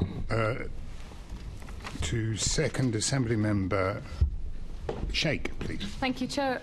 Thank you, Chair. I formally second and reserve my right to speak. Thank you. Is there anyone who wants to speak? Assembly Member Berry. Thank you very much, Chair. It is great to see such strong support for the National Renters Manifesto from so many in this chamber. I hope we'll pass it with a big majority. London renters are organised. They are working in groups like Generation Rent, like London Renters Union, like Acorn, like Renters' Rights London. They've produced this to be clear that it's something they absolutely need and make it clear to all of us. Westminster leaders do seem to only ever focus on appealing to homeowners, and I think in this chamber we are different. We do listen to renters. We know how many of our constituents are renters, and I'm still a renter myself. We know that the vast majority of Londoners agree with us too. I can reveal today that in research we recently commissioned, more than 2/3, 69% of Londoners have told YouGov that they support rent controls. That's a very, very solid majority. It's more than the number of renters. Londoners as a whole support this measure. It's been very worrying then to see the national leadership of some political parties refuse to get behind these particular measures, and I'm really pleased to see the Labour group in this chamber putting pressure on their own party's Westminster leadership in this way. It does need doing. As Greens, we'll always fight for renters. We're happy to support this motion today, and we're really pleased with the cross-party consensus that we've forged with Londoners over this term, and to ask for this again. Thank you. Are there any other? Assembly Member Garrett. Thank you, Chair. So rent control, it's not actually, the words aren't actually in the motion, you have to do a bit of digging, but there they are, rent control. The populist plan that never dies and also never works. So the SNP brought in rent control in Scotland, and rents rose in Edinburgh and in Glasgow by more than anywhere else in the country. You saw 16% rent increases within the year in those cities, more than anywhere else in the country. And this is exactly what you would expect, because it's exactly what always happens when rent controls come in. This is what they do. They make things worse. Sounds good, sounds nice in the brochure, and then it makes things worse. Meanwhile, I know you all avidly follow my Twitter, so you'll all know already that recently Austin in Texas announced that there had been a 7% year-on-year decline in rents in Austin in Texas. So how, I'm sure you're all wondering, did they do it? What magic did they use to reduce rents by 7% and not put them up by 15%? Anyone want to hazard a guess? It was the balance of supply and demand in the market is the reason why rents fell. It turns out that the basic economics of supply and demand apply to houses just the same way they apply to everything else. And if you try to block the normal functioning of the market, for example, with populist, socialist nonsense about rent controls, it just makes things worse. And so, despite the best of intentions of wishing to see rents not rise, which I think we would all share, you have to base your policy in reality, in the lived experience, you might say, of the people who have suffered under this baleful rent control idea in Scotland, and recognise that we do not want it here. So, well-intentioned though it may be, we will not be voting for this misguided motion today. Thank you, Chair. Anybody else wish to contribute on this? So we'll go back to Assembly Member Moema to sum up, please. Chair, I believe I haven't had my speech to second yet. I thought you did second. I reserved. Oh, you my reserved your right. I apologise. You go ahead. Sorry. Thank you, Chair. I mean, that previous contribution from the Conservative member talking about populist plans is very ironic given the positions that his mayoral candidate takes and the comments coming from more senior Conservative members of his party. If you want to talk about populism, I think you need to look a little closer to home. But also, like, maybe you just got a bit bored and you just thought, I'll just go onto my Conservative template research drive and just pick out a random speech, because you're right. Rental controls has not been mentioned in this motion once, yet your speech was entirely focused on that. So I think next time do your homework. The actual call is for the Mayor to reaffirm his call for government for devolved powers to enable the necessary action to be taken in London regarding the management of rent and landlord licensing, because as we've heard from Assemblymember Moema and Assemblymember Berry, we are in a housing crisis with escalating rent. People are being evicted because your party is slow to ban no-fault evictions, and it is taking no appropriate intervention in the rental rental crisis market that we have at the moment, every single person that I know in London that rents has seen their rent increase, and the number of people being evicted because they can't afford their rent is escalating. So this is not a laughing matter, and this is not something to sweep casually under the rug. This requires actual intervention, and actually the calls from the Mayor have been really clear. Devolve powers and give us the space to actually do evidence-based policy. Let's set up a commission, let's have a conversation, let's put the evidence in front of us, because London is a very specific city with a very specific context.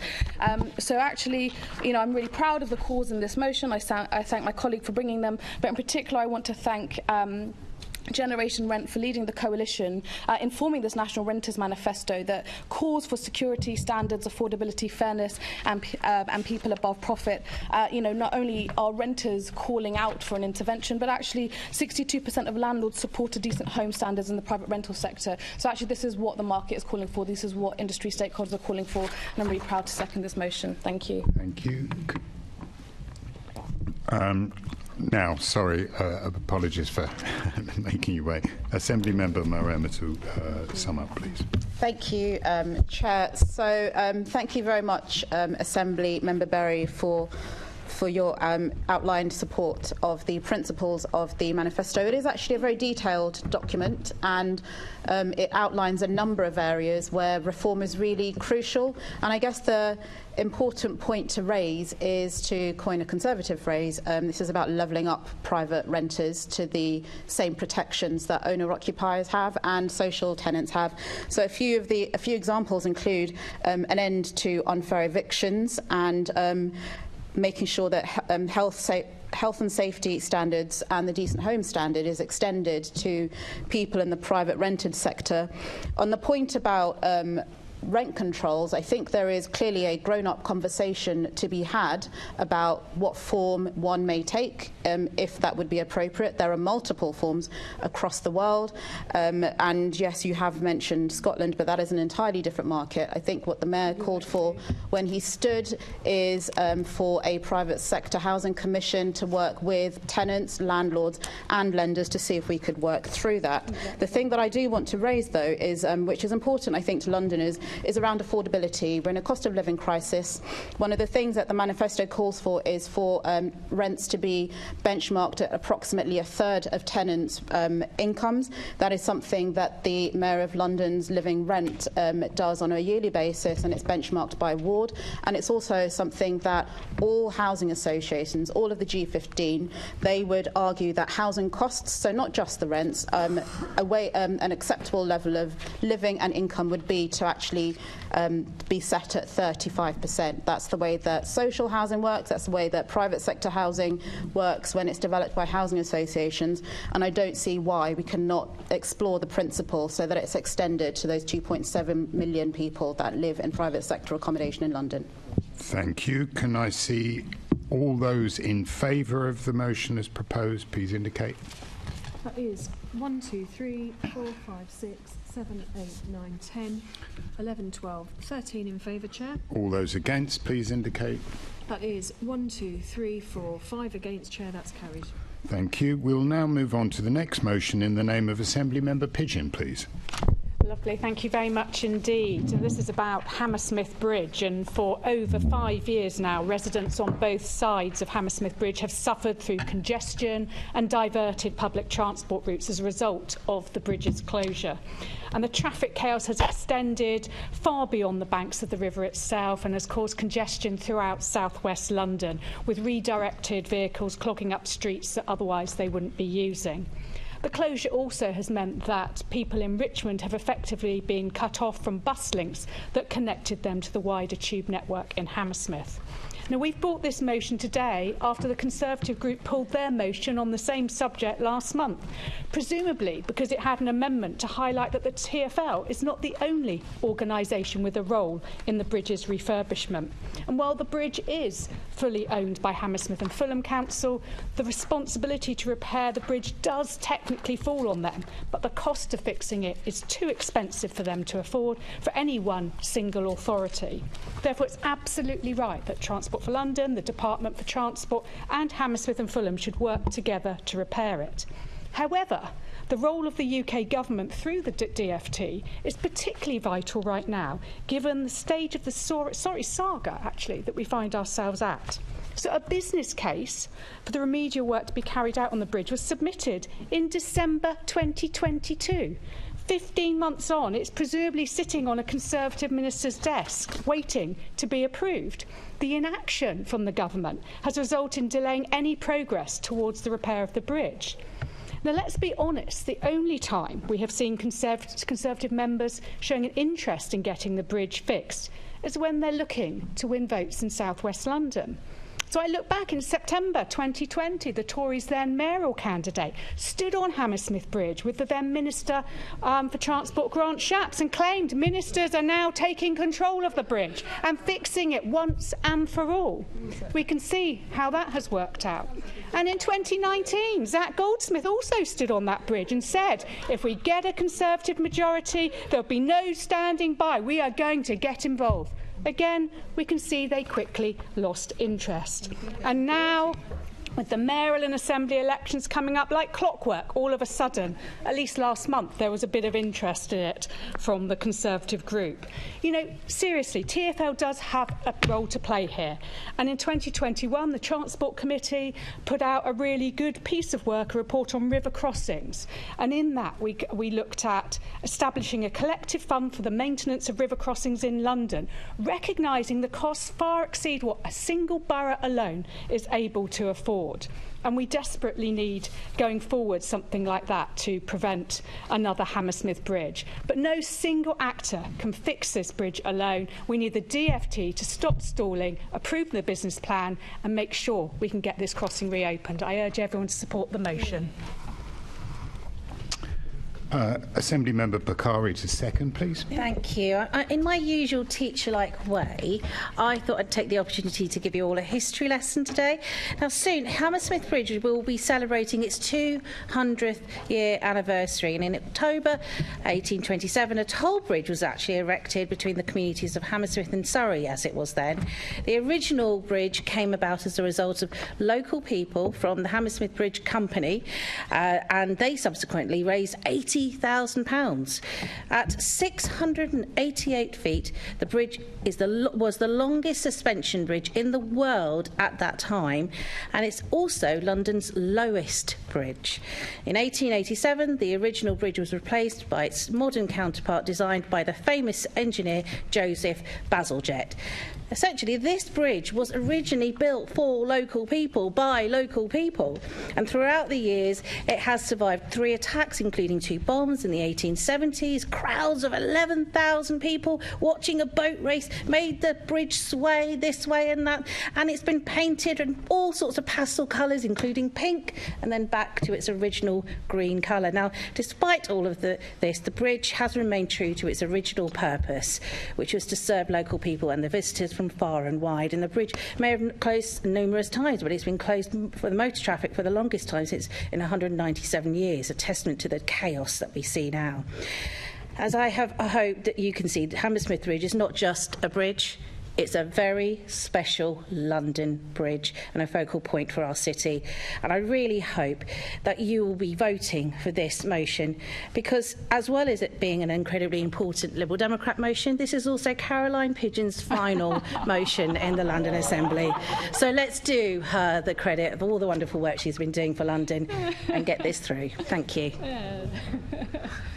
Thank you. Assembly Member Rogers, please. Thank you very much, Chair, and thank you, Assemblymember Bakari, for the history lesson. I'm a history buff, always like to hear history in the chamber.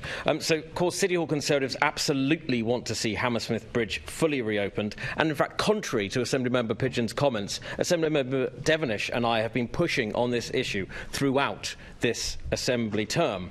However, this particular motion for the Liberal Democrats is highly politically charged and, in fact, seems to have been written with the election in mind. I know, shocking stuff.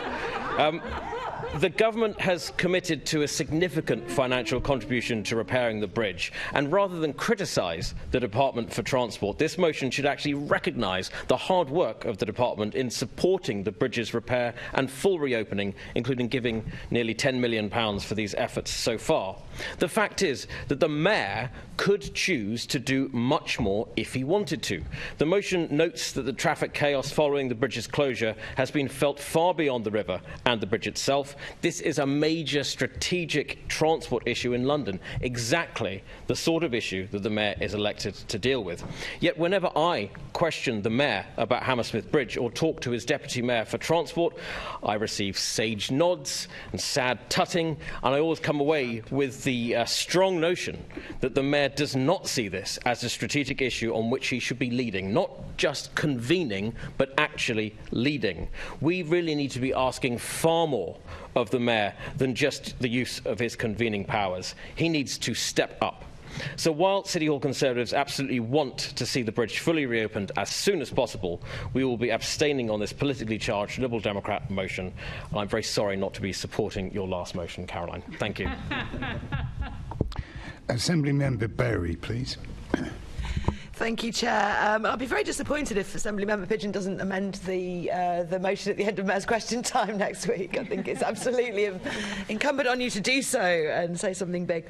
But yeah, as Greens, we're very, very concerned that this bridge stays open permanently for walking and cycling and some form of public transport.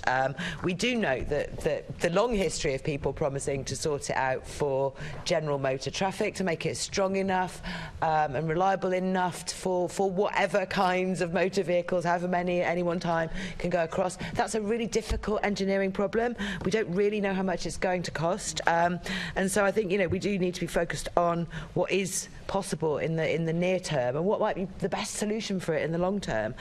We do note that the motion makes no actual reference to general motor traffic returning to the bridge, and all the comments on bus routes I think would do an awful lot to reduce the traffic problems that are outlined. So we are very happy to vote for this because of that. We call on everyone to focus on the solution that's in front of us, which is to keep it open for getting people across and maybe reduce the scope of what our demands are in terms of general motor traffic, because that could be the best solution for the long term. Thank you. Assembly Member Cooper, please.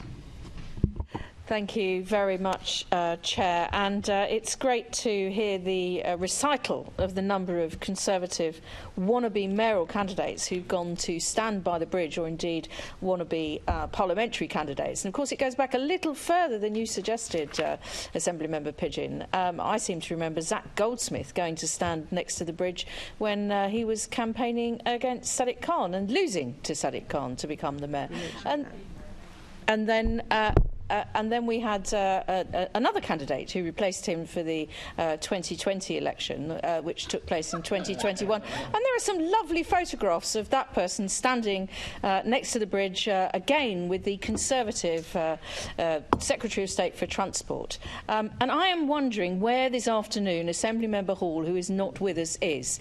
Do you agree with me that she's likely to be standing next to Hammersmith Bridge? I feel it. I feel that that's where she is, because she knew that we would be debating this afternoon, and I think she's gone to Hammersmith Bridge to get that iconic photograph of the losing Conservative mayoral candidate standing next to Hammersmith Bridge. Now, much more seriously, as Assembly Member Pigeon said, this has been going on for a long period of time, and it is absolutely critical that all parties work together. It is just an accident which London Borough ended up with which bridge after the ending of the GLC. So the fact that Hammersmith have got, an iconic 200-year-old bridge filled with microfractures as opposed to inheriting a concrete structure of much more recent construction and much easier to keep up, I don't think we can then suggest that, that those completely unfair, non-comparable situations, that they should be solely responsible. We do need more action from the government. I suspect that this is a bit like the London Plan Intend to Publish that ended up on Robert Jenrick's desk for a whole year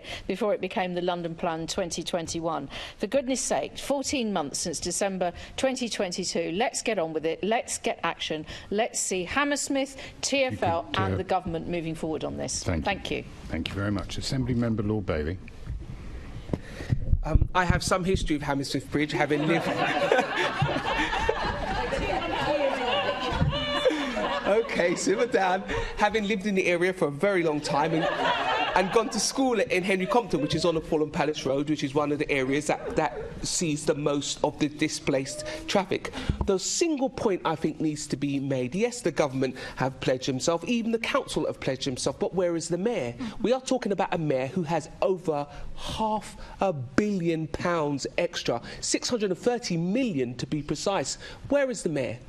Where is the mayor? Convening is nice, but why doesn't he put some of that considerable sum of extra money to helping the people out in Hammersmith? So anybody who has criticisms to make should start their criticisms with the mayor. Again, £630 million. If you're a resident in that area, of course you'll ask yourself, why has none of that money, absolutely none of that money, been pledged to sorting out the problems of Hammersmith Bridge? Thank you. Assembly Member, are there any other contributions? Oh, Assembly Member Best, I apologise. Thank you. Just another brief history lesson for us is the fact about that when we go back to Zach Goldsmith and Sean Bailey and now hopefully Susan Hall on Hammersmith Bridge, the pity is that unfortunately Sean and Zach didn't win.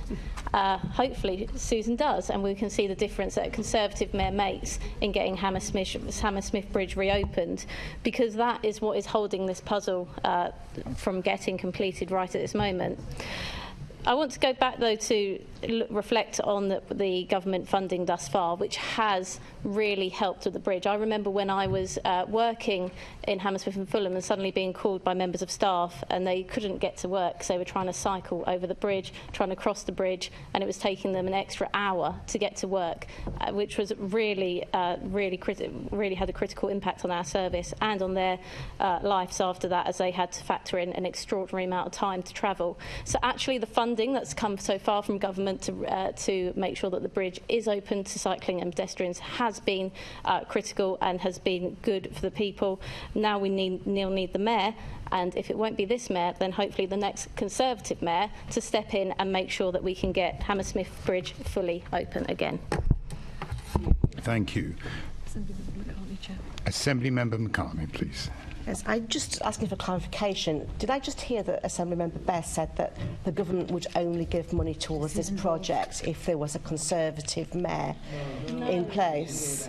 To be clear, because Assembly Member McCartney is unfortunately confused, I said that this mayor has not played his part in funding the bridge. A Conservative mayor will play their part in making sure that the bridge reopens through not funding stupid electoral gimmicks and actually funding things that makes the city run.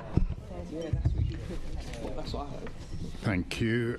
Assembly, is there anyone else to speak on this item? Because it sounds ever so popular, this. We're trying to welcome, we're trying to celebrate Assembly Member Pigeon's last motion. But there being nobody else, I'll go back to Assembly Member Pigeon to sum up, please. Thank you.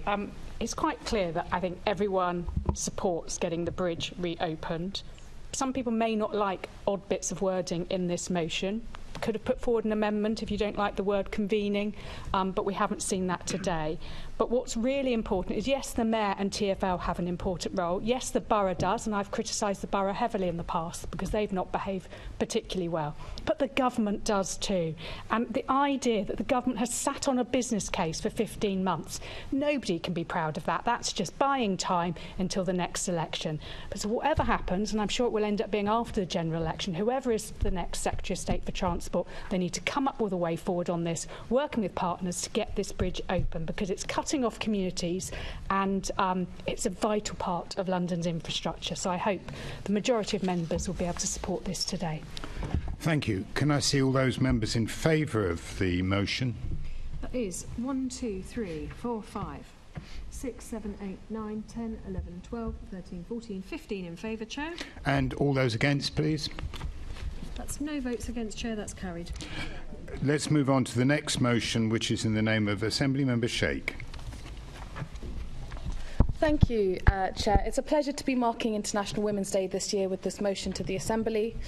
International Women's Day, as mentioned previously by Assemblymember Russell, will be celebrated on the 8th of March, and this day gives us a moment every year to recognise the brilliant contributions from many women in our society.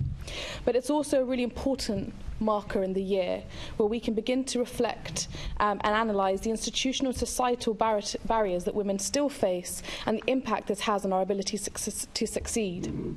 Now, if we look at recent work done particularly by trade unions on identifying gender pay gaps in our workplaces, it shows that men and women doing the same job at the same level, but we see women getting paid less.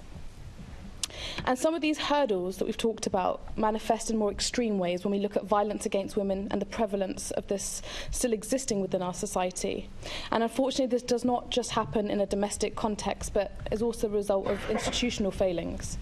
Just last week, we had identified in the report from Dame Angelini, about systemic problems within policing that led to the murder of Sarah Everard, the problems with recruitment, vetting and grievances within the police that must be addressed. Now, women's safety is paramount if we are to create a society where women can flourish, but it's not just about the sort of short-term threats and the short-term measures, but also the long-term.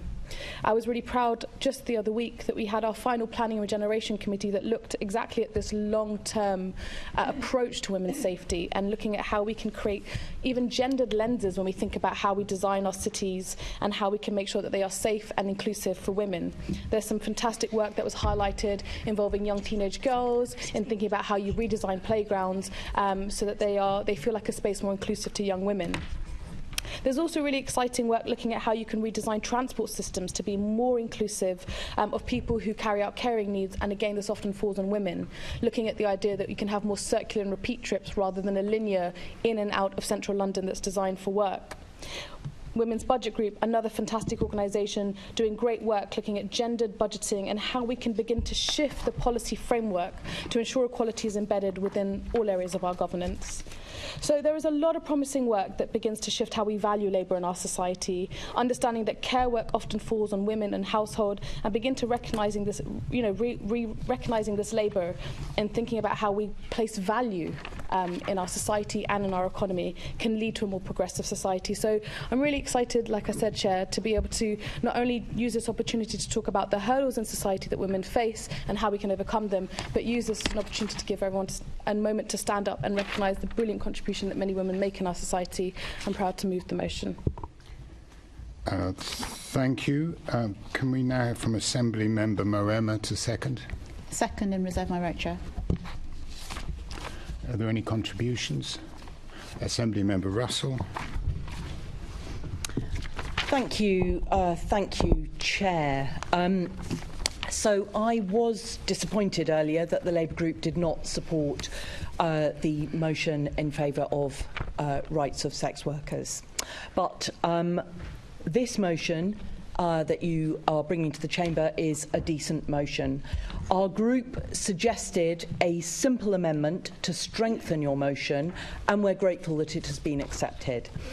We absolutely applaud the call to celebrate women and to recognise gender disparity and the continuing struggle for equality across lots of areas of women's lives.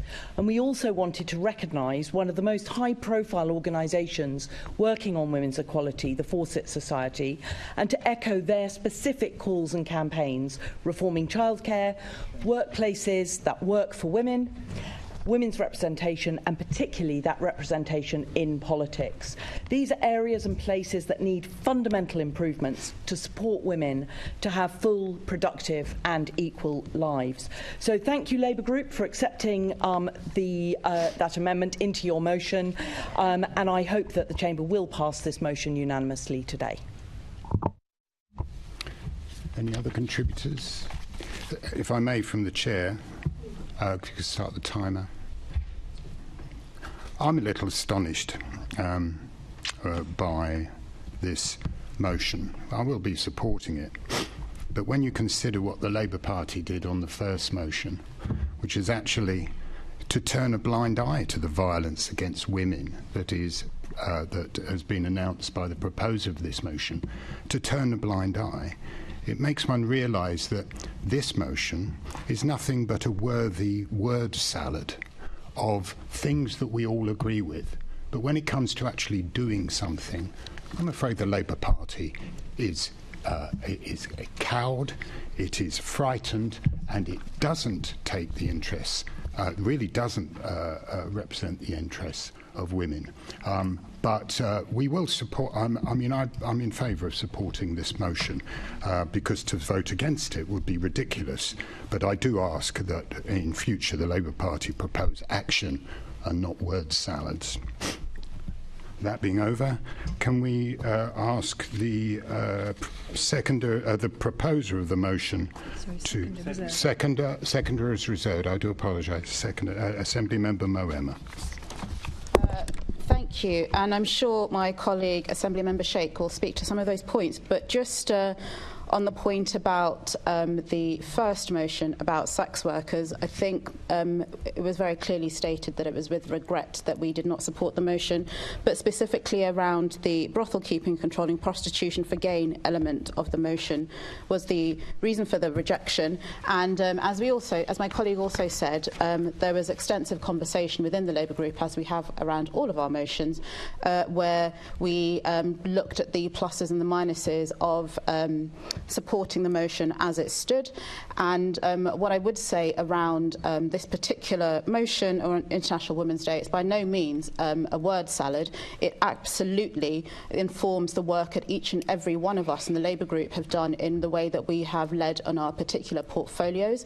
I, for example, as chair of the Housing Committee, launched a cross-party report on supported and exempt accommodation, but really importantly we looked as a committee at the impact of the gender pay gap on the affordability of housing in London. We made recommendations on that. My colleague Assembly Member Baker, when we have had conversations about cuts to bus services, we had extensive in-person conversations, brought people to the Assembly to talk about the impacts of where the impacts of those measures would fall, and I would say each and every time the impacts of our policy making here in the Assembly, it needs to, as the theme of this year, it needs to inspire inclusion. That affects the policy making, the way with which we approach, the way that we scrutinise what the outputs of this particular place are.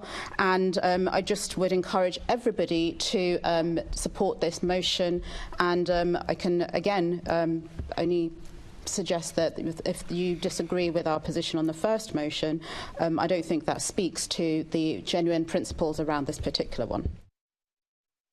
Assembly Member Sheikh, to sum up, please. Thank you, Chair. And I have to say, I found your comments incredibly reductive, actually, based on what Assembly members just, had to stand up and offer a list of things that different Assembly members in the Labour group, particularly the women, have done to represent women's agendas, values, and particularly the more sort of serious issues around violence against women. Like I said, I found reductive to the point of inappropriate, actually.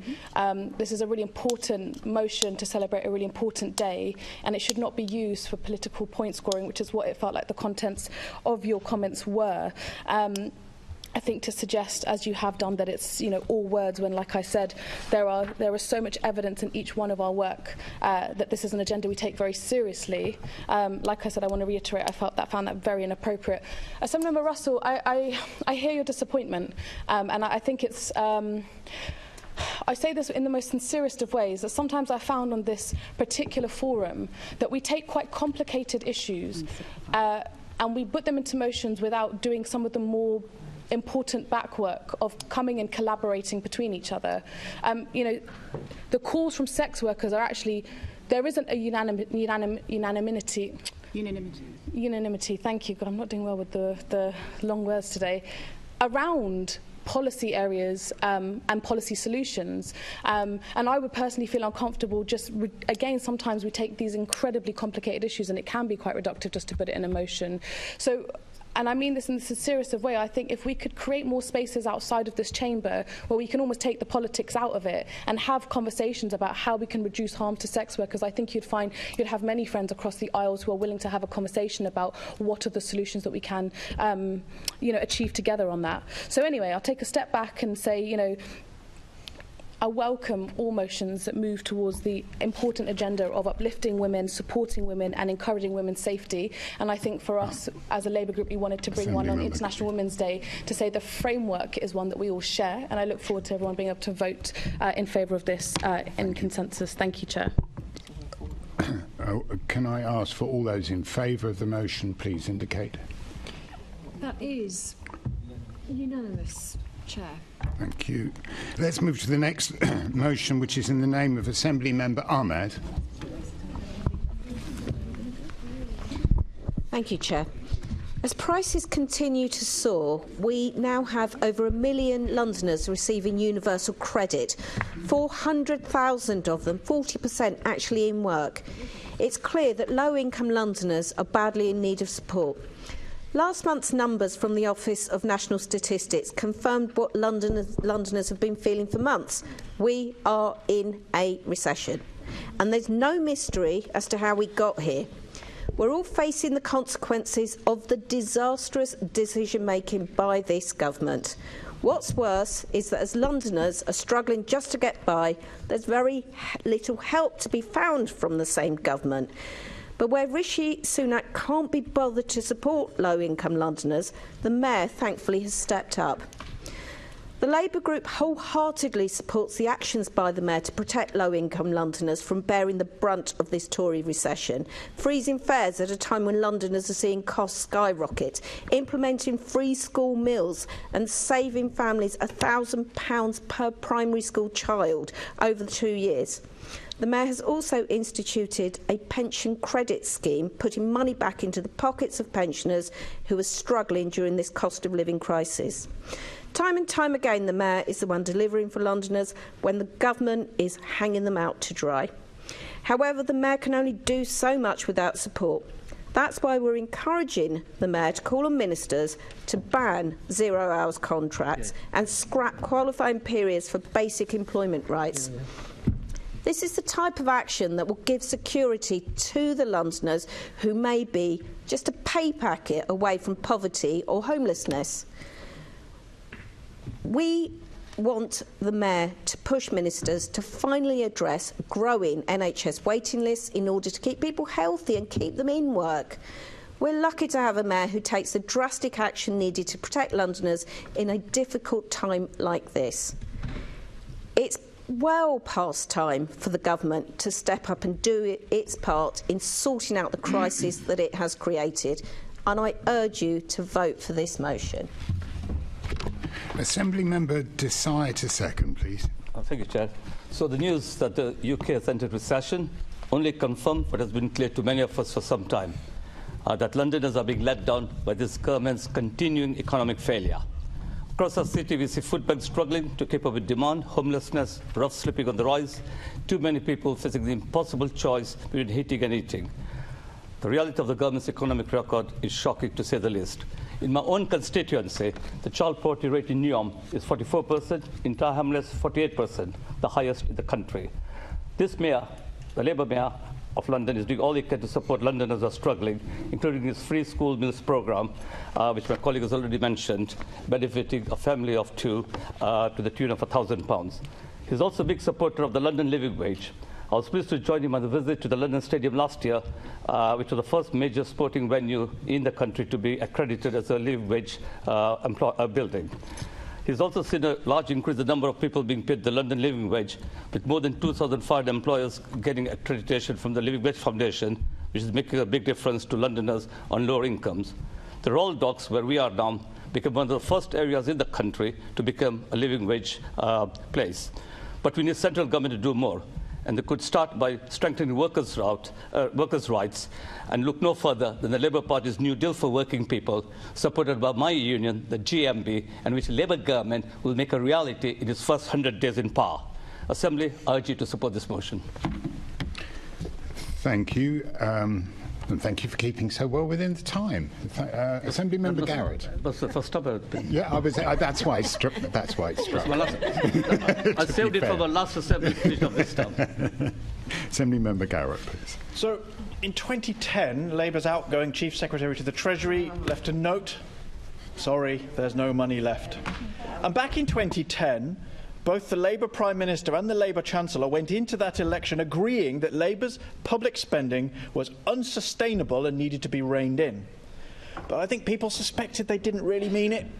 And we've seen since then that Labour have opposed every single measure to sort out the national finances. Labour have spent a decade in opposition pretending that there's no limit on government spending and that the answer to every problem is more spending. But there is a limit. And Labour has spent a decade writing blank cheques that they simply cannot honour. So this motion describes problems in London and it suggests perhaps we need some more economic growth. But what is London Labour's plan for growth before us in this motion, Chair? Building houses, building infrastructure, helping people start a business, helping businesses to grow and employ more people? Nope. London Labour's plan for growth is 1, more spending, and 2, more regulation. And it's fine to make the case for those things, perfectly reasonable, but you need the growth first. You need the growth first to earn the money before you spend it. But Labour aren't interested in growth. Labour aren't interested in boosting London's prosperity. And despite what they pretended to believe as they left office back in 2010, their occasional insincere platitudes since then, we see that they still aren't interested in balanced spending. We see the same old Labour with no concept of fiscal responsibility, no concept of supporting growth and prosperity. Labour's only answer to any problem still, after all these years in opposition, is more spending and no interest in where that money comes from. Thank you. Assembly Member Best, please. Thank you, Chair. The previous Assembly member on the previous motion spoke about reductive motions, and then we came to this very next motion, which is the biggest jumble of commentary that I've actually ever seen, with the strangest calls after said commentary. But the thing I wanted to talk about is what Labour seemed to so casually miss. And that is the fact that we had COVID, we had a global pandemic, and now we're in a global crisis financially. So earlier we were talking about food banks. Look across the pond to France. There's 7 million people in France that have accessed food banks in the last year. That's 10% of the population. In Germany, it's 2 million. In Spain, it's 1.2 million. For a much less population, about half of our two-thirds of our population, it's about the same usage that we have as in Spain. To ignore these factors, to ignore what's happening in the US, and then just look at the UK and say, oh God, isn't it awful what the government's doing, is so reductive. It so misses the point, and it's misleading the public. It's misleading people to what actually can be done in the current global context. But I think if we go to the crux of it, I think to say there's nothing done when you see the national insurance savings that people are going to see in their accounts, the uprating of the child benefit, when you see the childcare, that's absolutely fundamental to flexible working, is this government's rollout of childcare. Unlike anything that we've seen, it's a world-leading offer on childcare. Free childcare entitlement to people. And again, we've seen the rollout of the Household Support Fund and removing of payments for debts, administration fees. But what do we see when we look to London? Because I think the people that are having to pay £12.50 to drive a car every day, the poorest London, and you may moan, but I think they're moaning more, Leonie, when they can't buy that. Oh, sorry. Well, Sam, I think they are moaning, and they're specifically moaning when you go to the outer parts of your constituency, such as Chingford. Go and speak to them. You'll hear that moan, and you'll hear how unhappy they are when they're paying 70% more in council tax. Time, and when please. Thank you. Chair, it's just the interruptions are used enough. Yeah. Yeah. I don't. I could just not interrupt. I did not detect Assembly Member Best losing her place in that, and so. Sorry, did you say you didn't, or you did? I didn't see you losing your place. Did you? I did, because it's quite hard. I think the Labour members should show people on this side the respect that they're showing, because I think they are consistently worse with the heckling. Okay, I'll give you 10 seconds to sum up, because I think that's amounted to. Would you like 10 seconds? No? Okay, it's all right. Thank you. Assembly Member, any other contributors? Assembly Member Ahmed, please, to sum up. Thank you, Chair. Do you know what absolutely cracks me up when we talk about this recession? Is when government ministers refer to it as a slight recession. Funnily enough, when they talk about the 0.1% growth last year, they don't talk about it as slight growth, do they? So we're talking about history, and as a historian, let's just go back to history, to what was happening before the 2010 general election. We had 11 quarters of growth under the previous Labour government. We can't say that about coming up to the next general election, can we? Because we are in a recession, and it is affecting people incredibly badly, given the situation that they're already in. Talked about national insurance cuts yesterday. Can I thank the Assembly member for raising that? Because let's just look at that, shall we? Yes, what it leads to is £9 billion worth of tax savings for people this year.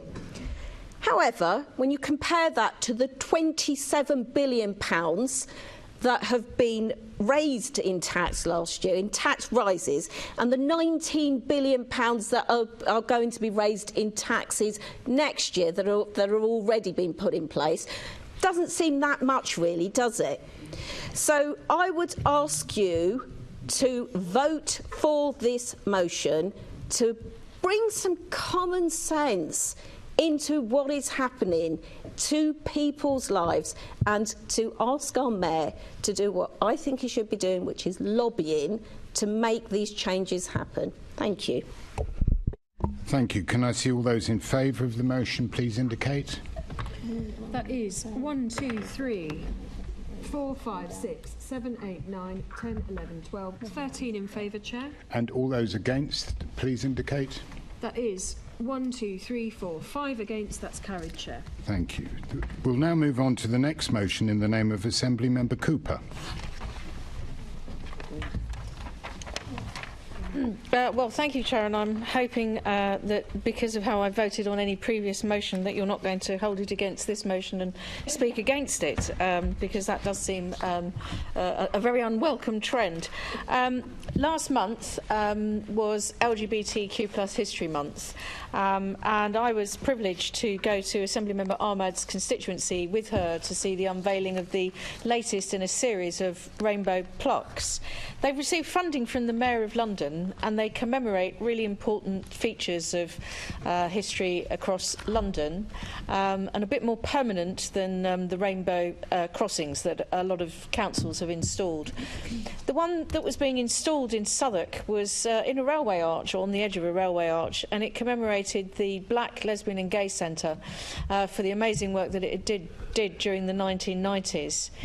And the one before was on what is now the Museum of Brands over in, I think it's Assemblymember Devonish's constituency, or at least his current constituency. He may not be there for very long, who knows.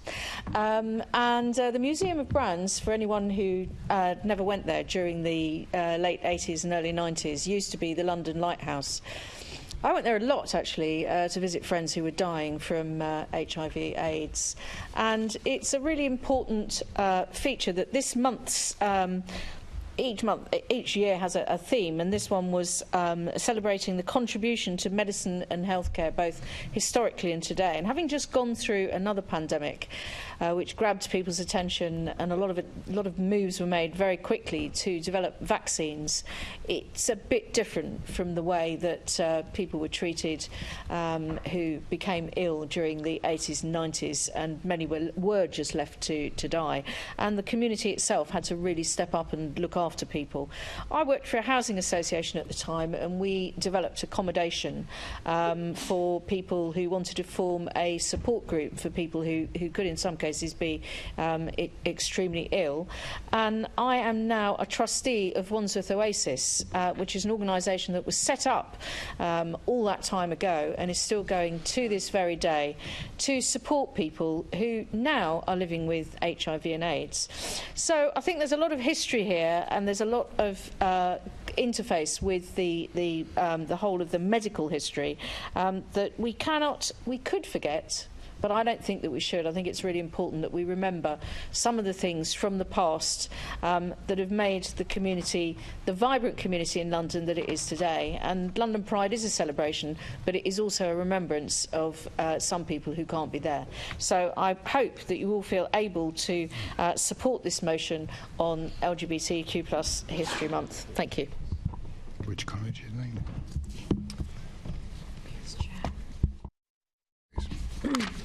Kingston. I think before we go to the next speaker, actually I'll formally second it. Right? I'll formally second it. Before we go to the next speaker, I'd like to welcome students from the Kingston University who've come to see us. Good to see you. I hope you don't feel too alone up there. So that's second. Assembly Member Polanski, please. Thank you, Chair. And I'm glad the students have just walked in, because 5 minutes ago, Conservatives and Labour were arguing about economic growth, and it was pretty dire. But glad you've walked in now to what is much more consensus. First of all, I want to say a huge thank you to Assembly Member Cooper, both for bringing the motion and also that touching speech you just gave about your own personal experience of living through this time. Also to my fellow LGBT Assembly members, to celebrate us and the work that we've done in the last few years, and all LGBT Londoners. Things are getting much better around HIV. So if you look at the United Nations, they have a 90 target. That's over 90% diagnosed, over 90% diagnosed and in treatment, and over 90% in treatment with suppressed HIV. And actually, London is much higher than those figures. We're about 97, 98%. So I think the first thing to say is there's been incredible progress, and the amount of people who have been involved with that research and clinicians who deliver that every single day, I think, deserve all of our thanks, and I'm pretty sure that would be unanimous. But also we know that one diagnosis or one not diagnosed case of HIV is one too many, and actually we can always do more, and we need to get those figures to 100%.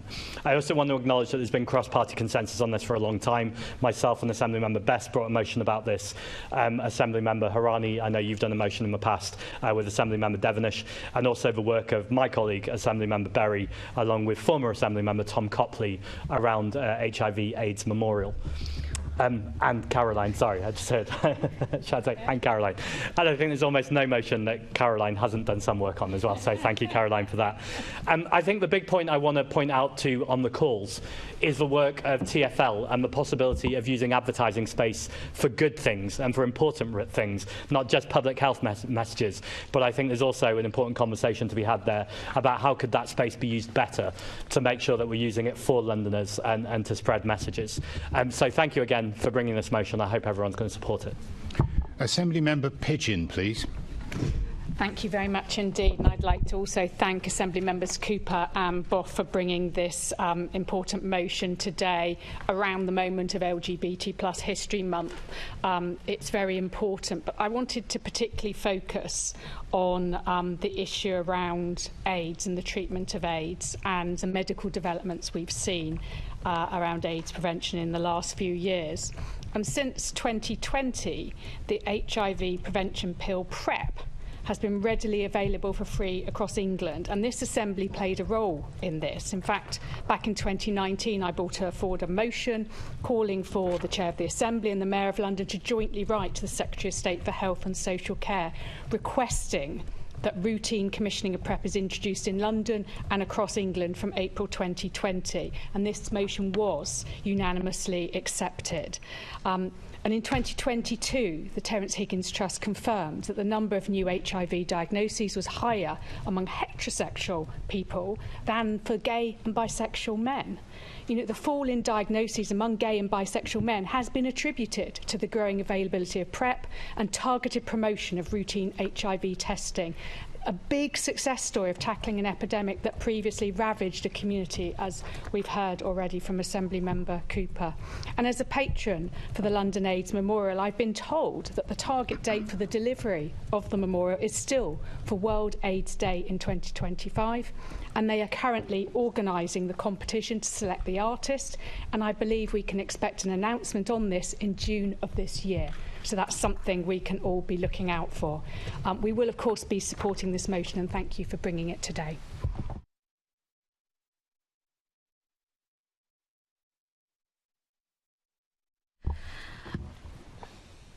I won't be exercising my right to sum up, to speak. Assembly Member Cooper to sum up, please. Okay, if there's no one else that wants to come in, and can I just thank everybody for their support for the motion.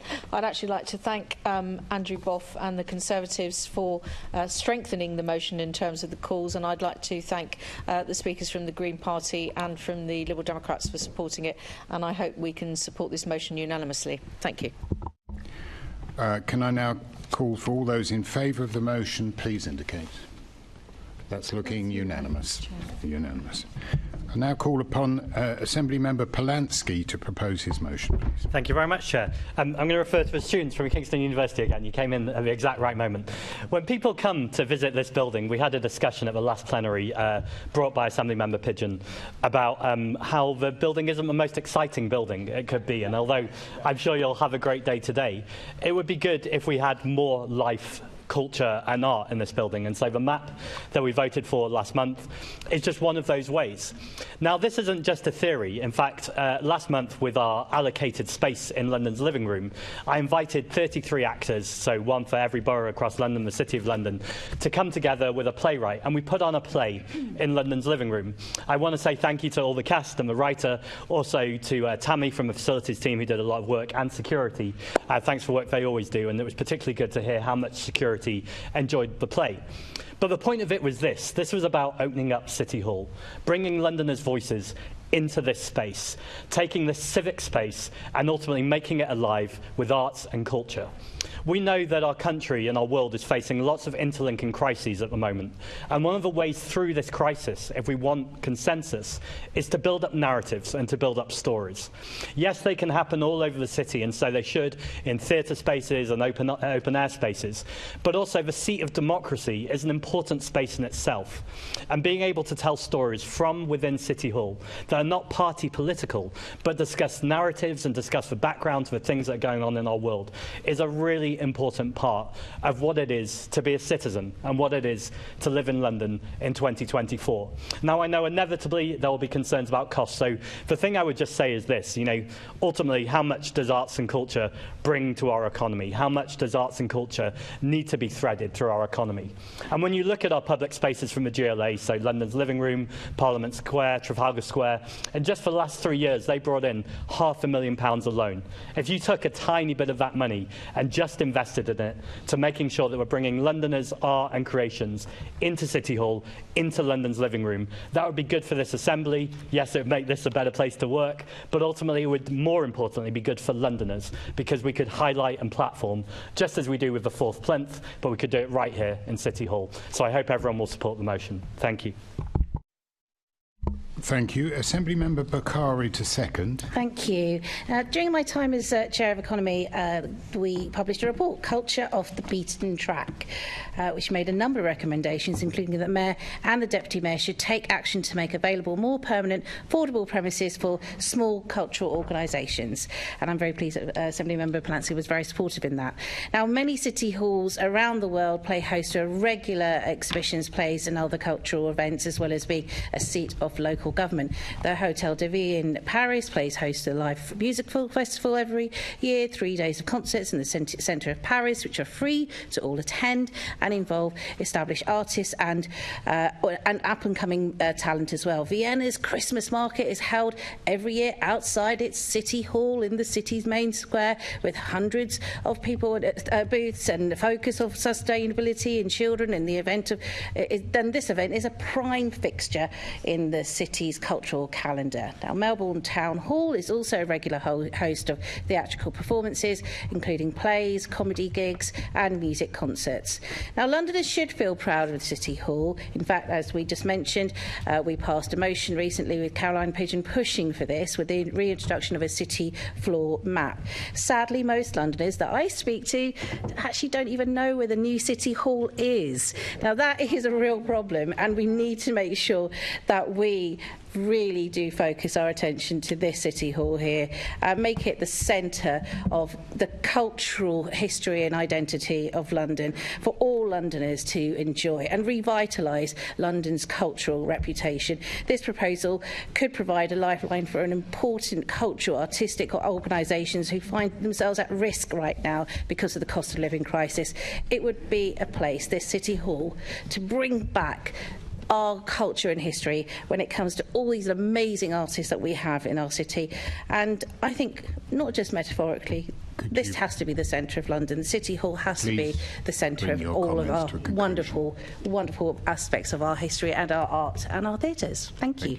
The next speaker is Assembly Member Baker, please. Thanks, Chair. And with regret, because there's lots of wonderful things that have been said, the Labour Group will not be supporting this motion. Now, the Labour Group is strongly in favour of supporting London's cultural sectors and on record as supporting efforts to make City Hall more attractive to visitors. And culture in some form, I think, is very, very wise. But to be honest, we believe the most theatrical performances in City Hall should remain Assembly Member Polanski's speeches. The Mayor has a strong record of making culture more accessible to Londoners, as is referenced. The London Borough of Culture has brought world-class art into performances to boroughs right across the city. Croydon, Lewisham, Brent, Waltham Forest have all benefited, and we have many, many world-class venues and companies in the city. I think it's a little bit naive to think that City Hall, no matter how far we try, how much we try, would become the centre of theatre in London, considering what we have elsewhere. So we will be voting against the motion. Assemblymember Polanski referenced that there may be practical issues with it, cost, staffing. I had a bit of clarity about whether the London Living Room really has the right facilities to be the best place to put on theatre, but I wasn't here when it was put on, so maybe I'm wrong. Questions about commissioning process, but mostly, you know, we have so many wonderful venues in London, and many of them are in crisis. And to be honest, we should be diverting support to communities, to sustainable venues, to sustainable theatre companies. And we can't see that this proposal would actually be the best way to do that. So yes, bring culture into City Hall, but we don't think that this motion is really the right way to do that. Assembly Member Bakar, thank you. Assembly Member Garrett, please.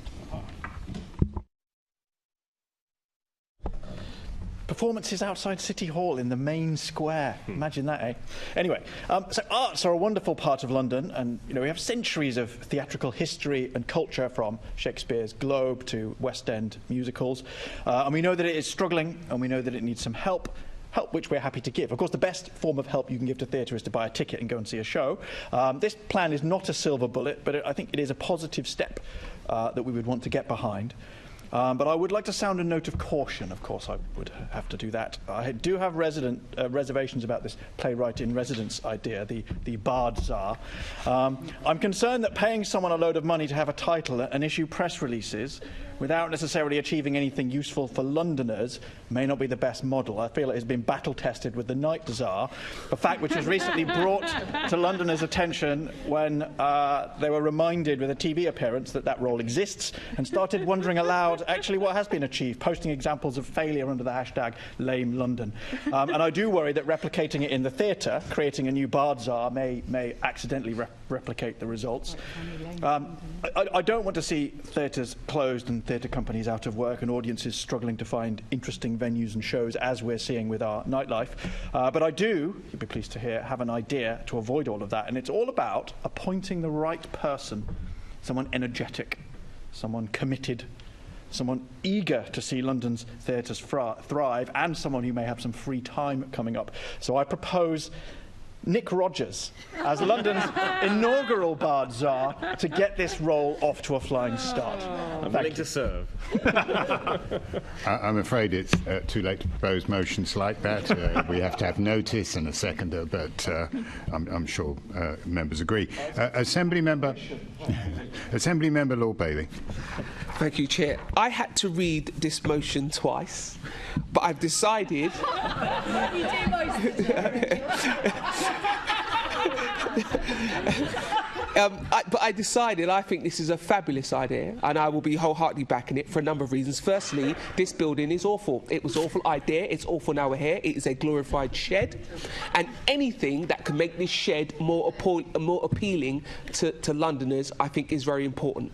But the real reason is that arts is a vital industry for this country. It's a growth industry for us. It contributes billions to the economy. And if any activity we can do in here can introduce our young people to the business of show business, why wouldn't we do it? One of the things that we have to rebuild after the pandemic is a notion that London is a place to visit. People do not visit London for City Hall, but they do visit it for our arts. So why wouldn't we boost that? So Bard Czar, I'm up for that. And I think we avoid the outcome that we've suffered so far by giving that Czar an actual task, a KPI, if you will, that we could measure. But I actually would go further. I would commission public art across London. If you go to places like Warsaw, the amount of public art they have is unbelievable. And I've always wondered, a place like London that is full of walls, why don't we cover some of those walls with beautiful paintings? I really think we should go that way. But the real deeper thing is this. If we want our arts to continue to grow and thrive, we have to show our young people that they're important to us. City halls across the world are for sending signals.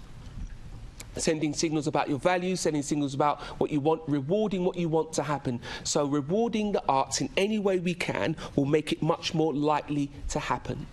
And one of the greatest experiences I had as a young boy is when I went somewhere in Germany and they had public art and it was a marble machine. And that marble machine, I will never, ever, ever, ever forget that marble machine. And if you can, if you can inspire a young person, you'll never need to push them. Let's vote for this because it's a great idea. And who doesn't want to come to play at City Hall? Come on. Sit down now. Thank you. Assembly Member... I'll show you one. Any other indications? Assembly Member Polanski to sum up the... Thank you very much. First of all, a huge thank you to those of you in the chamber who are going to support. I'm genuinely really delighted. Just to clarify, it is not a Bard Czar, although I'm glad that Lord Bailey is so excited about it and Nick Rogers has practically got the job. But it's very much seen as a playwright who would write a play for a couple of weeks and then perform it, and then that was it. It is not an all-time round job, and you would certainly rotate who did those kind of jobs. Thank you, Assemblymember Baker. It's always good to have fans in the audience. I'm really glad you enjoyed my speech. We hear the Labour Party say they support arts, but they can't even support the most modest of measures, a play right on our doorstep. This is like a party that say they support the green agenda but won't support £28 billion a year, a party that support workers but won't stand on trade unions, a party that against child poverty but won't take off a child benefit cap keeping millions of children in poverty. What is the point of the Labour Party? And if that's not theatrical, shout it to the heavens, because we've lost all point and any semblance of what that party is. Thank you to everyone who will support this motion. I think this is going to be great for Londoners, great for arts and culture, and yeah, it's great. Thank you. Thank you. Can I see all those in favour of the motion please indicate? That is 1, 2, 3, 4, 5, 6, 7, 8, 9, 10 in favour, Chair. All those against? All those against, please. That is 1, 2, 3, 4, 5, 6, 7, 8, 9, 10. That's a tie, Chair. Do you wish to use your additional and casting vote? I sure do. In favour of the motion. That's 11. That's 11 for, 10 against. That motion is so bad. We now move on. Have to go now. We now move on. You voted. You have to go and watch it. Little bit of order, please. Little bit of order. We now move on to the next motion in the name of Assembly Member Clark. Thank you, Chair. Sorry, trying to get over that performance. As everyone in this chamber knows, we're all up for election on the 2nd of May, and our jobs, the future of our city is in the hands of those who vote. In 2022, the Electoral Commission pointed out that only 82% of the electoral register in London is complete. So that means nearly 1 in 5 Londoners are not able to vote. They also found that key demographics who are eligible to vote in London are underrepresented, which should worry us all. We are also concerned by the Election Act of 2022, now requiring voters to present photo ID at polling stations. This will be the first London-wide election where this is a requirement, and there will undoubtedly be Londoners who do not have a form of ID that is valid. This means that people will face more barriers to voting compared to previous elections. And I know when I'm out on the doorstep and I'm speaking to voters, there's a lot of people who simply do not know about this change, and they do not know what is acceptable ID. So clearly, there are still a lot of Londoners who are unaware. The government's justification for this change to voter ID was to cut electoral fraud from happening, but of the 32 million votes cast in 2019, only 595 cases of fraud that were investigated, leading to only 4 convictions. So we've had this massive change over 4 convictions. That's very difficult to justify. While the GLA is working hard to ensure that voters across the political spectrum are registered to vote, particularly with hard-to-reach groups, it is vital that this is stepped up even further in the coming weeks ahead of the 16th of April, which is the last day that people can register to vote. So if you're watching this and you're not sure if you're registered, then please register. You can Google register to vote and put in your local borough, and a form will pop up and it'll tell you what you need to do. And then remember to bring your ID. It only takes a few minutes, but it is so crucial to have your say in May's election. And I hope Assembly colleagues will support this motion. Thank you. Assembly Member Sheikh to second, please. Thank you, Chair. I formally second and reserve my right to speak. Are there any other speakers? Assembly Member Berry, please. Thank you very much, Chair. My group completely supports voter registration week. There's no need for me to add too much to the motion, but as chair of the election review working group after the 2021 elections, I just wanted to speak about a specific improvement that group recommended to be made in regard to educating people and helping people to take part in the upcoming election. Our working group, on behalf of the whole Assembly, made 11 recommendations for how the next election could be better run. And now that this next election is upon us, I'd like to remind the Chamber of our specific recommendation that communication to Londoners about the 2 different voting systems and the 3 different ballot papers that you get was a specific recommendation, and this relates to the election of this Assembly, not just the Mayor. So I really hope that any work done in London around voter registration week also includes clear information about the change to the mayoral voting system and the way that you can vote for the Assembly. I think that's really important, and our committee agreed at the time, so I thought I'd mention it now. Thank you very much. Thank you. Anybody else? No. Assembly Member Sheikh, do you want to contribute?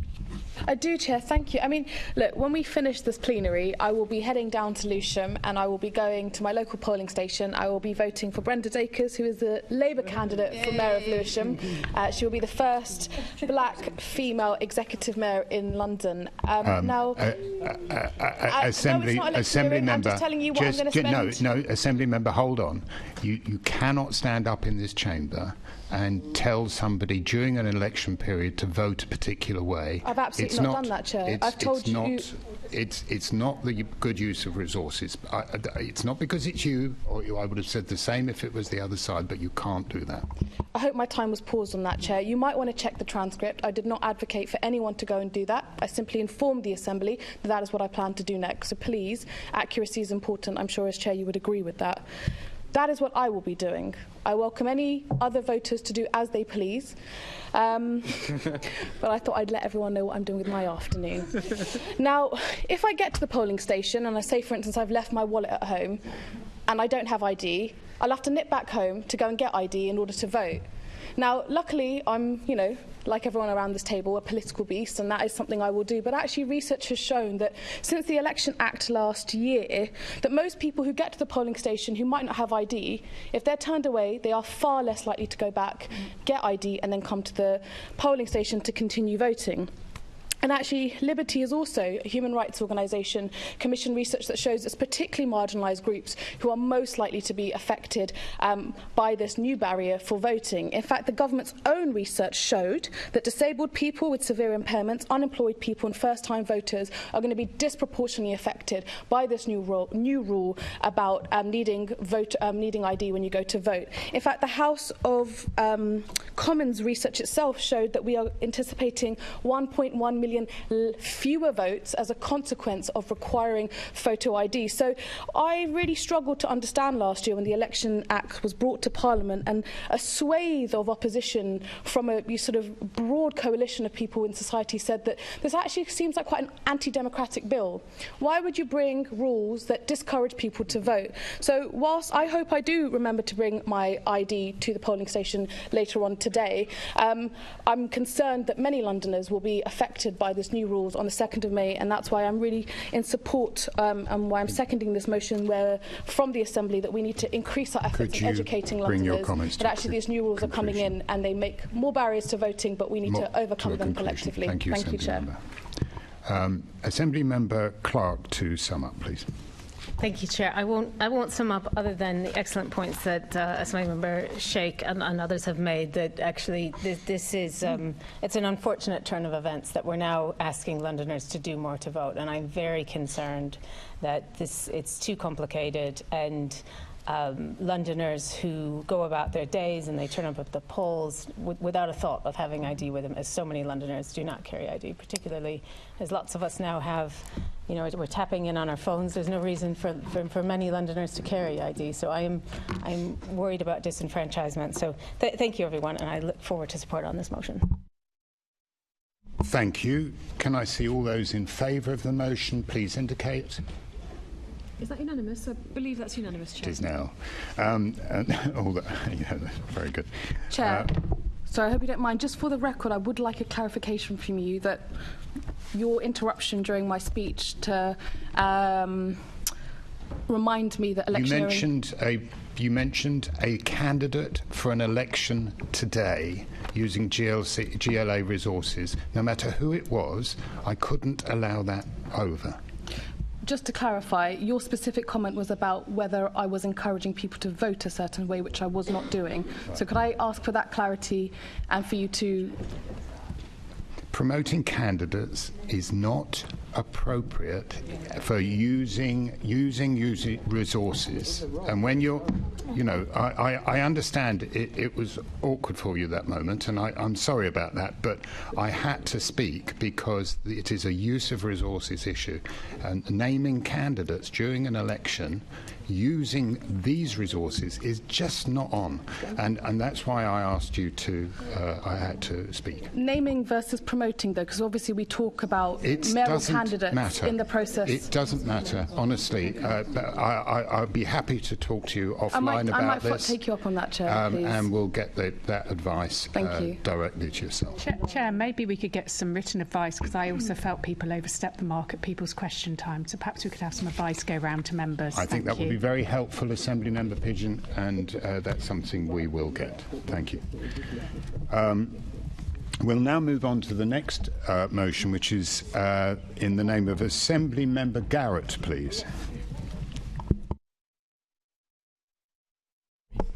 Pay per mile, which is about a taxi meter in every car ringing up a charge for use of your own car.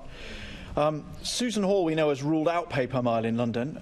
And if the Labour candidate could also rule it out, that would reassure Londoners that whoever wins in May, they do not need to worry about every road in London being turned into a toll road. But when we raise this, we are sometimes accused of scaremongering. But in his book, Sadiq Khan wrote, we need to go further. We intend to. We have plans to introduce a new, more comprehensive road user charging system to be implemented by the end of the decade at the latest. The Mayor then told Assemblymember Best in the autumn that he wouldn't do pay per mile, which flatly contradicts what he wrote in his book and also what he had previously told the press. So I repeatedly pressed him subsequently in December to rule it out, which he refused to do. He just said it wasn't a priority and the technology wasn't available. But of course priorities change, sometimes quite rapidly after an election. And TfL is working on developing the technology because, as the Mayor wrote in his book, and as he told the media, he does plan to introduce pay per mile. And we Conservatives think that's wrong, and we strongly oppose it. That, though, brings me to the Labour amendment that we have here. Firstly, they delete the word strongly, so apparently they oppose it a bit, but not strongly. And then further down in the amendment, they water down the motion from strong opposition to mere delay, a pause is the word that they use. Perhaps supporting it in future, but not yet.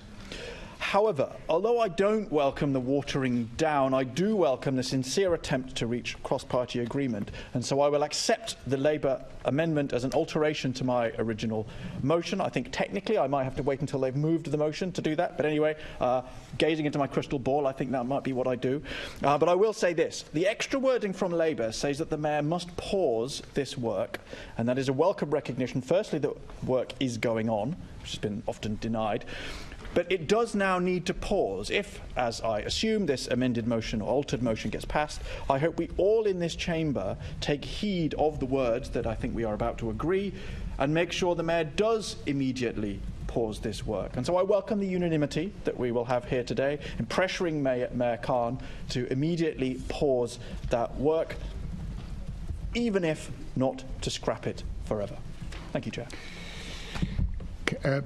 Before I go on to the second, can members be aware, conversation that I've just had, that mentioning people who are candidates in an election is a problem when you're using GLA resources.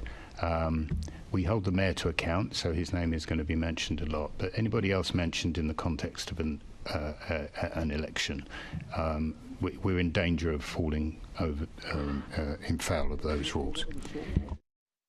So, I think it's going to be worthwhile. It's going to be worthwhile getting that clarity that Assembly Member Pigeon requested. Assembly Member no, not to speak. To speak on your last point. No. Well, you just have to put your hand up. I'm afraid, Assembly Member. That's not how it works, is it? I just wanted clarification, Chair, because whilst we're outside of the PERDA period, are we allowed to make those comments and include candidates' names? Well, I think that is why I will call to some clarity and getting advice. Okay. Assembly Member Best to second. Thank you. Thank you. I will second and reserve my right to speak whilst I think about whether I'll give you a history lesson, a theatrical performance, or tell you about my afternoon. That's it. We have an amendment in that. Who's proposing the amendment? Assembly Member Baker, please. Thank you, Chair. And huge thanks to the Conservative group for putting this motion, as we've definitely not heard this specific question at every meeting. The Mayor has been with us for the last months. And please, Conservative group, please stop trying to make paper mail happen. Really. You seem to be more keen talking about it than anyone else. And the reason is you would like to get votes on false pretences. You would like to get Londoners to vote Conservative on the basis the Mayor will introduce something that he is explicitly, on multiple occasions, ruled out. The Labour group is seeking to amend this motion, I believe it's going to be accepted, to accurately reflect the situation. And that situation is the Mayor has ruled out on multiple occasions in this room paper mile road use charging while he's the Mayor. We as a Labour group have ruled out supporting it. TfL have confirmed they are not doing any work on paper mile. That was also told to us from TfL in this chamber. The Conservative group know this and are trying to mislead Londoners by not acknowledging the answers they have had. So the amendment also acknowledges the detailed work the cross-party Transport Committee has done on future considerations for any changes to road charging for road use for any future Mayor or government. So watch this space. That'll be coming out very, very soon. And it seems wrong when such huge amount of work went into getting that report out not to take the opportunity in this motion to direct the Mayor and the government to the work that's been done, which includes things such as wide engagement, fairness, equality impact. Really, really important stuff. So let's not reduce this just to paper mile, not per mile. But on this basis, I hope everyone can support this very factual amendment. Could I ask Assembly Member Pigeon to second, please? Lovely, thank you very much. I'm delighted to second this amendment today. Now, pay-as-you-go road pricing is a logical step in terms of the user paying for a service, and it's something we looked at as a Transport Committee in the previous term, as well as we have looked at it in this term. And I've got no doubt it's going to play a role in the future to fund our roads and our transport system.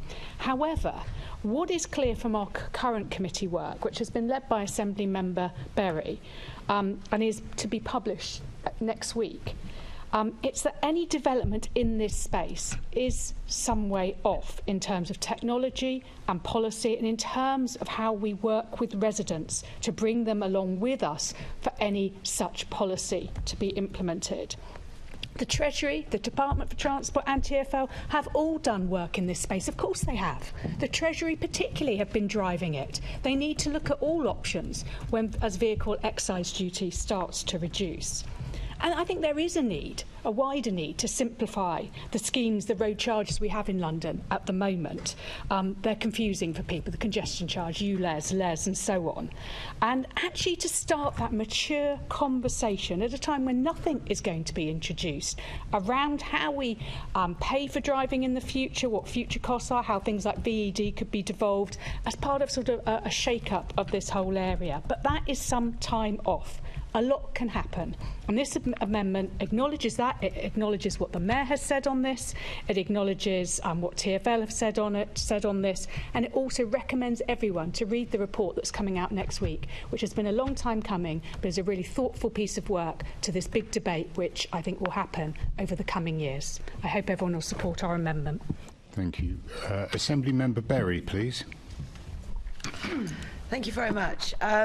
Although I'm obviously well known as someone who thinks smarter road charging is also fairer for everyone, I don't have any comment to make right now on the substance of this motion or the amendment. Our group is going to vote against both of them. Thank you for your comments, and I am pleased with the cross-party reports and recommendations which the Transport Committee has forged over many, many months alongside many, many, many Londoners who've put their comments into the conclusions as well. I do believe that we today should not pass any motion on this, but that the report itself should go out there to represent and be referred to as the Assembly's consensus-driven, cross-party work on this. So I understand that it was the Conservative group who tabled this today. I understand that the reactions of the Labour and Liberal Democrat groups in amending and then passing something else is driven by electoral considerations, but I do think we shouldn't be voting on this motion today when our report is not yet out, but will be within a few days. Thank you. Assembly Member Bess, has the amendments been accepted? Do I call the second? If Assembly Member Garrett would like to confirm. You did, before kind it had been moved. But before it had been moved. Do you accept the amendment? Yeah. Assembly Member Best, please. Thank you, Chair. Like Assembly Member Garrett, I was disappointed with the watering down of this motion, and I think that was done quite specifically to add in the addition of in the next mayoral term, because the Mayor himself admitted when he wanted to go for this sort of charging that it wouldn't be ready until the end of the decade, around 2030. So I think when he says, as long as I'm mayor, we are not going to have pay per mile, I think that's more an indication of his career plans as opposed to any suggestion that this isn't on the table. I also think it's important to recognise that 6 months before we had expanded, he announced he was going to expand the ULEZ. He referred in an answer to Assemblymember Prince that he had no plans to extend ULEZ. Just yesterday in the Environment Committee, we were discussing the fact the Mayor promised to plant 2 million trees in London before election, and then in his book said it was his biggest regret. So it isn't like there isn't form to go back on this. And so when he has said directly, what we want is a scheme that can treat each driver differently in relation to the time you're driving, and this is the important bit, the distance you're driving. When he says that in November 2022, I think it is fair to leave it on the table and want pure clarification at each and every turn as to where his mind might be on that current day. As we see, there is form for it changing. So I am pleased, however, that we can reach some sort of consensus, seeing a delay and acknowledgement that TfL should pause the work on pay per mile charging, I think is a good step, and I think it's good when we can get some sort of cross-party consensus, although I know know the Greens will be voting against.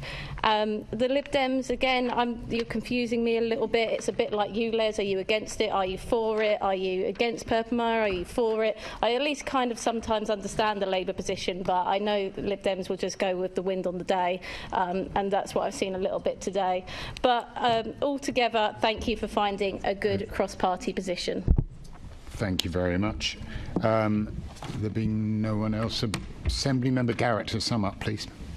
Yeah, just a couple of points. I mean, I would say, if he's definitely not going to do it, why didn't he say that when I asked him in December? I asked him repeatedly, and he refused to say that he's against it. He refused to say it was a bad idea. He just repeated that it isn't a priority for him and that the technology isn't ready. And he told the Financial Times, I've got a quote here, road use charging is interesting. If you get rid of the congestion charge, get rid of ULEZ, get rid of road tax and charge people depending on how many miles they drive, how polluting their vehicle is, what time of day they're driving, are there alternatives related to public transport, how many people are in the car, that's potentially quite exciting, said Mayor Sadiq Khan, who we are told today is not in favour of that. So the Mayor has definitely said he's in favour of it. Assemblymember Best gave a different quote around the same time that he's in favour of it. And as Assemblymember Best also pointed out, literally a few months before announcing Outer London ULEZ, he said he was ruling it out because it wasn't necessary and wasn't needed and he wouldn't do it. So I don't think we can necessarily take a Sadiq Khan promise to the bank. But I think what we can do, which I intend to do right now, is welcome the support from almost all the way around this chamber for opposing this and for scrutinising the Mayor at least from now until May the 2nd and making sure that he does pause work, as Labour have put into the motion, does pause the work on pay per mile, and we will see after May the 2nd whoever unnamed person may be Mayor at that time, what policy they have. But I'm sure all of us will remain resolute in opposing any such plans. Thank you, Chair. Thank you. The Assembly's permission, I'll put that to the vote. All those in favour of the motion, as amended, please indicate. That is 1, 2, 3, 4, 5, 6, 7, 8, 9, 10, 11, 12, 13, 14, 15, 16, 17 in favour, Chair. Thank you. All those against, please indicate. That's 3 against, Chair. That's carried. Thank you. That's the end of the motions.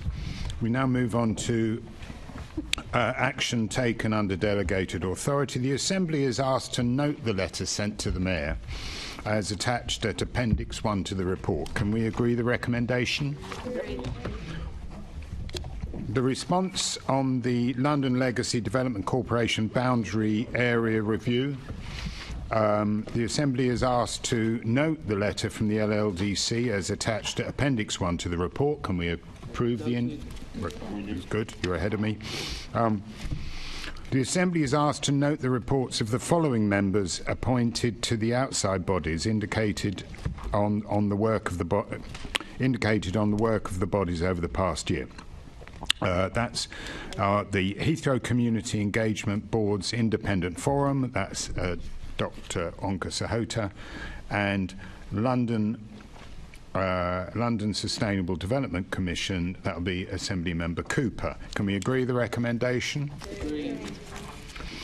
We now move to the Pay Award 2024 for GLA statutory officers, noting that this is a joint decision with the Mayor and is in line with the pay award agreed for GLA staff, grades 1 to 15 and spot rates. The Assembly is asked to agree that a pay award of 4.5% should be made to the GLA statutory officers who are the paid head of service, chief finance officer and the monitoring officer. Can we agree the recommendation? The date of the next meeting, the Assembly, is scheduled to be the Mayor's Question Time meeting, which will take place at 10 a.m. on Friday the 15th of March 2024 in the chamber at City Hall. I do not consider there to be any items of urgency that now need debate, and therefore I will close the meeting. Thank you.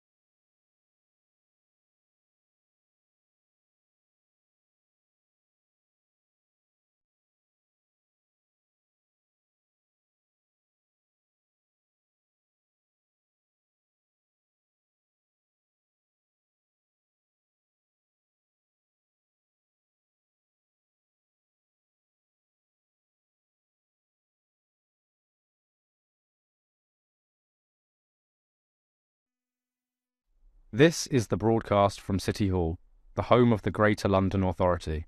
Please stand by.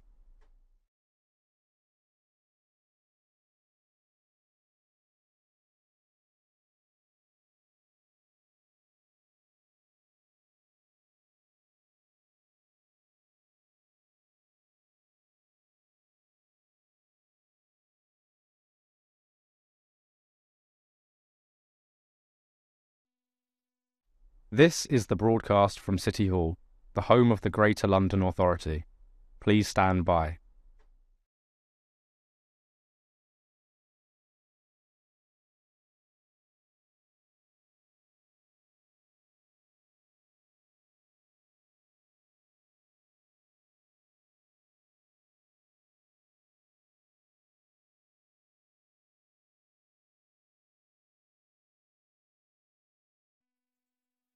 This is the broadcast from City Hall, the home of the Greater London Authority.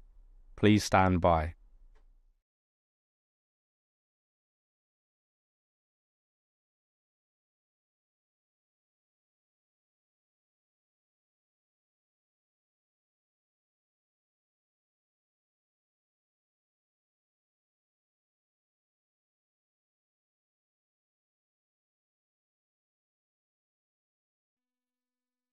This is the broadcast from City Hall, the home of the Greater London Authority.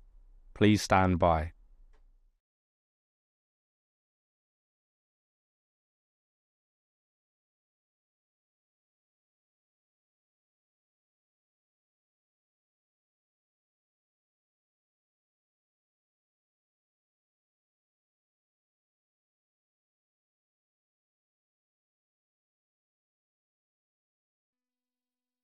This is the broadcast from City Hall, the home of the Greater London Authority.